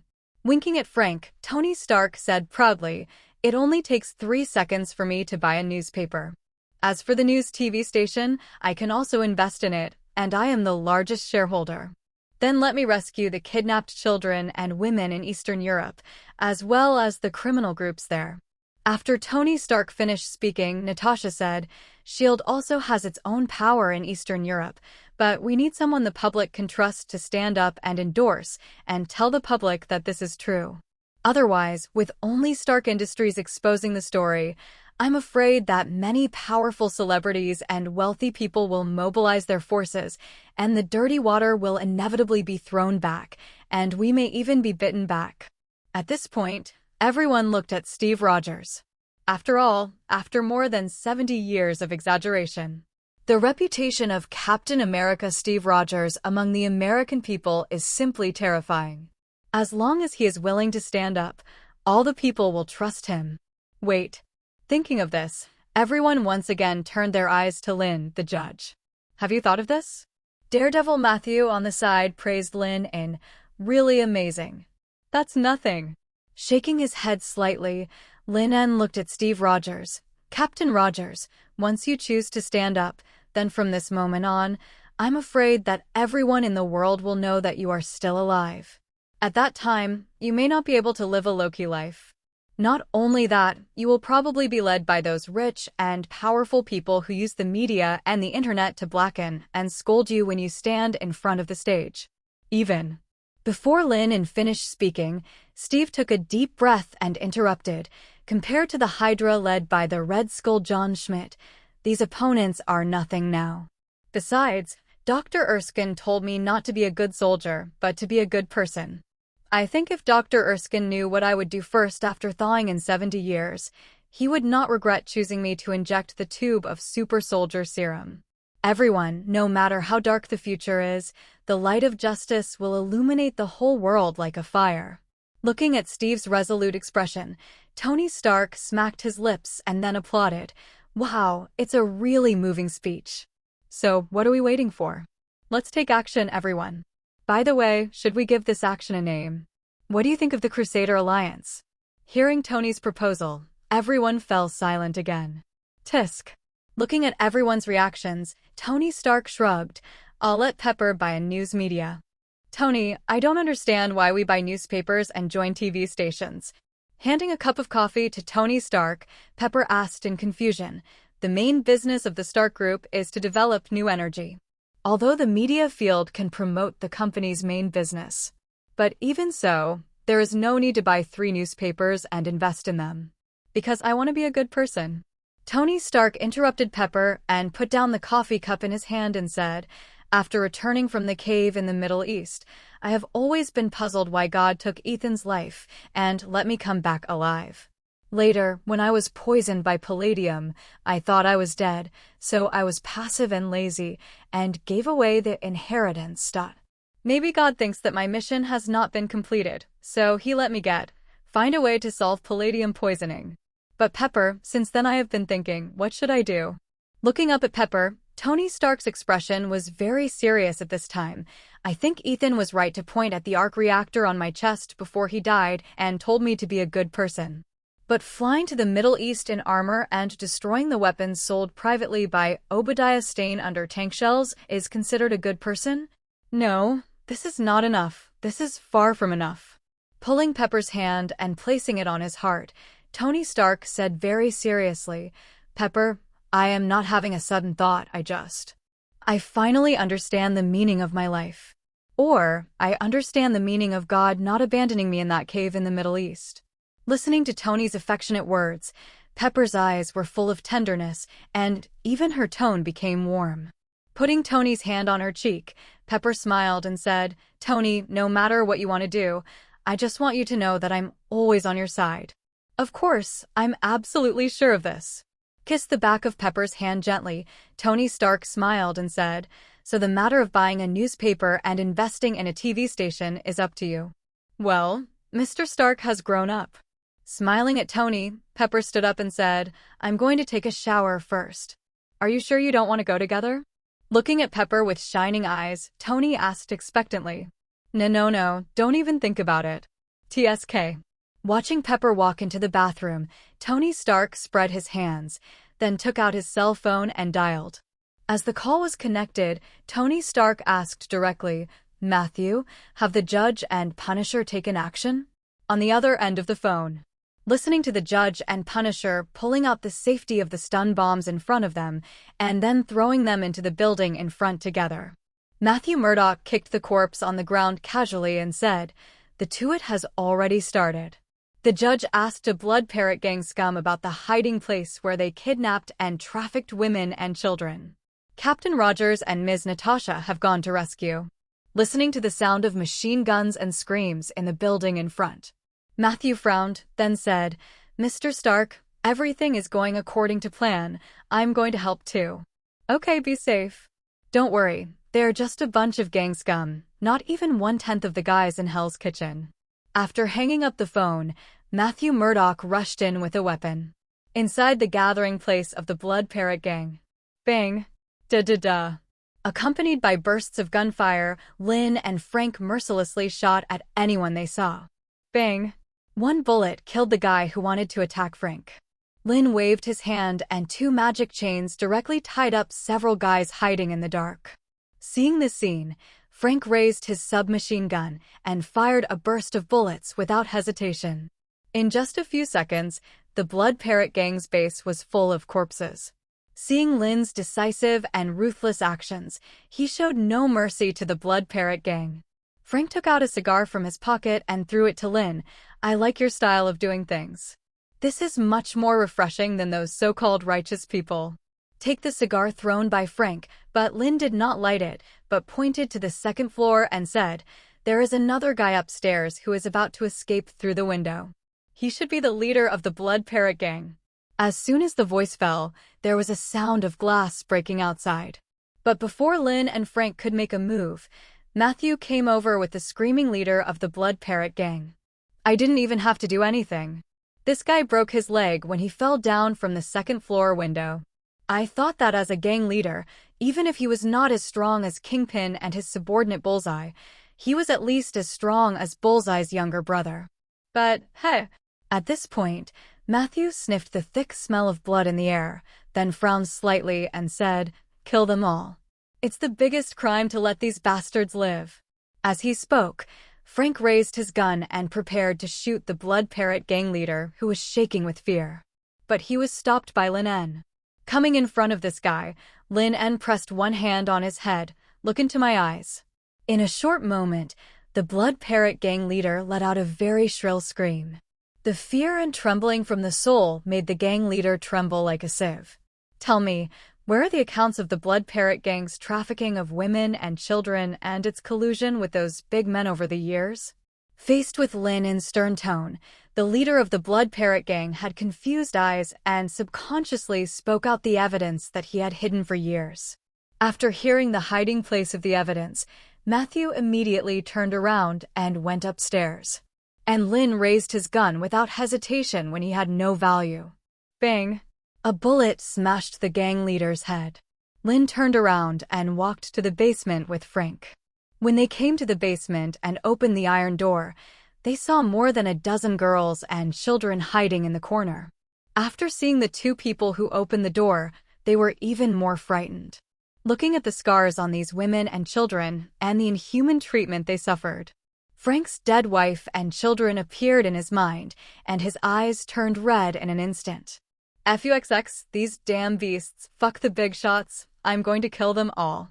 Seeing Frank holding up a submachine gun and preparing to walk out, Lin En grabbed him. "According to the plan, only by uprooting these people can more people be judged." Hearing Lin En say this, Frank took a deep breath and forced himself to suppress the anger in his heart. Then he walked towards the women and children. At this moment, as a tough guy, his voice was full of tenderness. Don't be afraid. We are here to rescue you. Those bastards who kidnapped and hurt you have been eliminated by me and the judge. At the same time, in a luxurious villa in Queens. FUXX, who are you? Looking at the man and woman who suddenly broke into his room with a vigilant look, Collins Myers asked, while quietly putting his hand under his pillow. Bang. Before Collins Myers could take out the pistol hidden under the pillow, Natasha shot and broke his arm. Looking at Collins, who was holding his arm and howling in pain, Natasha walked up and stuffed the black muzzle of the gun into his mouth. Shut up if you don't want to die. Now, I ask a question, you answer a question. As long as you say one wrong word, I will explode your head. Do you understand? Listening to Natasha's chilling tone, Collins Myers, who was pale with pain and sweating, nodded repeatedly. Take the gun out of Collins' mouth. Natasha looked at him and said, Are you the investor behind the Blood Parrot gang? When he heard Natasha mention the Blood Parrot gang, Collins' pupils shrank. Just as he was about to distance himself from the matter, he saw Natasha's cold eyes and nodded immediately. Yes, ma'am, I don't know how the Blood Parrot gang offended you, I can. Shut up, the Blood Parrot gang kidnapped someone they shouldn't have kidnapped. If you want to live, tell me where you sent Miss Natalie Celine. When he heard that they were looking for someone, Collins was relieved. It turned out that the damn idiots of the Blood Parrot gang had offended the wrong person, so they came to the door in the middle of the night. Oh my God, a force that can have such a decisive woman dare the idiots of the Blood Parrot gang to provoke? Perhaps if I honestly help them rescue Ms. Natalie Celine, they may let me go for the sake of the powerful people behind me. After all, in America, no matter how powerful you are, you have to give face to the big guys in Congress, right? Thinking of this, Collins Myers immediately said, I'm sorry, ma'am. I'll call the Blood Parrot gang and ask them to kidnap the lady they kidnapped these 2 days. The Blood Parrot gang is gone. Without waiting for Collins Myers to finish, Natasha said directly, We didn't find Ms. Natalie in the basement and hiding place. Now, tell me the route you used to transport women and children to Eastern Europe. You'd better pray that Ms. Natalie hasn't arrived in Eastern Europe yet. Otherwise, you know the consequences. When he heard Natasha say that the Blood Parrot gang was gone, Collins Myers' pupils shrank. It seems that the power behind this woman is even beyond his imagination. Oh my God, I didn't even receive any news, and the Blood Parrot gang was slaughtered? After cursing the Blood Parrot gang's stupid ancestors for 18 generations, Collins Myers he immediately said, A group of people were just transported away 2 days ago. Transported by cargo ship, and the transfer station is Hanali Island. After talking about the cruise ship batches and routes, Natasha took out her mobile phone and said, Hill, you heard it. Hanali Island is handed over to you. After hanging up the phone, Natasha continued to ask, You should have evidence of those organizations, rich people, powerful people, and bribed officials who cooperated with you.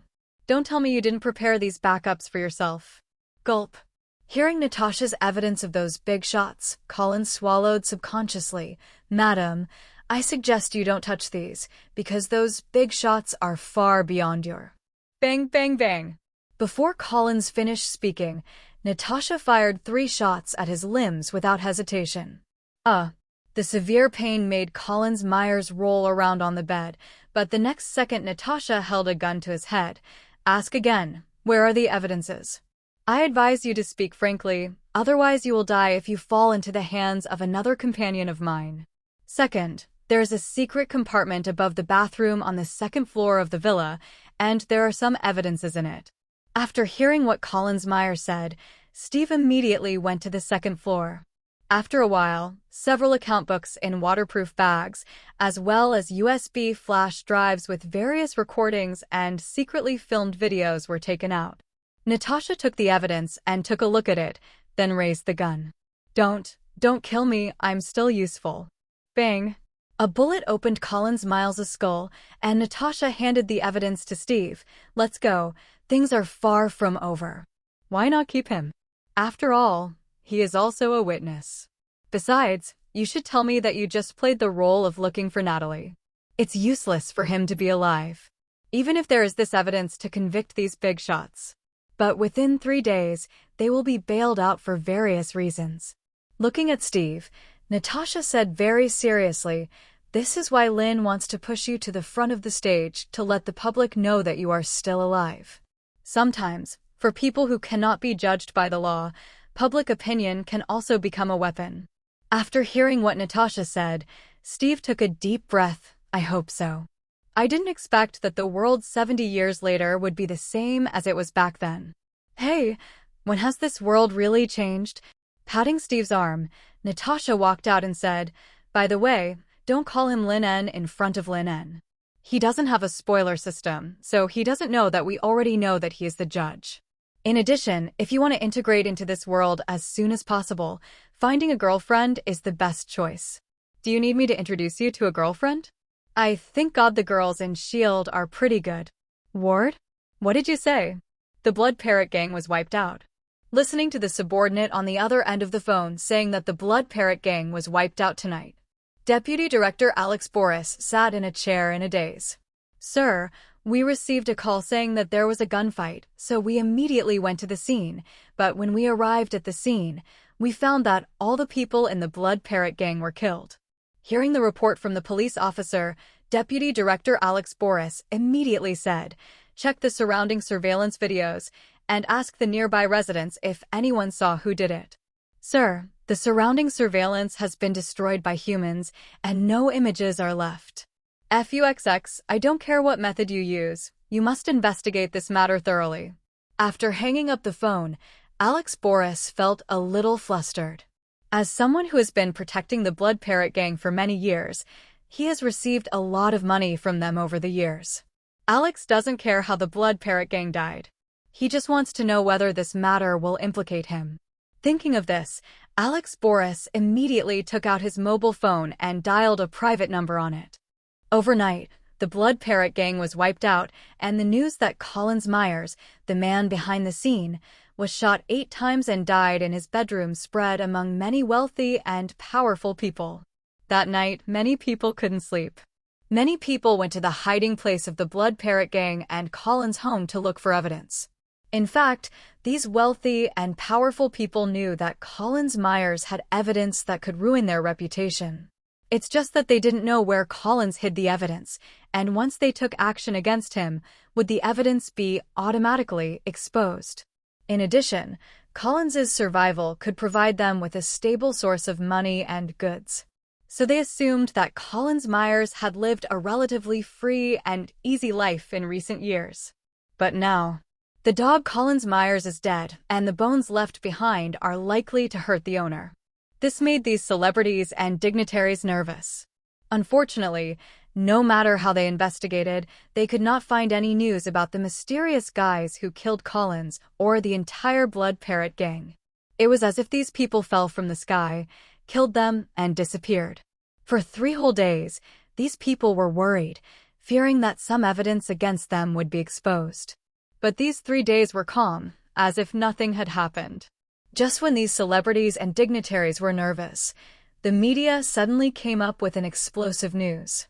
Steve Rogers, the famous Captain America, the superhero who was supposed to have died 70 years ago, is still alive. As soon as this report came out, it swept across America in an instant. Especially when the video of Steve Rogers sitting in the camera and telling how he survived was exposed. Countless media rushed to New York. Oh my God, this is definitely the most shocking and explosive news this year. Of course, the major media that have always tracked hot news will not miss this opportunity. In a short time, in the past 70 years, the American captain, who was praised by the military as the best recruitment advertisement, once again became the absolute news in America. Oh my God, what did I see? Captain Rogers is still alive.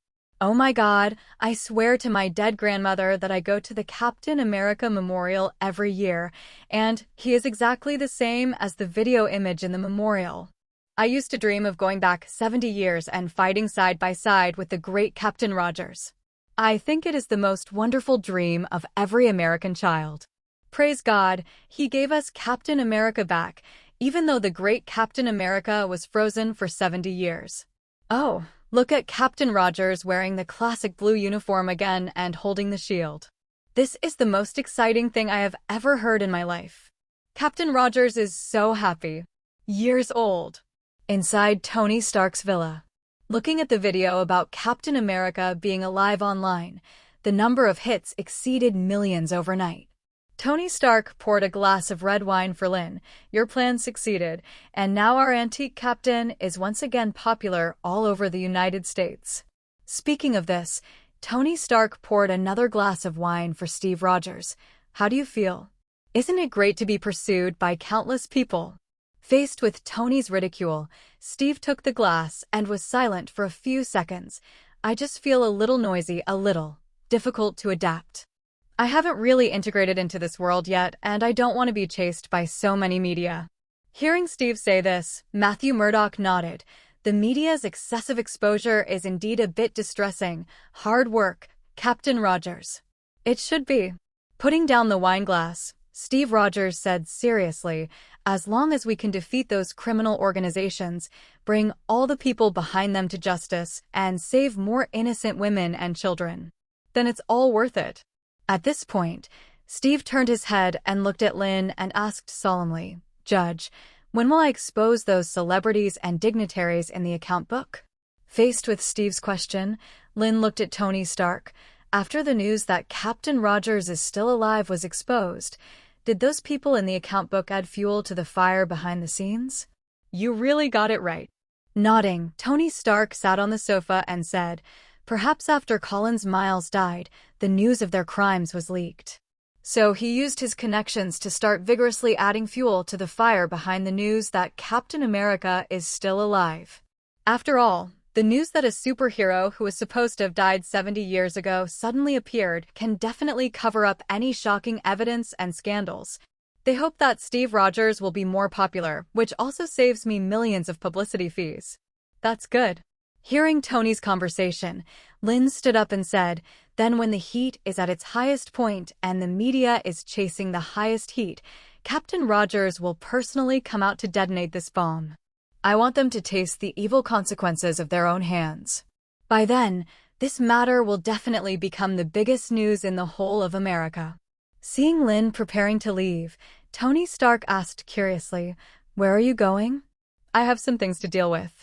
After speaking, Lin nodded to the three people and then turned and left. I also have to sort out these evidence and documents. Pick up the cane. Matthew Murdoch stood up and said with a smile, Ms. Natasha Romanoff and the Punisher have already gone to Eastern Europe, and I can't be idle. I really want to see what will happen in the next two. God, what kind of expression will Captain America, who is strongly promoted by those powerful celebrities, have when he shows them the evidence of their crimes? After saying that, Matthew turned and left. When only Tony Stark and Steve Rogers were left in the living room. Tony looked at him. Lin has a 4-week winter vacation. I don't know why he is in such a hurry to leave. By the way, you should stay in my villa these days and accept some media interviews when appropriate. Don't worry, after this matter is completely detonated, I will find a way to cool you down and prevent too many media from disturbing your normal life. Speaking of this, Tony Stark suddenly said, I now understand why Lin always wears a mask when he appears as the judge. After all, being chased by the media is also a very scary thing. Faced with Tony's assurance, Steve Rogers nodded. Thank you. Tisk.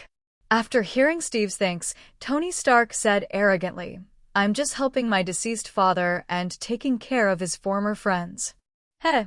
Looking at Tony's arrogant expression, Steve shook his head and smiled.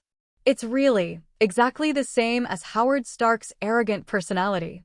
However, through the contact over the past few days, Steve found that Tony is not as venomous and annoying as he appears. Eastern Europe, Sokovia. Hiss. Looking at the news Natasha sent and the target this time. The members of the action team looked at the captain and asked, Boss, this time Black Widow's target is actually a human trafficking organization in Eastern Europe.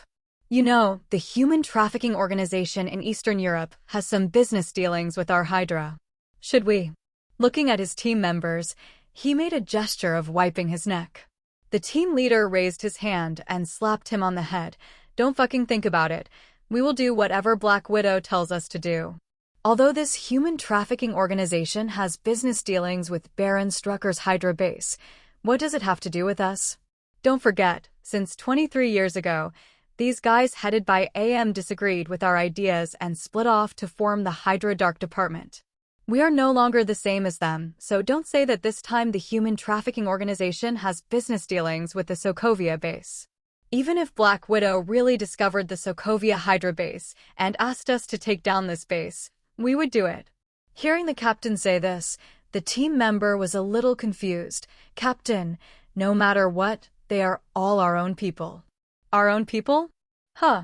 Remember, only the Hydra in S.H.I.E.L.D. is our real own people. After a sneer, the captain of the task force loaded his pistol and said, "Let me ask you, who are the people who have been working for S.H.I.E.L.D. fearlessly in all these years, no matter what the mission is?" Of course it's us Hydra. Even other real S.H.I.E.L.D. agents have to consider whether it's worth it when facing a mission that means they must die. Only our Hydra members will work for S.H.I.E.L.D. with the belief that they must die. Then let me ask you, why do we do this? Because S.H.I.E.L.D. is ostensibly the Black Man Nick Fury. The demon controls S.H.I.E.L.D., but in fact S.H.I.E.L.D. belongs to us, Hydra. The stronger S.H.I.E.L.D. is, the more powerful our Hydra will be. That's right. Nodding, the captain continued, but the Hydra bases in the dark are not on the same page with us. They hope that our plan will fail and we will become drowned dogs. So you understand now? Oh, that's it. Hearing the captain's explanation, the team member nodded in sudden realization. That's right, only the purest Hydra is the one who most hopes that S.H.I.E.L.D. will become stronger and stronger, and is also the most loyal agent of S.H.I.E.L.D. Why does it feel so ironic? In the lounge, looking at Clint Barton sorting out arrows, Natasha stepped forward and said, "Clint, this time we have to eliminate the human trafficking organization and rescue the kidnapped women and children. We also need to find evidence of business dealings with them in America, so I'm asking you to help me this time." Hearing Natasha say this, Hawkeye stopped assembling the arrows, then raised his head and smiled. "Why are you so polite to me? Don't forget, Laura was once a S.H.I.E.L.D. agent. She understands my work very well. Besides, you're the godmother of my and Laura's daughter." Seeing Hawkeye mention Laura and his daughter, his face was full of gentle smiles. Natasha pulled a chair over and sat opposite him and said, "I heard that Laura is pregnant again?" "Well, a girl. The name hasn't been chosen yet. But your idea of having a godson has failed. TSK, little traitor." Hearing that Laura was pregnant with another girl, Natasha said softly, but the envy and loneliness in her eyes could not be hidden no matter what. Of course, only in front of the closest and most trusted people, Natasha would not hide her emotions. "Natasha." Seeing the loneliness in Natasha's eyes, Clint gently held her hand to comfort her. As a close friend who had lived and died together for so many years, Clint knew Natasha's situation very well. She never had the chance to have a real child that belonged to her in her life. This was undoubtedly the biggest regret for her. "I'm fine." Looking at Clint with comfort in his eyes, Natasha smiled. "The most important thing at the moment is to rescue those women and children. Punisher Frank has taken people to investigate. Once there is news, we will act immediately." "Okay." Hearing Natasha say this, Clint Barton nodded. At the same time, in a single-family villa in the Upper East Side of New York. "Kelly, are we really going to play this game?" Looking at the Ouija board in front of them, one of the girls asked timidly, "I heard that this game can really summon the dead. Are you scared?" Hearing the timid voice of the girl named Kelly frowned and said, "If you are so timid, go hang out with that bitch Jessica. Her father is one of the 5 deputy mayors of New York. She can help your father. Don't show up in our sister group in the future." Hearing Kelly say this, the timid girl immediately said, "Of course I won't betray our sisterhood. I remember when we were little, we blocked Jessica in the bathroom and she slapped us a few times." Hearing the timid girl say this, Kelly nodded with satisfaction. "That's right, we dare to do what that little bitch Jessica dares to do. If she looks down on us, we will lose face in the New York celebrity circle in the future." As she said this, Kelly put her finger on the Ouija board. "Remember, If the Ouija board really moves halfway through the game, then no one can loosen their fingers, understand? Hearing Kelly's solemn advice, the girls all nodded. After the girls put their white fingers on the Ouija board, Kelly lit the candles and chanted. At the same time, in the East Coast studio. Are you sure that the little bitch named Kelly really dares to play any psychic ritual? You know, if it weren't for Lin's help when we played that, I'm afraid we would really be entangled by the dead. Looking at Jessica, Barbara, who had just sorted out the shelves full of crafts, asked Jessica. Of course, Kelly, that little bitch, loves to compete, especially after she heard that I played with her and was mocked by me in person. If she could hold back, she wouldn't be a little bitch. Speaking of this, Jessica said with some regret, it's a pity that Lin En has something to do these 2 days, otherwise he can just summon a ghost to entangle Kelly, that little bitch. But forget it, anyway, as long as we make our East Coast studio famous, after all, I have already contacted my brother. Once things start, Fox TV will get involved. Hearing what Jessica said, Barbara looked at the full shelves of crafts. If we really follow your plan, then we will definitely make a lot of money. No, there are still too few crafts now. I have to ask the supplier to make more. After saying that, Barbara was ready to make a phone call. TSK. It seems that you really plan to let Lin En earn enough money to buy a villa in 1 year. It's half a year. Looking at Jessica, Barbara said seriously, if under my management, if this studio can't let Lin En have enough money to buy a villa within half a year, so that I can help my brother and sister pay off their student loans, then I've learned in vain all these years. Facing the serious Barbara, Jessica suddenly said, you should know that the 2 of us are destined not to be Lin En's girlfriend. So what? Looking at Jessica with some surprise, Barbara smiled and said, didn't we sisters support Lin En's body at the beginning? Lin En is the same as us. It's just that after 2 years, the relationship between the 3 of us has become closer, a bit like a family. You want a family marriage in the future, and I will also find a man who wants to treat me like a treasure in the future. But so what? Jessica, don't be so greedy. I don't believe that even if you have a family marriage in the future, when Lin En needs it, you won't let Lin En beat you behind your husband's back. Anyway, even if I have a husband in the future, I will never be able to resist Lin En's call. Speaking of this, Barbara raised her eyebrows to Jessica.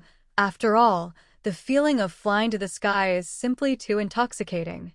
Seeing Barbara start to get coquettish again, Jessica gave him a middle finger without hesitation. Bitch. In the apartment. Because the incident has not yet completely exploded, Lin En sent out the edited video again. In Tony's villa. According to Lin En's plan, he may have to accept interviews from several media and video interviews from TV stations these days. Do you need me to ask Jarvis to help you write some manuscripts? Tony took the 2 cups of coffee from Pepper and smiled at Pepper, then turned to Steve and asked, thank you, but not for the time being. I am still very good at this. Steve replied after thanking him and taking the coffee from Tony. That's right, after all, you are more skilled than anyone else in inspiring people. Oh, wait a minute. Watching Pepper walk to the side and wave to him, Tony Stark asked Steve to wait a minute, then got up and came to Pepper's side. Just approaching Pepper, before Tony Stark could speak, Pepper asked excitedly, Tony, is he really the legendary Captain America, not the special actor you found? Looking at Pepper's excited expression, Tony Stark was a little jealous. Kang Mang, isn't it just an antique that has been frozen for 70 years? Are you so excited? That's Captain America, my God. After listening to Tony say that he is indeed the Steve Rogers he knows, Peggy took a deep breath and said to Tony, no wonder you asked me to acquire several newspapers and invest in TV stations. Now we are the first to get this traffic, Tony. You're becoming more and more mature now. Faced with Pepper's praise, Tony Stark said maliciously, of course, after all, after our Stark Industries transformation, as the largest shareholder, I have to consider the group, right? This is what I should do. Although the words are more modest, Tony Stark's upturned mouth corners can't be suppressed anyway. Well, thank you, Lin. Just as the 2 were talking, the sound of the system suddenly came to their ears. The new video has been released. Please enter the viewing room within 5 minutes if you are the system owner. Hearing the prompt sound of the system, Tony raised his eyebrows slightly, then turned his head and looked at Steve. Pepper, Steve and I still have something to discuss, so I'll leave the media matters to you. You know better than me how to maximize the benefits. After hearing what Tony said, Pepper nodded. Don't worry, I'll go to the TV station in person. After that, Pepper kissed Tony on the cheek and turned away. Seeing Pepper's impetuous appearance, Tony turned around and said to Steve, "Are you envious? Pepper is not only my girlfriend, but also the helmsman of Stark Industries. She is a good girl, Tony, you should cherish her." "Of course, let's not talk about this for now, let's go to the theater first." "Okay." Nodding, the two came to Tony Stark's laboratory. After the notebook was ready, the two went directly to the theater. Eastern Europe, Sokovia. Listening to the system ring, Natasha said to Punisher and Hawkeye, "Then follow the plan. It's 3 o'clock in the afternoon. After 7 o'clock in the evening, go and kill those sons of bitches." After making a plan, Natasha returned to the lounge and immediately entered the theater. Inside the Hydra base. "Are you sleepy?" Looking at Wanda, who had just finished her nap and was about to go back to her room for a nap. Pietro blinked his eyes. For some reason, Pietro always felt that Wanda was weird recently. Maybe she has entered puberty? In the theater. As everyone entered the theater, the screen officially started playing the next moment. In the video, Steve Rogers, wearing the classic Captain America uniform, stood at the elevator entrance with his back to the camera. As the elevator door slowly opened, Steve looked at the S.H.I.E.L.D. agents led by Sitwell in the elevator, then walked in and nodded. "Captain? I thought you were only going to search and rescue," Sitwell said as he watched Steve walk in. But Steve ignored him and walked directly to the encirclement of the agents. Crossbones Rumlow also greeted, "Captain." Rumlow. Nodding, Steve Rogers looked at the others. Seeing the nervous expressions of the others, his hands unconsciously reached for his weapons. Steve Rogers calmly said to Sitwell, "I just received intelligence that someone wants to take advantage of the psychic scepter, so I will take over the scepter now." Hearing Steve say this, the other agents in the elevator changed their expressions slightly. Sitwell turned around and looked at Steve seriously. "Captain, what do you mean?" On the side, Rumlow also turned his head and looked at Steve. "Sorry, Captain, we can't give you the scepter. I need to call the director." Seeing Sitwell take a mobile phone, Steve immediately said, "No problem at all, trust me." As he said that, Steve leaned forward slightly and whispered in Sitwell's ear, "Long live Hydra." The camera turned, and as the elevator door opened, Steve Rogers left the elevator with the box containing the psychic scepter in his hand and the corner of his mouth raised. In the elevator, Sitwell stared at Steve's back and was a little overwhelmed. On the contrary, Crossbones Rumlow had a look of joy in his eyes, as if he was sure of it. In the theater. "Ward? What the hell is going on?" Seeing the scene, Tony Stark immediately covered his head with a look of shock. "Steve Rogers is Hydra? How the hell is this possible, Can?" Even if the spoiler system said that Nick Fury or Natasha was from Hydra, Tony Stark would believe half of it. After all, this is a spoiler system, a system that can see what will happen in the future. But now the screen shows that Steve Rogers is Hydra? This is impossible. In another theater, Steve Rogers was also looking at the big screen in confusion. "Long live the Nine, Hydra?" This sentence actually came out of his mouth? This is absolutely impossible. Hydra has always been his biggest opponent. 70 years ago, he crashed his plane into a glacier in order to destroy Hydra. So, how could he be Hydra? In the Nick Fury theater. Nick Fury suppressed the shock in his heart, but thought more. In the clip, Steve Rogers revealed his identity as Hydra and took the box containing the scepter from Sitwell. Does that prove that Sitwell, Rumlow, and other agents in the elevator are all Hydra? Sure enough, my guess some time ago was correct. The two guys who monitored Lin and crushed the cyanide hidden in their teeth in front of him and Natasha were Hydra people. Damn it, I didn't expect Hydra to hide so deeply, even to the level of Sitwell. As for whether Steve is Hydra, Nick Fury absolutely doesn't believe it, and judging from the mocking smile on Steve's mouth when he left the elevator, He must have known that Sitwell was a Hydra, so he used his identity as the Hydra captain to trick them into giving him the scepter. It must be said that Nick Fury's judgment is extremely accurate. Not only him, but even Natasha was surprised at first, and then slowly realized that there was a problem. It seems that Steve is not as old-fashioned as imagined. Looking at the mocking smile on Steve's lips in the video, Natasha also laughed. The video continued to play. The scene came to a military base. Tony Stark, wearing a suit, just used the nano-armor gloves to cut open the safe and put the cosmic cube into the suitcase. The next second, a voice came from not far away. "Arnim, are you here? Arnim?" Hearing the voice, Tony Stark immediately closed the suitcase, but when he saw the person who came clearly, Tony was stunned. Because the person who came was his father, Howard Stark. The moment he saw Howard Stark, Tony Stark in the video was stunned. Outside the video, Tony Stark sitting in the theater was also stunned. Oh my God, how is this possible? For a moment, Tony Stark in the theater felt that his heart seemed to jump out of his chest. But his eyes were fixed on the screen, afraid of missing any details. The video displayed by the spoiler system is about the future. Could it be that in the future, he really mastered the time travel machine, so that's why he went back to the past to see his father? "Hey friend, the door is this way." Watching Tony Stark turn around and leave, Howard Stark called him. Tony Stark in the video can be seen with the naked eye. Various complex emotions such as panic, excitement, and anxiety are intertwined together. Even though he entered the elevator with Howard Stark, he did not doubt Tony. But Tony Stark was still nervous. "My wife is pregnant, but unfortunately I don't have much time to accompany her because I have been working overtime recently. Can you help me get it?" Hand the flowers in his hand to Tony Stark. In the video, Tony Stark, who was never used to receiving anything from other people except Pepper. But at this moment, he willingly took the things handed over by his father. "I have a little daughter." Looking at his father, Tony Stark in the video whispered, "Daughters are good. I also hope that my wife is pregnant with a daughter. After all, if it is a daughter, there is no need to worry about the same virtue as me. What's wrong with being the same as you?"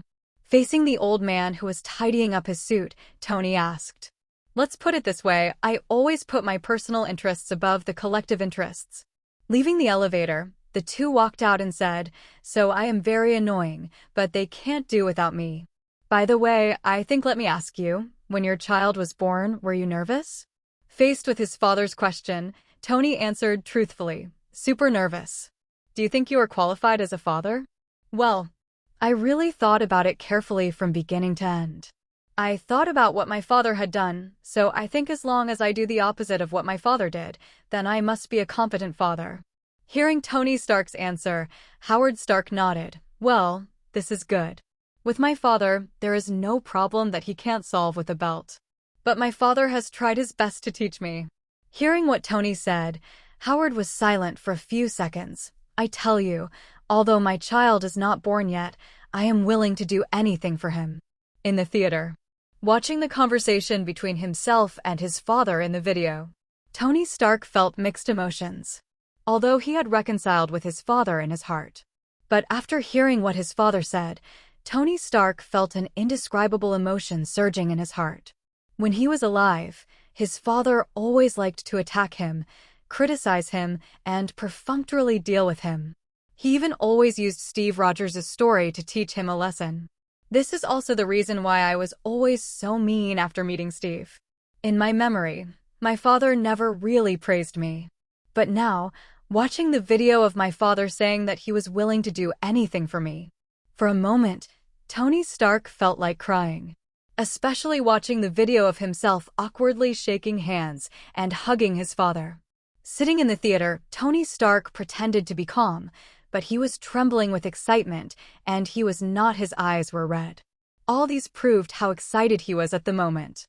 Other people were not as excited as Tony Stark. Watching the video of Tony Stark and Howard Stark meeting and talking, Natasha nodded thoughtfully. In the previous video, Lin said that he and Loki had agreed that he left a gift for Lin at the end of Pompeii. At that time, he Nick Fury and others speculated that he would be in the future. They should have mastered the time machine and can travel through time and go back to the past. At first, this was just a guess. After all, time travel sounds too sci-fi. But now it seems that my guess should be correct. Otherwise, Steve and Tony Stark would not have gone back to the past and even let Tony meet his father. But why do we have to go back to the past? What happened in the middle? Natasha was thinking about this question. Steve was sitting in the cinema, looking at the screen excitedly. After all, in the screen, he ran into a room to avoid being tracked down. But through the blinds of this room, he saw Peggy, whom he had been thinking about day and night. Peggy. In the cinema, Steve sat up straight in an instant. When he saw his photo on Peggy's desk in the video, Steve just felt a blockage in his heart and a feeling of loss. After all, he missed the date that was late for 70 years. The video playback stopped here. But Steve sat in the cinema for a long time and was reluctant to leave. System, can I watch it again? Looking at the cinema with lights on, Steve's voice trembled a little. I really want to see Peggy again. Faced with Steve's request, the spoiler system was silent for a few seconds. The watched videos have been stored in the video library, and the host can check them. The video has been played. Please leave the viewing room in 5 minutes. Hearing the mechanical voice of the spoiler system, Steve immediately searched in the video library according to the system's prompts. Ignoring the clip where he said, "Long live Hydra," he went straight to the last part of the video. Looking at the video with burning eyes, he hid in the room and saw Peggy through the blinds. For a moment, Steve's eyes were a little obsessed. Hearing the news from the theater, Natasha was about to leave the theater. But suddenly she seemed to think of something and quickly reopened the theater to watch the 2 clips. In the clip, after Steve Rogers entered the elevator with his back to the camera, as the elevator door slowly closed, there seemed to be 2 blurry figures behind him not far away. After asking the system whether it could magnify this subtle detail and getting a positive answer, Natasha carefully compared the 2 figures. One was Lin wearing a judge's outfit and a mask. And the other one was also a judge's outfit, but Lin without a mask. 2 Lins. This discovery gave Natasha goosebumps all over her body. How is this possible? How can there be 2 Lins in one shot? After zooming in to see the unmasked Lin, Natasha realized that he was much more mature than the Lin she knew. So, the unmasked Lin came from the future using a time machine? Does that mean that Steve, who said "Long live Hydra" in the elevator, also came from the future? This discovery once again puzzled Natasha. What happened in the future that caused billions of people to die, and then all of them used the time machine to go back to the past? With a hint of confusion, Natasha left the theater and called Nick Fury. In Tony's villa. After coming out of the theater, Steve Rogers let out a long breath, but the feeling of loss in his heart did not disappear. Just as he was about to take a sip of the water cup, he found that Tony Stark, who was sitting opposite him, was looking at him with a strange look. What's wrong? Long live Hydra? Damn, you're Hydra. Listening to Tony's words in a tone that he himself didn't believe, Steve laughed and shook his head. How is this possible? If I were Hydra, I wouldn't have crushed the Red Skull's conspiracy 70 years ago, and I wouldn't have even driven the plane into the glacier. TSK, who knows if you did this on purpose? Maybe you are a member of Hydra and your philosophy is different from that of John Schmidt's Red Skull. Or you don't want to be inferior to the Red Skull and want to replace him, so the 2 of you will fight. Listening to Tony's increasingly outrageous words, Steve shook his head helplessly and smiled. I have to say, Tony, you have a very rich imagination, and you are very similar to Howard. Seeing Steve mention his father, Tony Stark thought of the video in which his father said he was willing to do anything for him. He also leaned back in his chair with a complicated mood. For a moment, one was thinking about Peggy, and the other was thinking about his father. The 2 of them actually, of course, there was no desire to talk or analyze. Until Nick Fury's video came over. After picking up the video, I heard Nick Fury say, "You 2 didn't fight because of Captain Rogers's Long Live Hydra." After hearing what Black Egg said, Steve smiled and Tony shrugged and said, "Fury, Now we know that there is a very deep Hydra captain hiding next to us. What are you still standing there for? Send someone to catch him. Don't joke, Tony. Stop joking, Nick Fury said. I just talked to Natasha. She thinks that in the two videos, whether it is Captain Rogers or you, Tony, they all used a time machine from the future to travel to a certain point in time. This should be the same as what we saw before I have been there, and in the future, someone's fingers snapping caused the death of billions of people on Earth. Natasha speculated that perhaps you in the video went back to the past to find a way to save billions of people. If that's the case, it makes sense. After hearing Nick Fury's analysis, Steve nodded and said, if it's the future, I already know that the Rumlow and Sitwell in the clip are from Hydra. In order to successfully obtain the scepter, it is reasonable for me to say to them, long live Hydra. But Stark went back to an earlier time point for the cosmic cube. Could the energy of the cosmic cube bring back billions of dead people? Not sure. Faced with Steve's doubts, Nick Fury shook his head. Until now, S.H.I.E.L.D. has not thoroughly studied what the role of the cosmic cube is, but the energy it contains is extremely huge. It can even easily destroy the Earth. In addition, in the clips I have seen before, 5 years after billions of people disappeared in the future, Natasha once said to Lin in tears that it was Lin who reminded her that S.H.I.E.L.D. was not safe and destroyed S.H.I.E.L.D.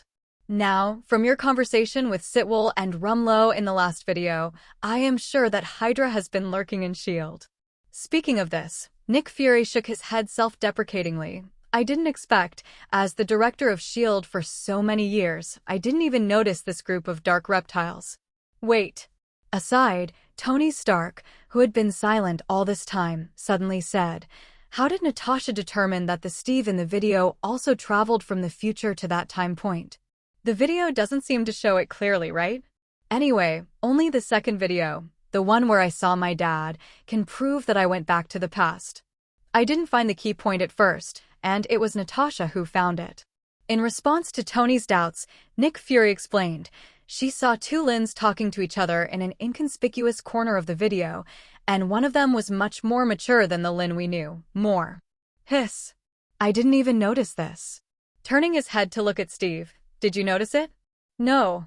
Shaking his head very honestly, Steve said, I was attracted by the phrase long live Hydra in the video. TSK.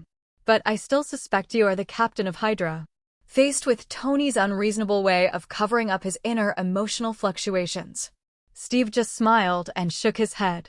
By the way, Coulson reported to me that a few guys in strange clothes found Thor today. It seems that they should be Thor's friends. Maybe they can help Thor pick up the hammer that fell from the sky. Asgardians from the Divine Realm? Hearing Nick Fury mention the Asgardians, Tony Stark immediately became interested. Except for Thor, I haven't seen other Asgardians. I really want to go to New Mexico to see if the people of the God Realm are as powerful as Thor said. Seeing Tony's interest, Steve said, Tony, our current task is to deal with the group of celebrities and dignitaries behind the Blood Parrot gang. As for the people of Asgard, we will have many opportunities to see them in the future. Okay. Thinking of the next plan, Tony Stark stopped. After all, dealing with those damn beasts is the most important thing. Inside Lin's apartment. Huh? Did they find the little Easter egg? Looking at the system prompt, Natasha discovered the scene of the present self and the future self that he had specially arranged in the video. Lin nodded with satisfaction. Yes, Lin was using this method to let them know that Steve, who said long live Hydra, had traveled back from the future. However, Natasha, worthy of being a top agent, actually discovered this point in such a shocking scene when Captain America said long live Hydra. This is not easy. Tip: the owner of the spoiler system has a trust in the video of more than 90%. Congratulations to the host for obtaining a new skill, thermal vision, primary. Host, Lin. Age, 19 years old. Identity, judge, sophomore at the State University of New York.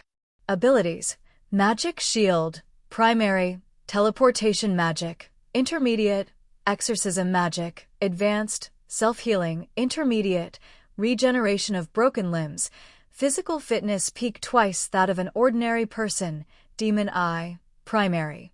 Summoning the dead, intermediate, chains of the dead, intermediate, magic cutting, intermediate, hotline is primary. Current side mission, Blood Parrot Gang completion, 60%. Creation points, 10. Number of videos that can be produced, 1. Looking at his character panel, Lin looked at the side mission. The side mission Blood Parrot Gang has been completely eliminated by Frank and himself, including Collins Miles, the man behind the scenes. It's just that those who have traded with the Blood Parrot Gang or have interests in it have not been completely caught. So the current completion is only 60%. By the way, system, once the mission is completed, will the newly acquired ability thermal vision level also be within the scope of the reward upgrade? In response to Lin's question, the system mechanically replied, after completing the side mission, all skill levels will be upgraded, including the skill rewards obtained in this video. After getting the accurate answer from the system, Lin closed the system. Opening the notebook and checking, the news that Steve Rogers is still alive is already a hot topic, which can be said to be a sensation across the United States. Although there are those who have interests involved in the Blood Parrot Gang behind this. However, Lin really wants to see what Steve will show in front of all the media after he shows all the evidence. What kind of expressions will those guys who shoot themselves in the foot have? Late at night, in the Upper East Side of New York, at the home of a New York senator. Lying on the bed, Kelly hid under the cup and shivered. It seemed that only the thick quilt could bring her a sense of security at this moment.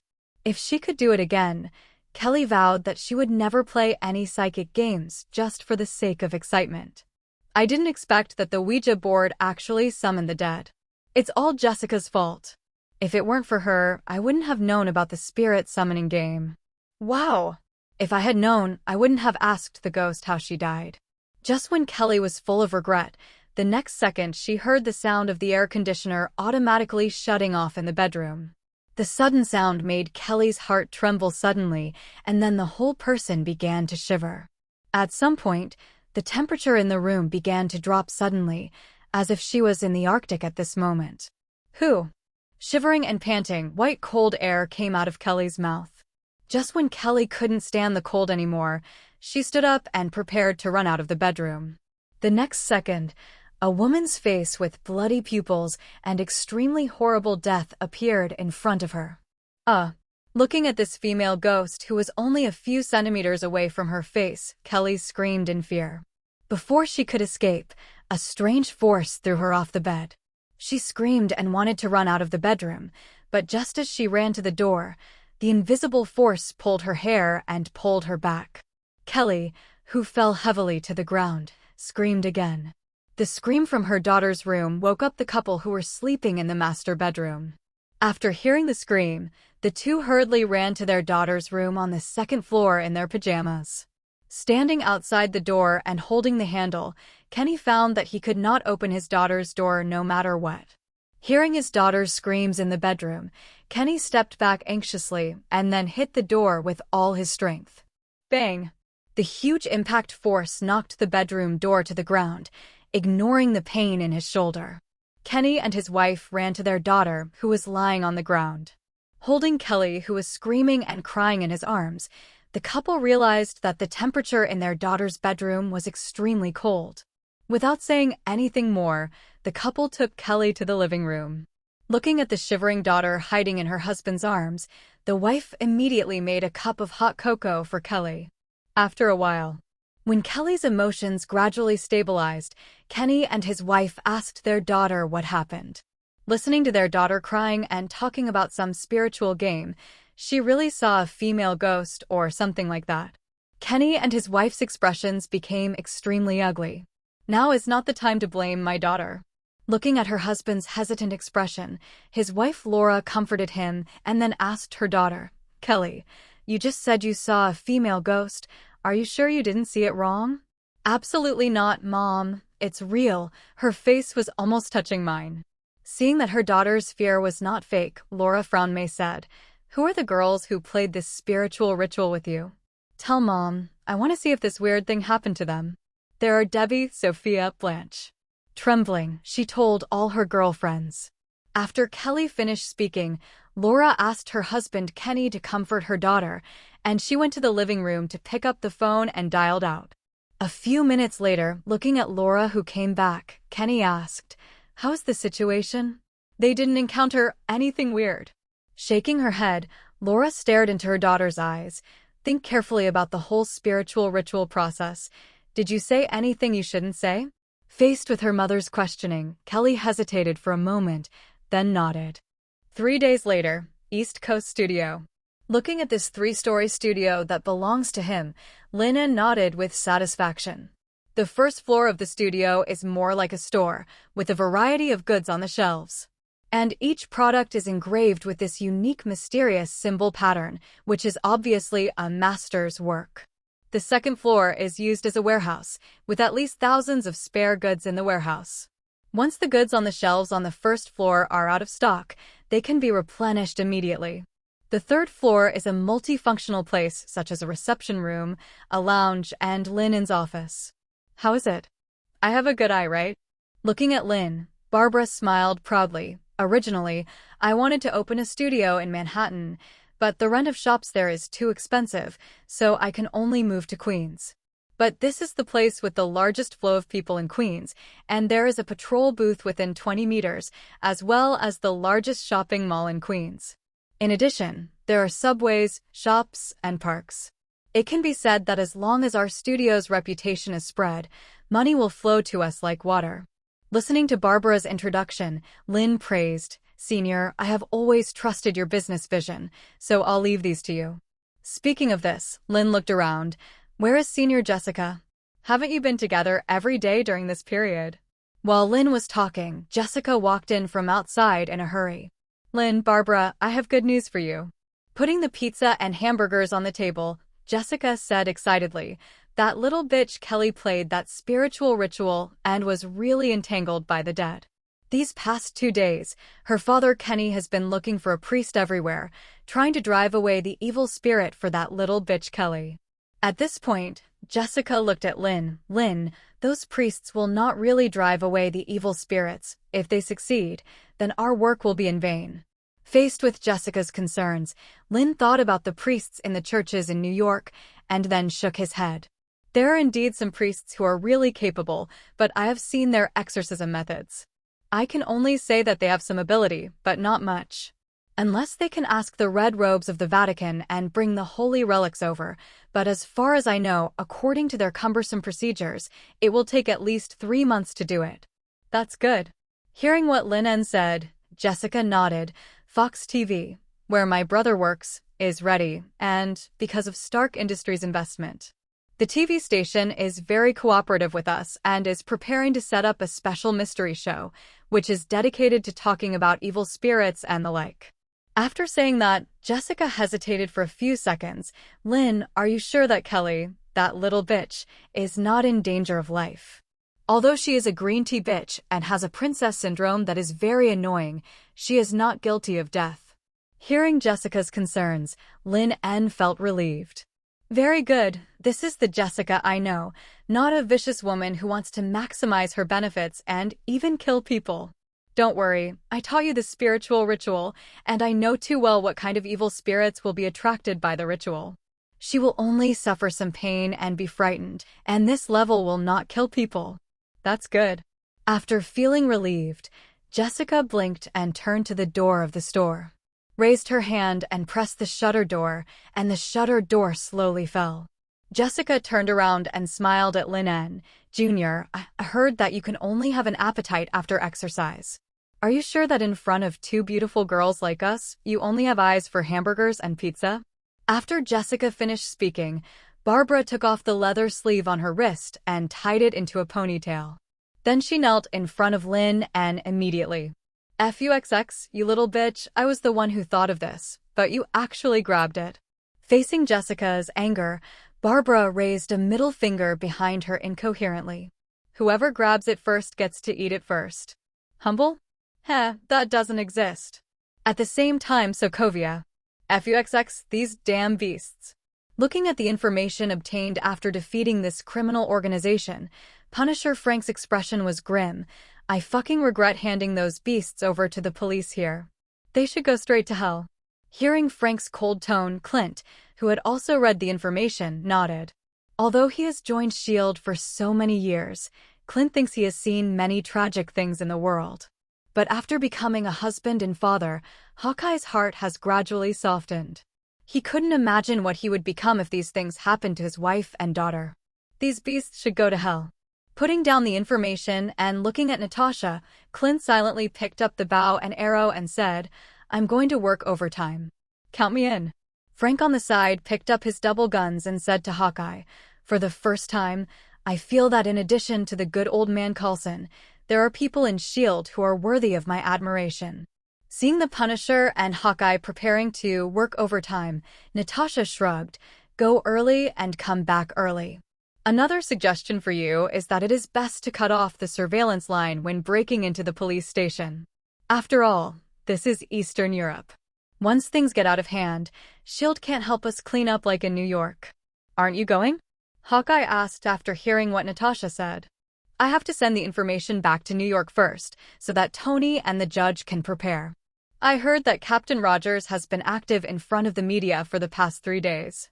Now that the heat in the United States is enough, it's our turn to appear." "Okay." After listening to Natasha's explanation, Clint nodded. Turning his head to look at Frank, Hawkeye said, "Leave those celebrities to me. I will let them taste what it feels like to be burned by electricity. Then it depends on whether your bow and arrow are faster or my gun is faster." Faced with Hawkeye's request, Frank said expressionlessly, Hello, everyone. As we wrap up this video, I want to share a quick note. I have a Patreon account. If you'd like to support me and enjoy on-demand audiobooks, you can become a Patreon member. Alternatively, you can check out my Google Drive link, which has 500+ novel audiobooks available through my Ko-fi or Patreon shop. I appreciate your support.